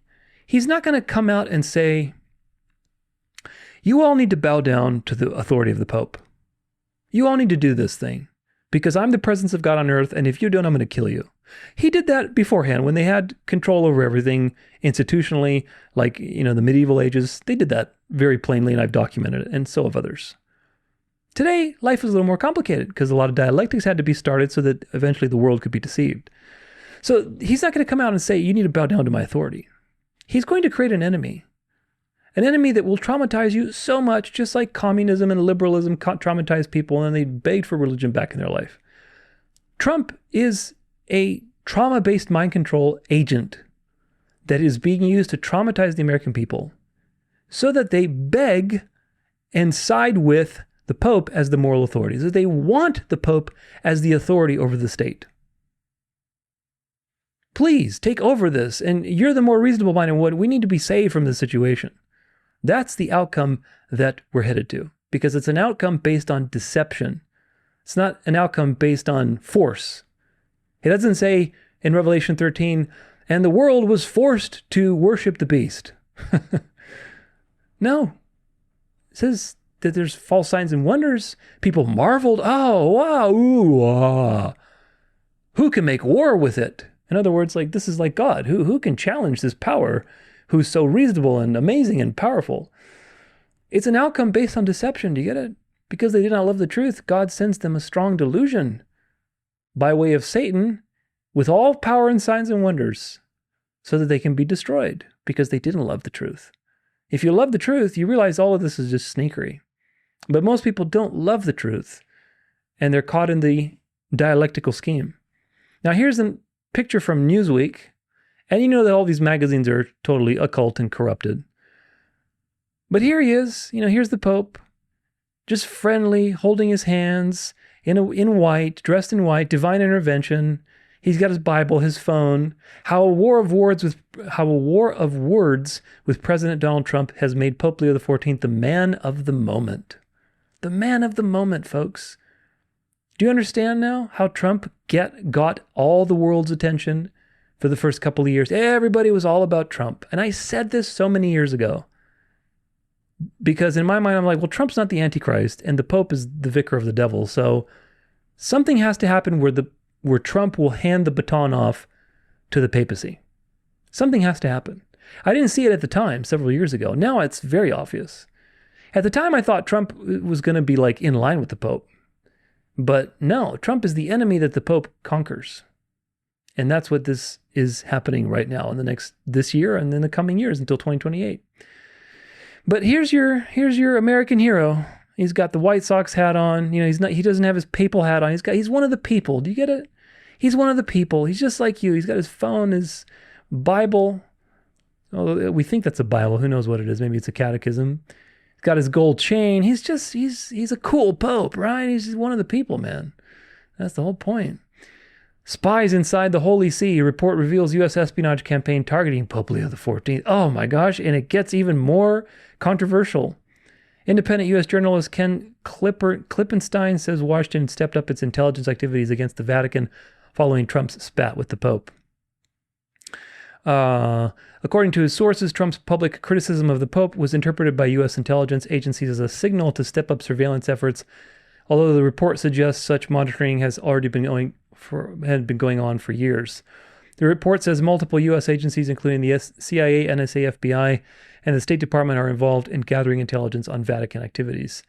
Alleged methods range from human informants with the Holy See to intercepting communications and closely tracking papal diplomacy and internal politics. At the same time, the U.S. and Vatican City maintain a long-standing cooperative relationship on issues like cybersecurity, crime and prevention, and diplomacy. While much of this collaboration is legitimate, the report argues it can also serve as a cover for intelligence collection. It further notes that the U.S. government produces regular analyses and briefings on Vatican affairs, highlighting the depth of its interest in the institution. Now, this is a big bunch of baloney, okay? This is just designed to make you think that there's like all this division and like who's really pulling the strings? Is it Washington or is it the military-industrial complex? Is it the Vatican? Give me a break. This country has been done since the Civil War, my friends. It's been done. It's been subsumed to the Rothschild banking system, which is controlled by the Jesuits in the Vatican.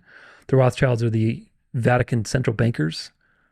Knights of Malta started the FBI and the CIA and have been in those positions of power, especially as directors. Many of them were Knights of Malta members.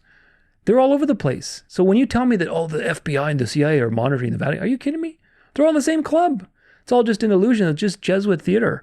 This is nonsense. I mean, this country has been, first off, from the very beginning, tagged to be an American or a vassal state for the papacy. And ever since the Civil War, this country has been subjugated. So what do you mean they're spying on the Vatican? The Vatican has the best spy system in the world. You don't think it's the other way around? The Vatican is controlling all of these spy systems in the United States, the military-industrial complex. I mean, I'm sure there's, Satan's system doesn't work the way God's system works. God's system works by renewing the conscience and giving you the ability to think differently and behave differently. Satan doesn't have that power. He can manipulate the conscience through fear or greed or desire, but he can't actually change the conscience. So Satan's system inherently comes with a lot of disunity and competition, and that's why it's taken him a long time to unify all of these situations into one group. Because remember, in the wicked, they're all just a bunch of tribes of wicked people, different families, occult families. They're always trying to kill each other. It's not like they are operating by the spirit of love. They're evil. They're devil worshippers. So they couldn't care less about anybody else but themselves. So uniting all of these evil, wicked people into one plan has taken the devil some time. That's why there's been so many shenanigans for the last 2,000 years. But nevertheless, besides that, don't let this fool you into thinking that there's some conspiracy against the papacy. The papacy is the seat of the devil on earth, man. You're not going to undermine the papacy. This is a meme. It says the same people who want the Pope out of politics want to force prayer in public school. And it's got MAGA, and she's like, no. This picture of Sacred Heart of Jesus, and there's Trump on there. It's just, this is Protestantism today. This is Judeo-Christian Protestantism. And welcome to the end of Protestantism and the end of America. This is what it's come to. It's a total joke. And by comparison, Pope Leo, Catholic social teaching, clean cut, American Catholic patriots, all of that seems so much better than this stupid jokery. Jokery left and right. This is a comment from Narcoleptic Art. They say, this is on my Revelation 17 video, but it says, it all makes sense now. Trump just got a beef with the Pope about war and stuff, and now people are leaning and sympathizing toward the Pope, and now they hate Trump and love the Pope, which means people will be much more accepting of the church to meddle in the affairs of the state, and slowly lead to the eventual union of the church and state once more, where the church will now have full and unquestioned authority over all. Yeah, that's what this is about. That's exactly what this is about. He hit the nail on the head. This is from Michael J. Matt on Facebook. Remove blindfolds, please. Dear friends, holy great reset, Batman. At this year's World Cup, the Trump administration is going to bar people from entering the U.S. if they've been critical of Israel's war in the Middle East. This includes heads of state. In Germany and the UK, they're actually arresting critics of Bibi Netanyahu for hate speech. We've got the clips in the new Underground. As the news tightens, it's not surprising that some of President Trump's most powerful supporters and the people who got him elected are walking away from MAGA. In this week's Underground, we get into the theology behind the bizarre Bible-based war that's tearing MAGA apart. For instance, what is the connection between the Council of Trent and Christian Zionism? Did you know that St. Pius V, the Pope who called the men of Christendom to war against the Moors, also made a massive effort to save the world from Christian Zionism? It's sheer lunacy to compare Bibi's war to the Battle of Lepanto. Christian Zionism is Protestantism's loose cannon, and right now it's threatening to take down the United States of America all by itself. Those Protestants are going to destroy our beloved country. We need to rescue this country with Catholic social teaching. Back in the 1990s, we were already fighting back against the neocons and their forever wars in the pages of the Remnant newspaper. We were totally opposed to the first Gulf War and lost half of our subscribers for opposing Operation Desert Storm. Why did we resist the neocon wars? As one of the columnists, Malachi Martin, put it back in the 1998 already, the removal of Saddam Hussein is just another step in furthering what top people in the Bush administration call the New World Order. Was Malachi Martin also a Nazi, Mark Levin? By the way, people living in Republican glass houses probably shouldn't throw stones. In this Underground, we look at the creepy connection between the actual Nazi Party and Prescott Bush, father of President George Bush, grandfather of President George W. Bush. You will not believe how far back Skull and Bones road this New World Order ideology goes.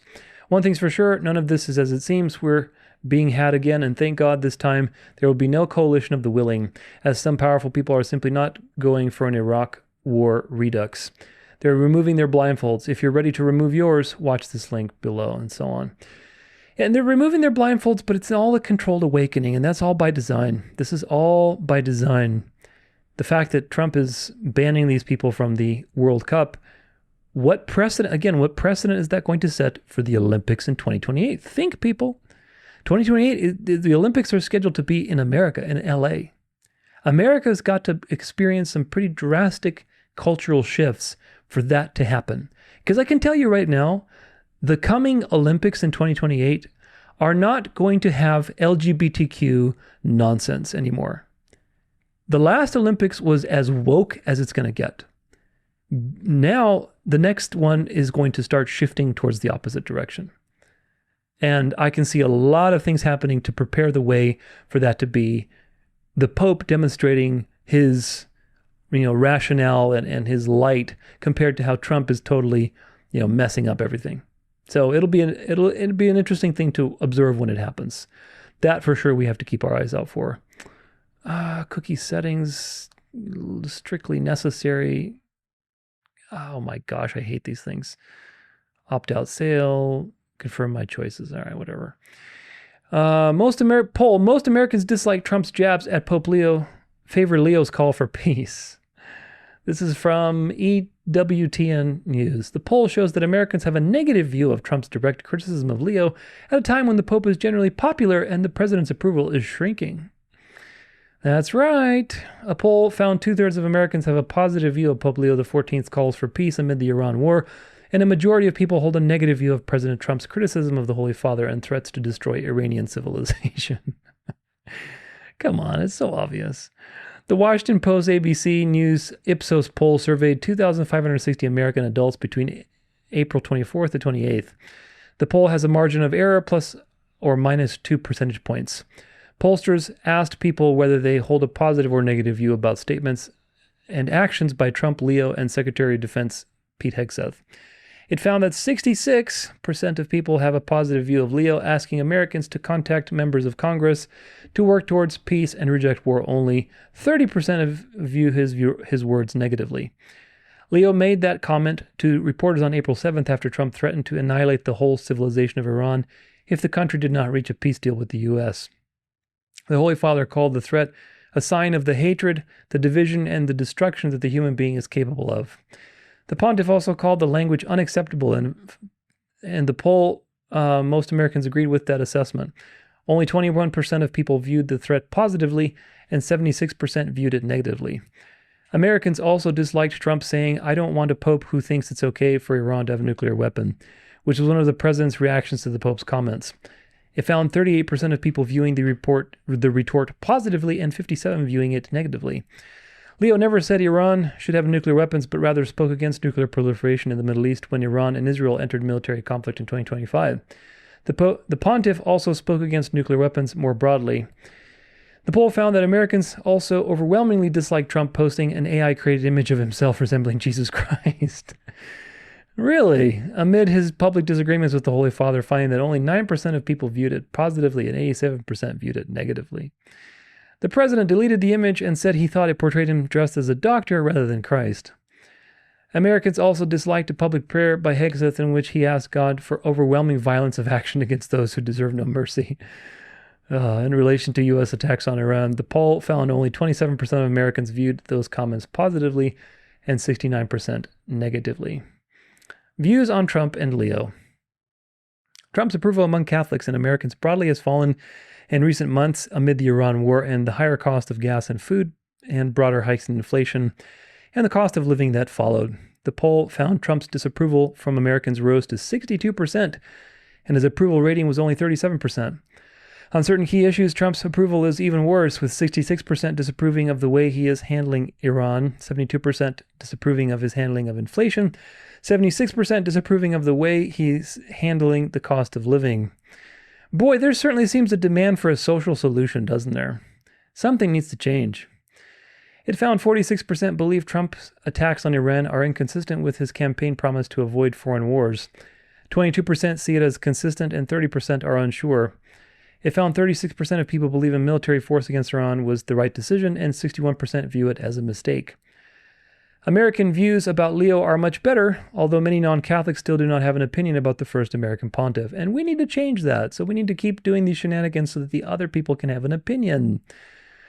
Only 38% of the Catholics said they approve of Trump, and 61% said that they disapprove. Among white Catholics, 49% approve and 51% disapprove. Among Hispanic Catholics, 25% approve and 72% disapprove. What do you expect? The poll found that 41% of Americans have a favorable view of Leo, 16% have a negative view, and 43% have no opinion. Among Catholics, 61% have a favorable views of the Pope, 14% have unfavorable views, and 25% do not have an opinion.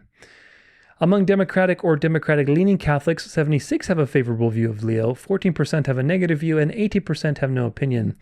With Republican and Republican-leaning Catholics, 48% have a positive view, 23% have a negative view, and 29% have no opinion. So across the board, no matter what, everybody sees the Pope better than the people who don't see him, and they see him better than Trump. But this is just the beginning. The poll found 60% of the white Catholics have a favorable opinion of Leo, and 15% have a negative view, with 24% holding no opinion. For Hispanic Catholics, 59% have a favorable view, 12% have a negative view, and 29% have no opinion. John White, professor emeritus of politics at the Catholic University of America, told EWTN News the poll shows, quote, the danger and absurdity of Trump directly criticizing Leo when the president is facing bad poll numbers, and when those who have an opinion about the Pope mostly view him positively. Quote, Trump spent even more political capital with his false assertion that the Pope favors a nuclear Iran, he said. As Pope Leo responded, this is simply not true. The teachings of the Catholic Church and Pope Leo's predecessors have been consistent in this regard. Unlike Trump, White said Leo does not think in terms of political capital, but only to preach the gospel. Yeah, right. In this, Pope Leo is fulfilling his mandate, and the message of the gospel has endured because billions of people have accepted it. Secretary of State Marco Rubio is set to meet with Leo on May 7th, although Rubio said this meeting was already planned and is not related to Trump's comments. I'm sure they will not talk at all about Trump's issues. For his part, Leo told reporters, it's not in my interest at all to debate with Trump, so we go on the journey, we continue proclaiming the gospel message. Which gospel is that? The gospel of Jesus Christ or the gospel of Satan, I wonder? Baptist pastor attacks Catholics, and Pope Leo XIV claims Trump understands Bible better than Pope. Now, do you think people are going to look at this and say, gosh, the Protestants are just so reasonable-minded. They really know their stuff. Or are they going to look at this and say, you are such an idiot. How could you possibly support this man? And now you're going to say that he understands the Bible better than the Pope? Well, what does that say about you as a pastor? That tells you that you're even more of a moron. And what does that say about Protestantism? Do you see how the chain of thought unravels? So all of this is just by design, folks. Baptist pastor Robert Jeffries has launched an attack on Pope Leo XIV. Jeffries, who was with Donald Trump in the Oval Office 3 days after the Iran war started, mocked the Pope by claiming that Trump has a better understanding of what the Bible teaches than the Pope. Oh, no, the Pope has definitely a better understanding. He doesn't put it into practice, but he definitely understands the Bible way better than the Pope, or than the Trump. And of course, the Pope misuses the Bible quite proficiently, but nevertheless. Here's an interesting little article about that visit with Rubio. Rubio's papal visit stokes talk about his 2028 ambitions. There he is, giggling with the Pope. Oh my gosh, we're having so much fun. He's being reminded of who he's basically needs to bow down to. Secretary of State Marco Rubio's closely watched meeting with Pope Leo XIV on Thursday served as a valuable cool-down after weeks of rising tensions between the Vatican and the White House. It's also sparked more speculation about Rubio's potential presidential ambitions. While filling in at the White House briefing room earlier this week, Rubio denied that his Vatican City visit was intended to ease the friction created by President Donald Trump's repeated criticism of the Pope over the war in Iran. The rest of his briefing performance won widespread praise within the administration and among Trump allies. His team even cut one answer in which Rubio described his hope for America into a campaign-style viral video. That halo followed Rubio overseas this week. Many inside and close to the administration saw the timing of his trip as beneficial, given Trump's broadsides at the Pope. J.D. Vance, who advised the Pope to be careful when he talks about matters of theology after Leo criticized the war, is a Catholic convert who's publishing a book about his faith next month. But Rubio was baptized a Catholic. His family briefly joined the Church of Jesus Christ of Latter-day Saints when he was young, but he returned to Catholicism as a teenager. That background for some Trump allies made him uniquely qualified to affirm what a State Department spokesman called the strong relationship between the U.S. and the Holy See. Secretary Rubio may be the best person for the president to send because he's written about his devotion to the Catholic sacraments, and that's a high priority for the Vatican in this era. But at the same time, the secretary has more common interests with the Pope in Western Hemisphere affairs, a topic deeply important to both men, said Michael Caputo, a longtime former Trump advisor who studies Catholic theology at Ave Maria University. Vance remains the frontrunner of the GOP's 2028 nomination, but Rubio's star is rising as chatter about 2028 continues to grow within the party. And you know what? It doesn't matter because both of them are Catholic. That's what doesn't matter. Many Trump aides still privately predict that the most likely scenario would see Rubio as Vance's running mate, even as a few wonder who would be the better candidate. The secretary has made it clear that he supports the vice president if Vance chooses to run in 2028. Caputo said, predicting that the papal visit will show us Marco Rubio will make a great vice president. Oh, I'm sure he will. He'll be very subservient to the papacy. During his press briefing earlier this week, Rubio offered up a preview of how he'd approach the much-anticipated meeting. He took a far more neutral tone toward the Catholic leader than Trump, who had accused Leo of endangering Catholics with his stance on the Iran war and avoided weighing in on Trump's dynamic with the Pope, as Vance had said, Vance had done. I think that the president basically said, what the president basically said is that Iran can't have a nuclear weapon because they would use it against places that have a lot of Catholics and Christians and others for that matter, Rubio told reporters when asked about Trump's rhetoric toward Leo. Trump had posted on Truth Social that I don't want a pope who thinks it's okay for... That's like his one line. Iran nuclear weapon. Iran nuclear weapon. A sentiment Leo has never conveyed. So this is very telling, isn't it? Very telling of what's coming in 2028. Here's a nice little shock poll. Marco Rubio beats J.D. Vance by double digits in 2028 primary showdown.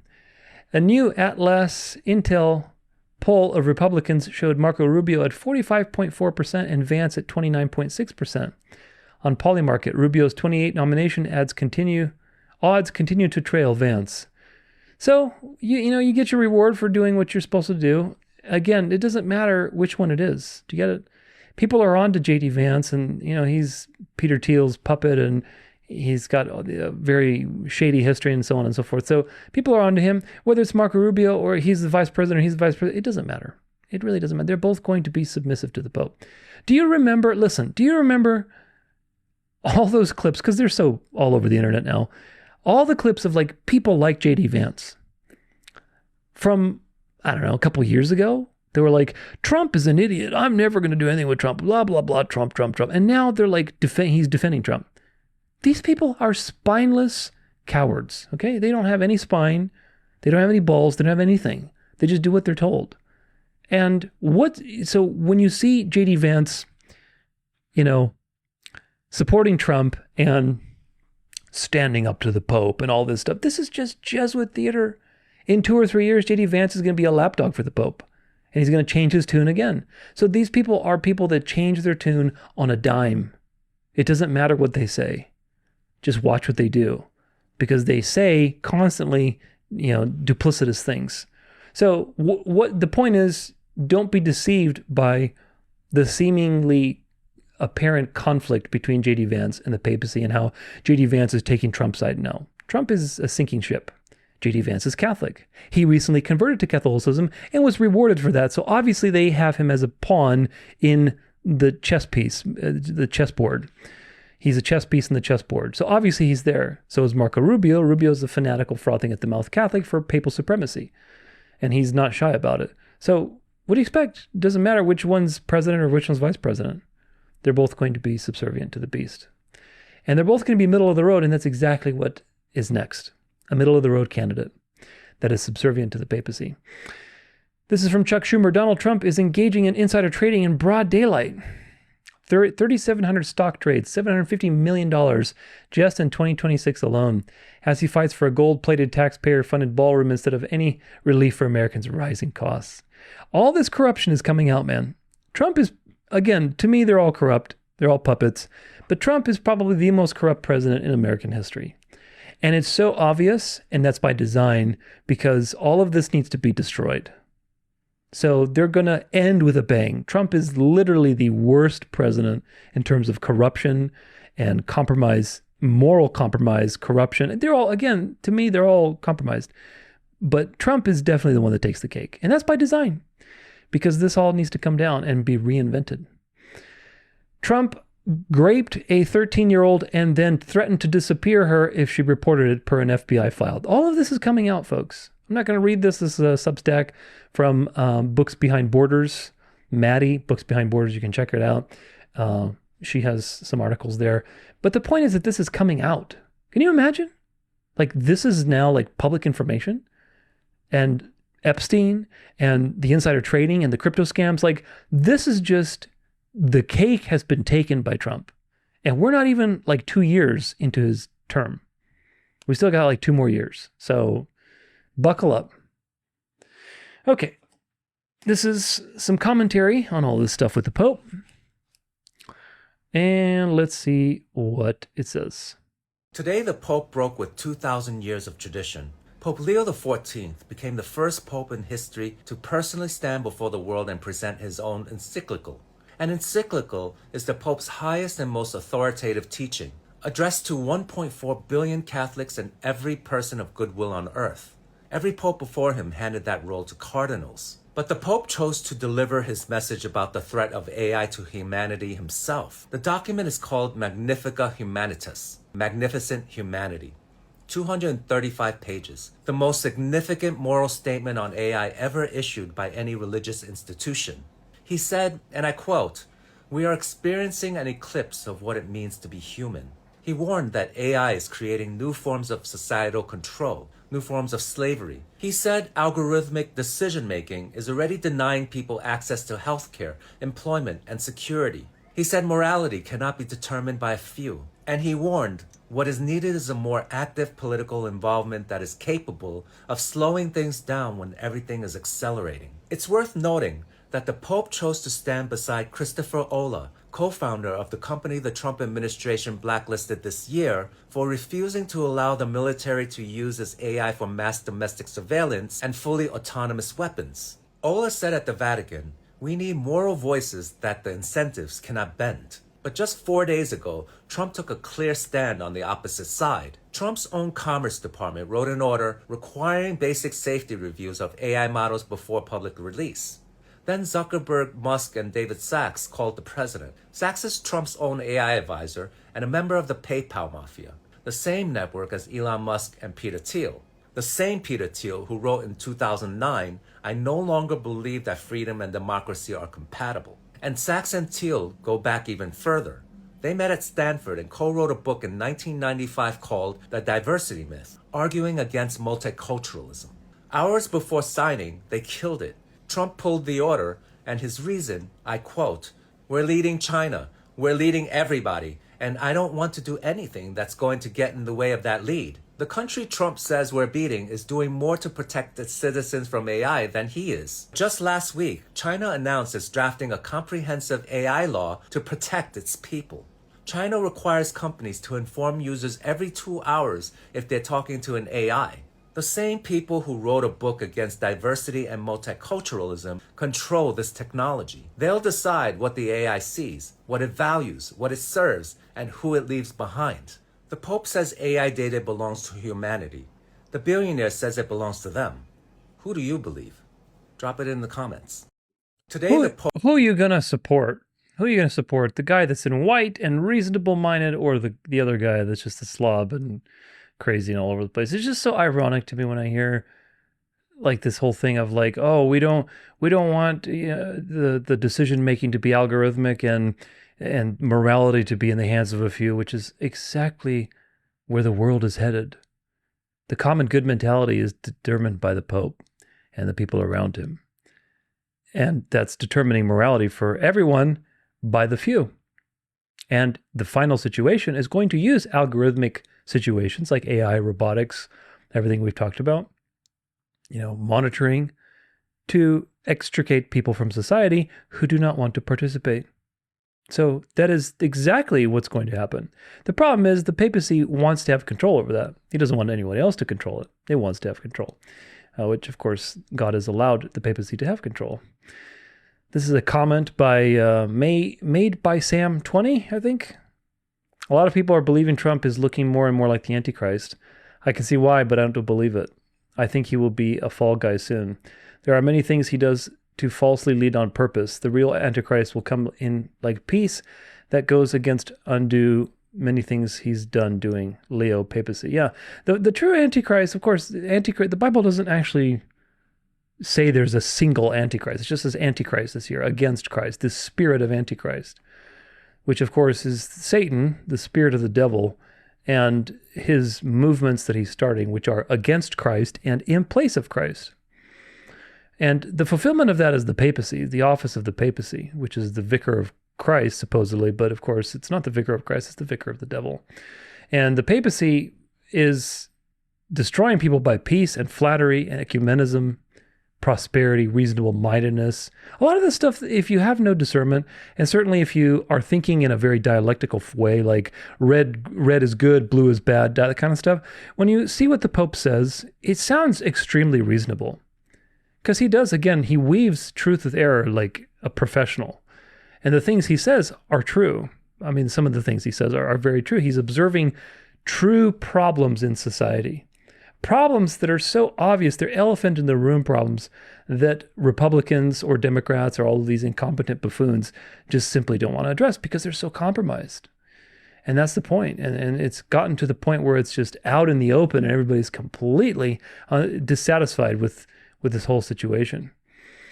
So, a couple more things. Something occurred to me. I was reading the Gospel of Luke the other day, and something occurred to me very interesting. This is from Luke 4. And the devil took him up and showed him all the kingdoms of the world in a moment of time and said to him, "To you I will give all this authority and their glory." Pay attention to the wording here, because there's no throwaway words in the Bible. So the devil said, "To you, Jesus, I will give all of this authority and their glory, for it has been delivered to me, and I give it to whom I will." So the devil can give all this authority to whoever he wills, because it's been delivered to him.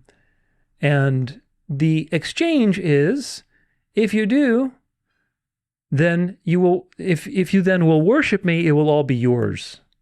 So the exchange is, I'm going to give you all of my authority that's been given to me. If you in turn worship me, it's going to be yours. And of course, Jesus answered him, it is written, you shall worship the Lord your God, and him only shall you serve. So this is an interesting situation, because I've read this verse several times. I don't know how many, but lots of times.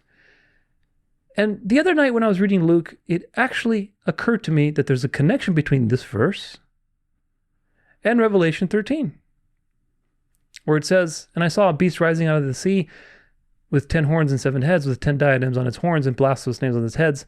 And the beast that I saw was like a leopard, its feet were like a bear's, and its mouth like a lion's mouth. And to it, the dragon gave his power and his throne and great authority. Now, that's really interesting, because the language there is very similar. The devil is telling Jesus, is tempting Jesus, listen, I've been given all this authority. I can give it to you over the entire world if you worship me. And then in Revelation 13, it says that the devil in the church age, basically, as a result of all of the events of the cross, gave his power and authority to the beast, which of course history identifies as the papacy. Now, for a while, I've read these verses many times. I've read Revelation 13 countless times. And by making the connection between Luke 4 and Revelation 13, I realized that there's something even more sinister being revealed to you in Revelation 13. Revelation 13 tells you that the devil gave his throne and power and great authority to the beast, which is the papacy. Luke 4 tells you that the devil doesn't just do that willy-nilly. The devil doesn't just give his power away. The devil's not a generous being. The devil gives his power away in exchange for worship. If you completely commit yourself to me and you worship me, then I'll give you my authority over the earth. Jesus refused, obviously.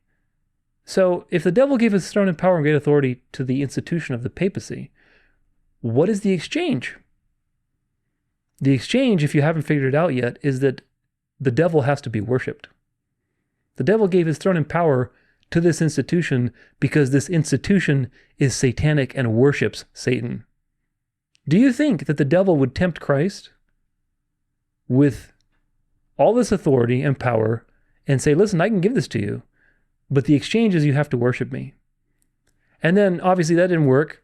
So he gives his authority to the institution of these popes, who obviously have authority over the whole earth through all of their tendrils, and they're not worshiping the devil? Come on now. So the Bible reveals to you that this power, this beast, is a satanic power. Obviously, we know that. But what I mean is that this power is actually worshiping the devil. Now, it tells you later in Revelation 13 that, there's a mortal wound that happens, and the beast resurrects, and the people marvel after the beast, and they worship the dragon, for he had given his authority to the beast. And they worship the beast, saying, who is like the beast and who can fight against it? So again, the final reality is worship. You don't worship Zionistic situations. First off, Zionism is not even a religious movement, but either way. You worshiped the dragon. But the beast itself worships the dragon too. The papacy, the office of the papacy, these people are devil worshippers. Why? Because they've been given authority. Satan gave his authority in exchange for being worshipped as God by these people. And that's why they have authority. And that's something that I didn't connect before. Of course, obviously we knew that from other reasons, but the Bible itself making that connection is pretty profound. So that's cool. Now, this is another thing that connects to this. This is an old situation with pentagram of blood. The website doesn't work anymore. But if you ever looked into this, it's very interesting because supposedly all of these, like Katrina, Andrew, the Oklahoma bombing, JFK, the Waco, Fort Hood, JFK Jr., 9/11, the DC sniper, all these different things happened on these particular lines. And this author, I couldn't find much about him anymore. I don't know, he's probably some new age guy anyway, but the fact that these things are falling on lines is very interesting. And this was a pretty popular thing like 20 years ago, like I think 1990s or early 2000s or something. Pentagram of blood. And there's this giant pentagram basically over the United States and really North America where all of these atrocities happened. And the theory is that there's like this sacrificial circle that they've formed over America to basically initiate America into its final role, right? The new Atlantis, the satanic power of the world. And that's nothing new. I mean, that's not a surprise. However, what occurred to me in considering the last two things I just showed you with how the papacy worships the devil because they have the authority of the world. They have to. What occurred to me with all this discussion on Trump and the American Pope and everything else, Pope Leo hails from Chicago. Now, if you look at this pentagram, what's in the middle of this pentagram, you can't really see it on this grainy map, but is Chicago. Chicago is right in the middle of the pentagram star. Now, notice also that the star is facing upward, which is the light occult side. If it was facing downward, that would be the dark occultist. But this is very interesting. I think there's another one. Yeah, here it is, with some other points on it, like the synagogue shootings. All these things are on different lines. And, you can look into this yourself, see what you think of it.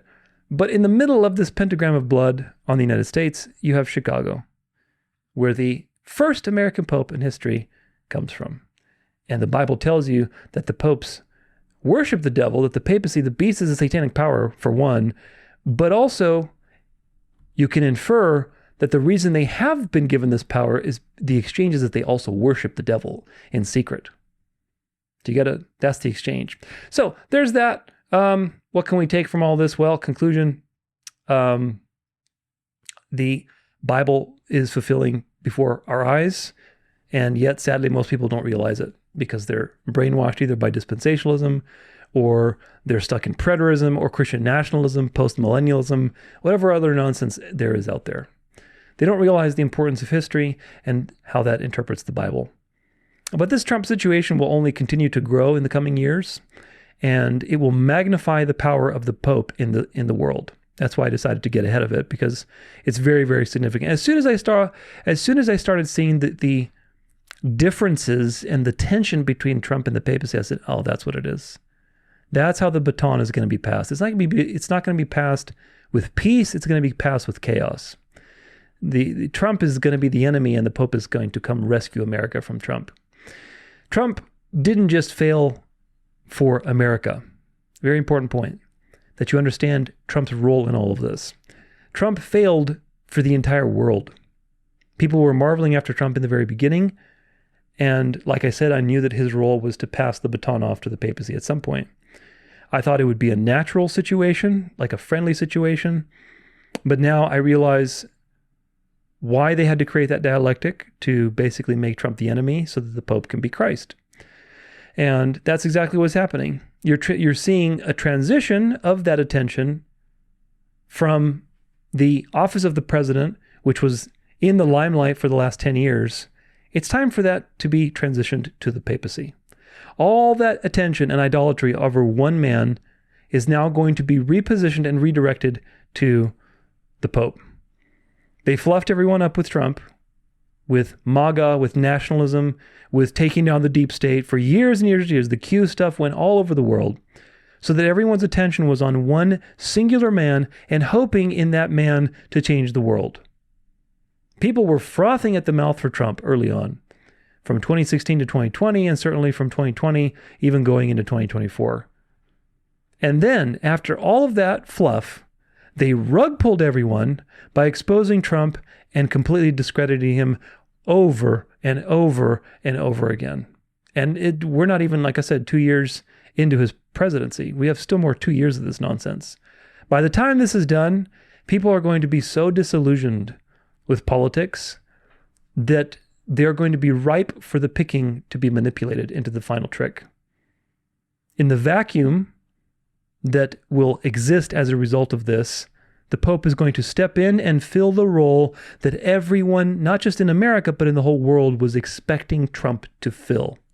Do you understand? Trump was the fluff person to basically make you think, oh gosh, something's actually possible.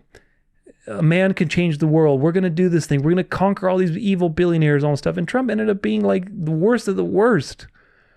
And now you're longing for that material salvation. And in doing that, the devil has baited people into longing for material salvation, for a political solution, rather than hoping in the gospel and the true gospel. And they will put their hope in the Catholic gospel, the social teaching gospel, the social justice gospel. That seems like such a great solution, when in fact, really, it's the equivalent of Esau selling his inheritance for, some dinner or whatever. So Trump did his job not only in America, but throughout the world, Europe, Asia, etc., by disappointing everyone and also discrediting Protestantism worldwide by making it look ridiculous and a laughingstock. Anyone who was not in the U.S. and thinking of converting to either Catholicism or Protestantism has a parade of foolishness now in front of them to, quote unquote, help them decide which is the right choice, which, of course, the right choice. There is no right choice because they're both wrong. But in the dialectic, the right choice is Catholicism, because Protestantism is ridiculous. It looks totally stupid now. They used America's strength as its weakness. Just like the Civil War, they leveraged the plurality of leadership against itself, where you had multiple states. Okay, that's your strength. We're going to make that your weakness and create a civil war. So too, they did it with patriotism and freedom-loving Americans. They gave people what they wanted, which is a hope to returning to the constitutional republic, which of course that's never going to happen, and it never was going to happen. But they gave people that hope. They stoked feelings of nationalism and religion, only to destroy these feelings with Judeo, Christian infiltration, Zionism, billionaire elite class compromises and all sorts of things. And in the process, now they're using that as an opportunity to magnify the Pope as the savior. The Pope is going to come out of this situation as the true patriot.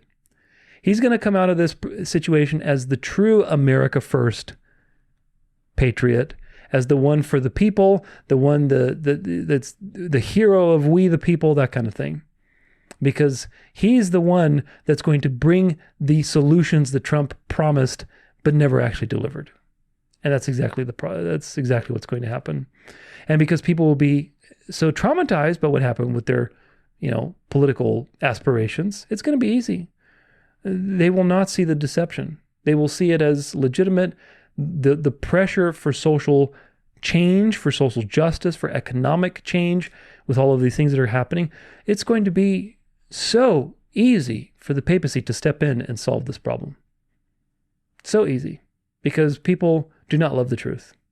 They don't see the deception. In the entire history of the United States, every president who ever said anything against the papacy, from Jefferson to John F. Kennedy, were all assassinated. Again, see my upcoming video. It's going to be called Independence, celebrating Catholic contributions to American history. So the question is, how is Trump allowed to get away with it now? How is Trump allowed to be so obstinate with the papacy? Why is he allowed to do that? Unless, of course, it's a stage situation and is designed to elevate the moral authority of the papacy over all things, including the American government. Now, there's also something to talk about with the fulfillment of America in deceiving the nations as the false prophet. For a while, I thought that America's role was just as a general deceptive power in the world. But I realized recently that the false prophet deceiving the nations is actually fulfilled at the end, when it's ready to deceive, when it's ready to build the image of the beast. So what do I mean? For the last 100 or 150 years, America has been the sword of the papacy. Certainly, it has exported lots of deceptions into the world, but it was largely the sword. It was used to start revolutions, destabilize governments, implement central banking across the world, subjugate people to its currency. America was the sword of the papacy. This was American globalism for the last 100 or so years, and it achieved its purpose. It's achieved all those things that's why the Jesuits are calling for peace, because the plan is done. Now American globalism is being dismantled because American globalism was never the plan. You can't have people marvel after you if you're oppressing them. Or I should say, if they feel that they're being oppressed. So America needs to draw its tentacles back and come back into nationalism. You can't deceive anybody if they feel threatened by you. So you have to do things that make people feel at ease. You have to make the world economy more balanced, more nationalistic. You have to have multiple reserve currencies. You have to have, commodities like gold and silver as backing, not a paper system that is completely over leveraged. All of this stuff is going to collapse, folks. And it was by design. It was intended to collapse because they needed the leverage and a powerful hegemony like this to basically manipulate world affairs. That manipulation is done. So now America's role has to change. It's not going to be a globalist power anymore. It's not, I don't believe in a globe, but you know what I mean? Like, it's not going to be this sword in the world policing the world like it used to be. Starting wars, revolutions. We need to stop that stuff. We don't have time for like endless wars. We need prosperity. We need peace. We need nationalism. We need like kings. We need, federations of nation states. That's what we need for this thing to work. So deception has to happen when people are at peace, at ease, and comfort. Therefore, America must transition away from being a worldwide empire into its own nation state. Now, how that will look, who knows? Maybe there's going to be an American empire in North America, who knows? But it's not going to be a globalist, sword anymore. People around the world have hated American globalism and how America has meddled in everyone's affairs. They've hated Americans. So it makes it difficult to deceive everyone if people hate you and you don't have a sense of your own autonomy. Do you get it? So this is something that I overlooked in the past, and therefore there needs to be a transition in order for the New World Order to come into being, where all of the nation states are brothers, brothers among equals, under the Pope as the King of Kings. You have all the kings of the earth, and then they pledge the power to the King of Kings, the Pope, the God of this world. I've discussed this before as the transition from the seventh head of the red beast to the eighth, which is the image of the beast or the resurrected papacy. It's all the same image.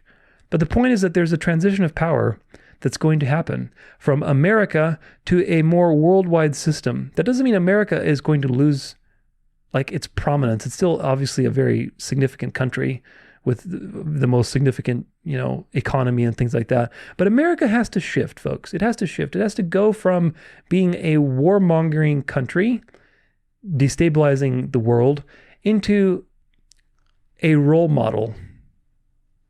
Do you understand? A role model. A role model for the rest of the world that the world will follow. And that requires destroying American globalism, destroying American politics, imploding the economy. It just requires destroying everything.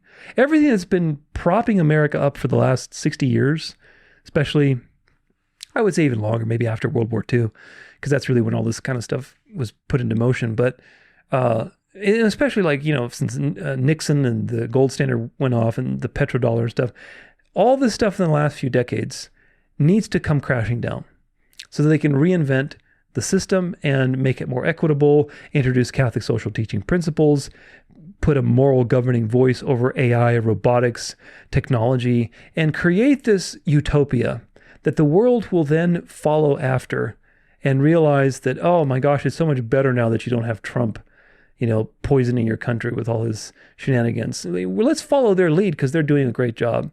And a president that's submissive to the Pope, and a president that is not on the world stage like Trump. Trump is way too much on the world stage. When Trump was doing his thing, I was like, there's no room for two people in the spotlight here. So something has to happen with Trump because the Pope is the one that's going to get the spotlight. And this is exactly what's happening. So the next president is not going to be like Trump. The next president will be a brother among equals with all the other presidents of the world. The one who's going to shine is the papacy. That means that you have to have a change in politics, a change in the U.S. presidency for a Catholic president, most likely.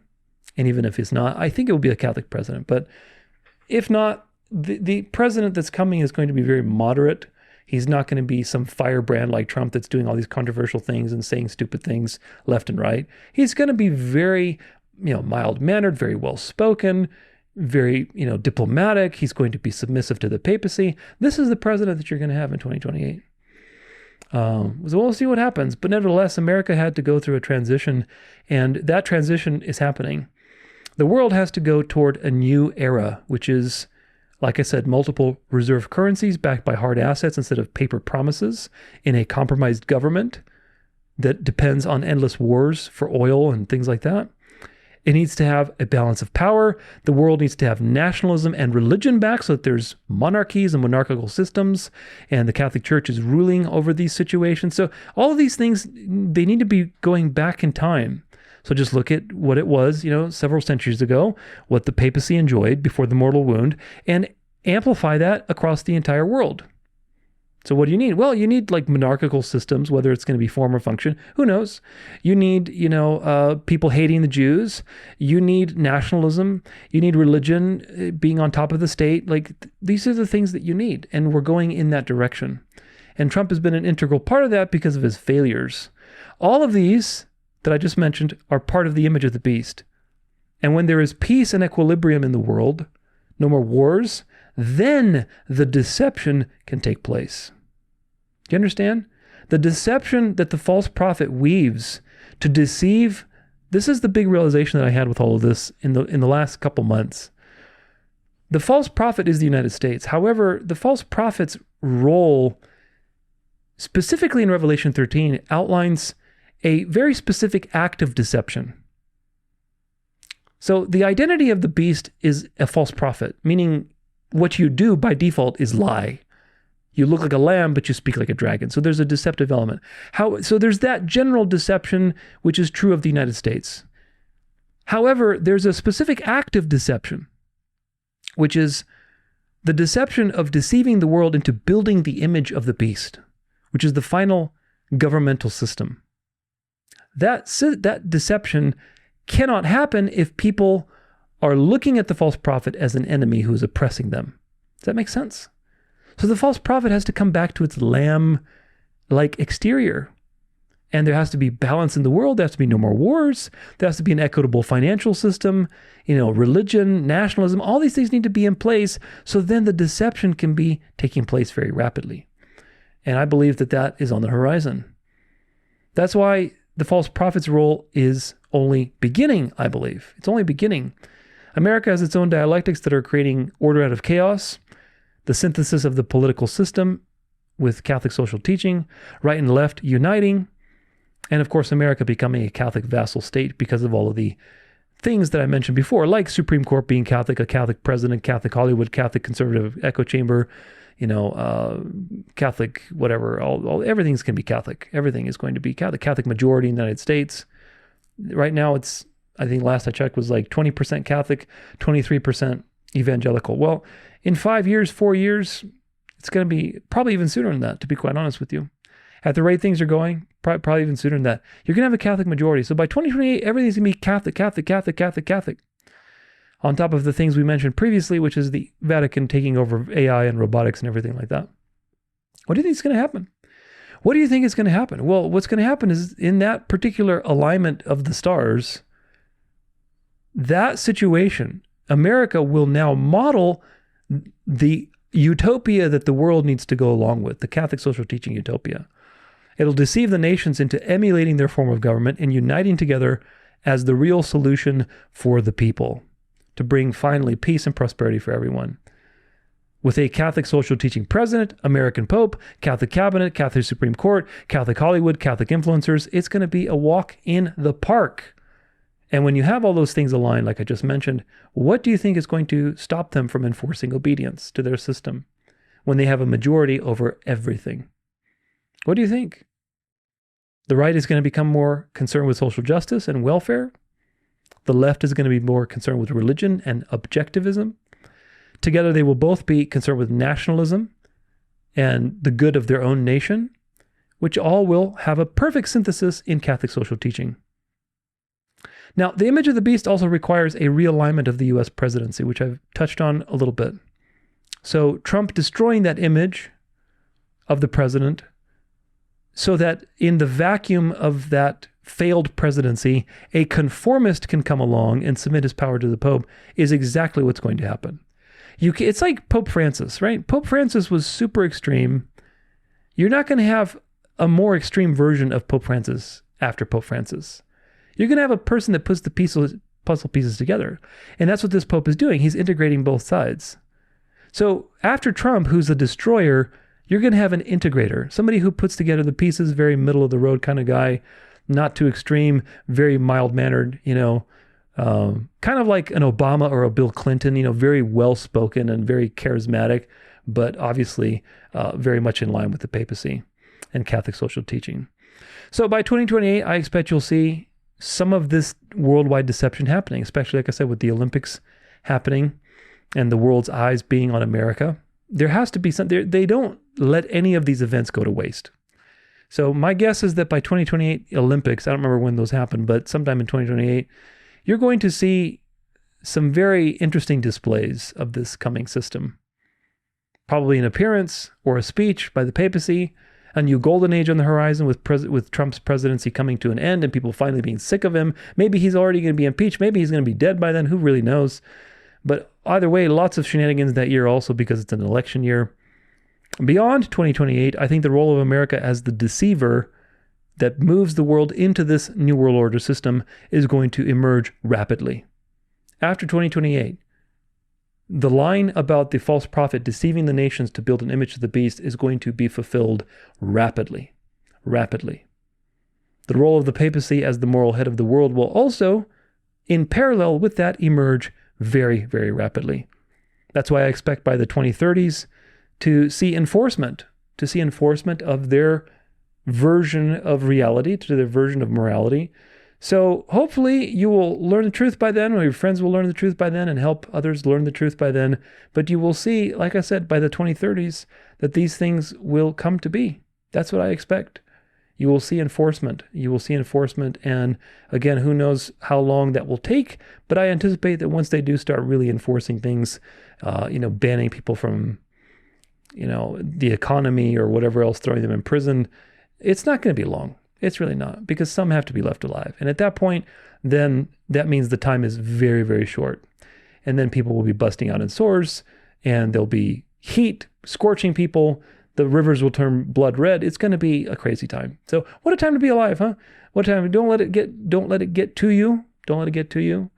I hope that today has been edifying, but don't forget to meditate on the true and timeless things. Develop your theology, develop your ability to be grateful, to express gratitude, to pray, to build a habit of resting on the seventh day mindfully. If you are having trouble with that, or you're stumbling over that, then go watch my Sabbath series, go watch my Lord's Day series. Understand why keeping the Sabbath is not legalism, but rather a delight. And it's going to be the thing that's going to shape our generation. So get familiar with it now and get into a practice of it now so that you are mentally prepared for what is coming. If you need encouragement, go to the encouragement page. A lot of encouraging tracks there. Go to the health page if you want some tips on how to live a healthier life, certainly in the world we live in today, full of toxins, full of all sorts of damaging things, and keeping your right wits about you and a strong body is very, very important in the times to come. Of course, we don't put our trust in this dying body, but nevertheless, that doesn't mean being careless either, because we live in a very toxic world. And beyond that, stay sharp, just like those little baby fennec foxes. Keep those ears open always, and I will see you next time. Take care, and God bless.